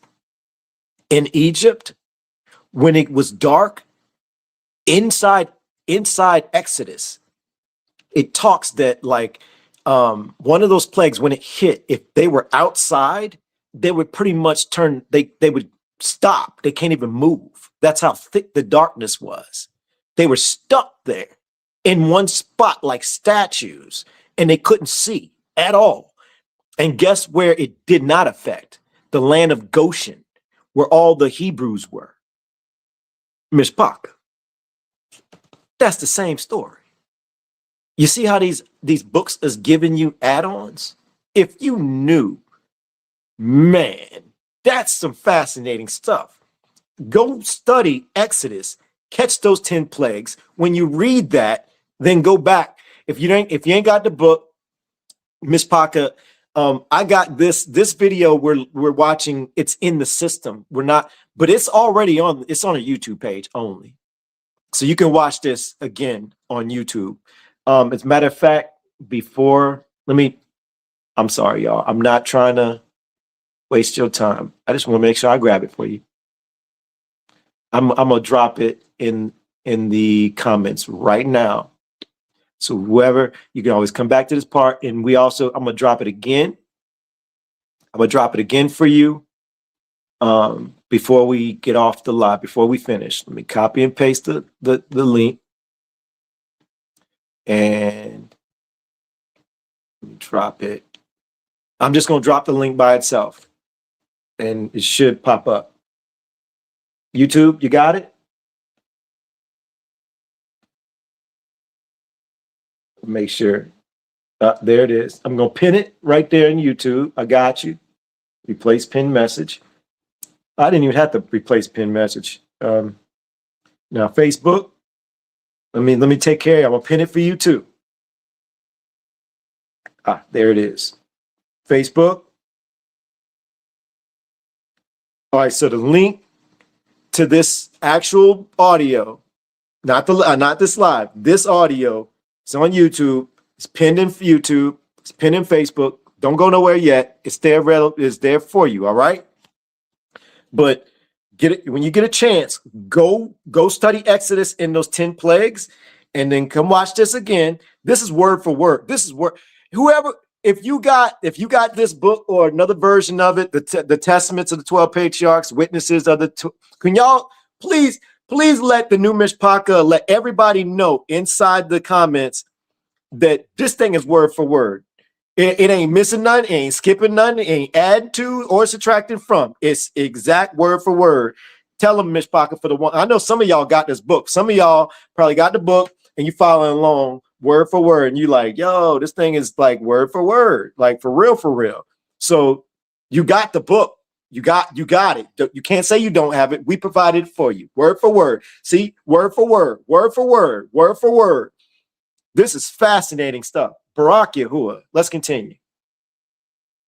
So that a man should not recognize his brother even with a lamp. Chapter 9. And the sons of Simeon mourned for their father, and they were in Mitzrayim until the day of their departure by the hand of Moshe. There's another add-on right there that confirms that. If that last part, and the son of here we go. I almost looked in the wrong spot. And the sons of Simeon mourned for their father, and they were in Mitzrayim, that's Egypt, until the day of their departure by the hands of Moses. So that just confirmed the part right before with the darkness and the plague. BARAK YAHUAH. You've just listened to the witness of Simeon, a father near the end of his life, telling his sons the truth about what envy did to him. Simeon doesn't dress it up. He remembers how jealousy rose in his heart against Joseph. He remembers how the spirit of deceit blinded him, hardened him, and made him look at his own brother like an enemy. That's heavy. Because envy doesn't always look loud at first. Sometimes it starts quiet. A thought, a comparison, a wound, a feeling that somebody else is loved more, seen more, Baruch more. And if it isn't checked, it can grow until love gets pushed out of the heart. But Simeon's witness doesn't leave us stuck there. He tells his sons that deliverance comes through the reverence of YAHUAH. He says when a man flees to YAHUAH, the evil spirit runs away from him, and his heart is lightened. That's the part we can't miss. This testimony is correction, but it's also mercy. It's a father warning his children so they don't have to carry the same poison, so they can love their brothers with a good heart, so their homes don't get eaten up by jealousy, wrath, and division. And as Simeon closes his witness, he points his sons toward Lewi and Yehuda, toward order, obedience, and the salvation of YAHUAH. So Myshpaka, let this one sit with you. Where envy has been hiding, let it be exposed. Where bitterness has been growing, let it be cut down. Where brotherhood has been broken, let truth and repentance open the door again. If this reading helped you, drop your thoughts in the comments. Let us know what stood out, what corrected you, or what hit close to home. And if you're walking through this full book with us, subscribe and turn on notifications so you don't miss the next witness. We're continuing through the witness of the 12 ancestors, most commonly known as the testaments of the 12 Patriarchs. Barak you for listening. Shalum Myshpaka. Barak YAHUAH our YAHUAH. Barak YAHUAH. Myshpaka, man, this book is lit. I'm going to be starting on Levi this week. I haven't started on it yet because I've been working on the other project, but I'm going to be doing Levi. Levi is like, it's going to be much, much bigger. It's going to be a big chapter. Levi is, I think it's like 20 something chapters, 19 chapters. And I'm just letting y'all know that I'm going to let you know what to expect next. Okay. So we're going to work on Levi. We're going to get that out for you for the Myshpaka. So then in this series on YouTube, on the playlist, you'll have Reuben, Simeon, and Levi. Those are going to be the first 3 books that we're going to be creating audio scripture on. We're also working on a cinematic movie experience with, we're starting off with Enoch and the fallen angels, the oath on Herman. And after I get Levi finished and we're going to study it, we're going to hop back into our Pray Like the Forefathers series. But simultaneously, I'm going to be working on other audio books. I'm gonna pause from this one just for a moment, just to kind of give you a few more books to kind of enjoy. And then once I get like, I think I'm gonna do Wisdom of Solomon. I'm not sure 100% yet, but there's a list of books on my list. I just gotta look at them. That way you start to see that like we're building the whole biblical audio experience through all the traditional 66 books. The Apocrypha books and any other ancient texts, we're building them on our YouTube page, on our YouTube platform. Also, I think I meant to say this a while back, and I'm not sure if I did, but we're also going to take our live scripture studies. We have one full big playlist, but then we're going to break them up into smaller playlists. The studies we've covered about the name, they're going to have its own little playlist for you to find quicker. I know we briefly had a little small conversation about the name here, but these studies are going to go deep. We break down scripture, things you might not have considered. That's going to be in there. The land, who the people are, spiritual warfare. So we're going to break up. Our whole goal is to take the YouTube playlist and just turn it into an easy resource for quick studying. And well, there's no quick with us. We 4 hours and 18 minutes deep in this live already. If you're new, does it feel like 4 hours to you? Or did you have fun or what? I'm Barak YAHUAH. But we got a lot going on, Myshpaka.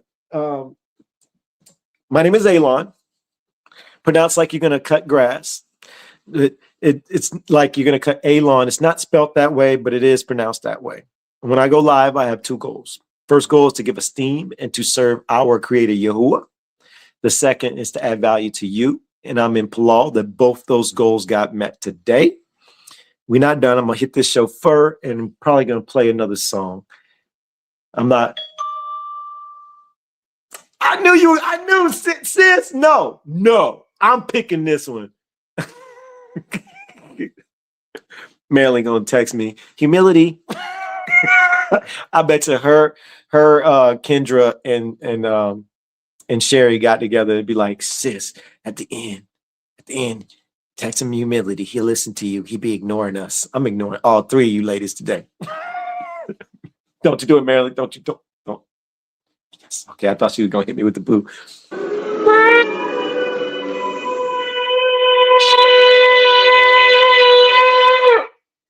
Oh, man, I felt that one.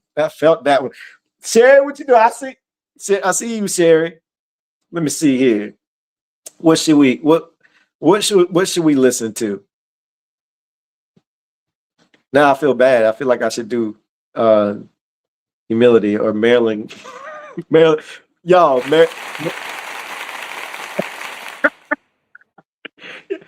Marilyn sitting there like this.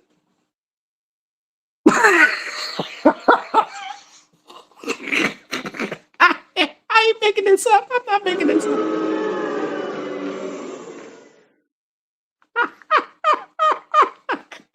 You're so wrong. You're so wrong. Oh man. You know what? Because we were talking about fasting earlier. Yeah. Marilyn, you can't get mad at this one. Bang.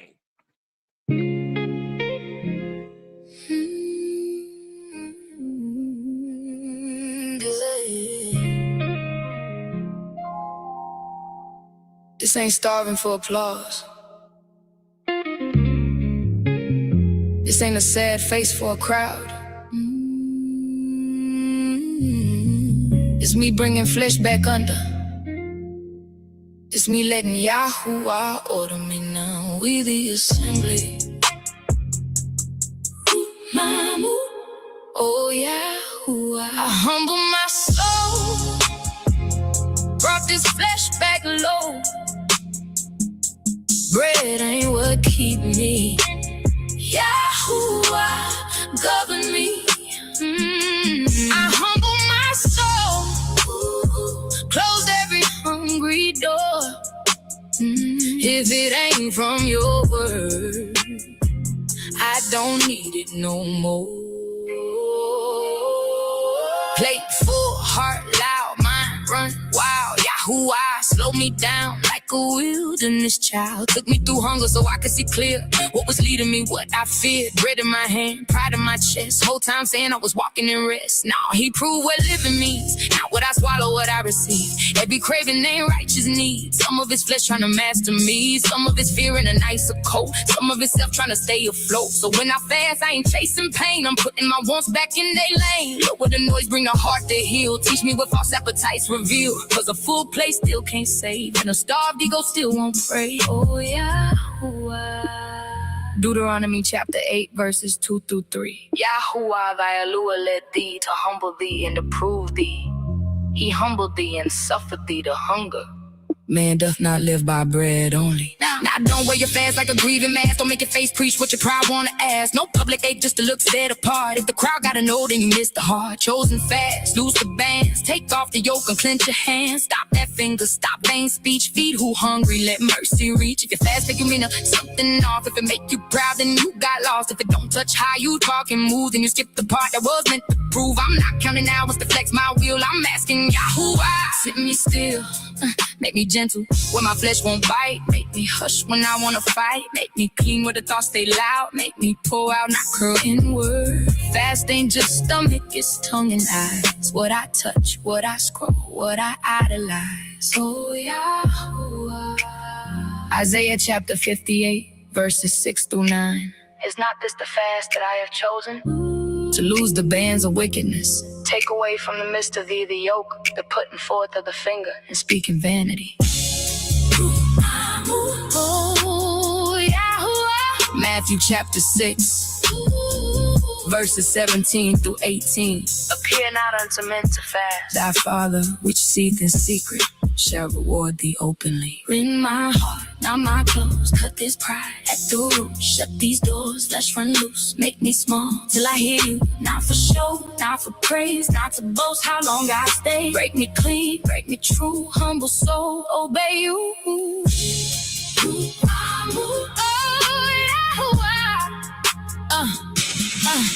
Daniel mourned, no pleasant bread, till vision came into heaven said. Joseph gave himself more to fasting and prayer when deceit kept pressing everywhere. So when temptation whispered, take that now, I learned to answer slow, a head bowed down. This kind don't move by noise or show. Prayer and fasting, let the inner man know what stays when appetite don't get fed. What voice gets louder when comfort dead. Sometimes you find out the flesh too strong. Sometimes you find out your will been wrong. Sometimes you find peace under empty hands. And hear YAHUAH better than before the fast began. Not punishing self, just clearing the room, making my soul remember who ruled. Rend this heart, don't tear clothes from men. Bring me back, ordered within. Root my move. Oh, YAHUAH, fact check me if the book been checking your appetites lately. YAHUAH, if the flesh been louder, you ready, bring it under. We the assembly, not starving for optics, humbled in truth. Psalms chapter 69, verses 10 and 13. I wept, been chasing my soul with fasting. But as for me, my prayer is unto thee. Oh, YAHUAH, oh, YAHUAH. Joel chapter 2, verses 12 through 13. Turn ye even to me with all your heart and with fasting. Rend your heart and not your garments. I humble my soul. Brought this flesh back low. Bread ain't what keep me. YAHUAH, cover me. I humble my soul. Closed every hungry door. If it ain't from your word, I don't need it no more. Less of my hunger, more of your word. Less of my flesh, more of your order. Humble my soul, we the assembly.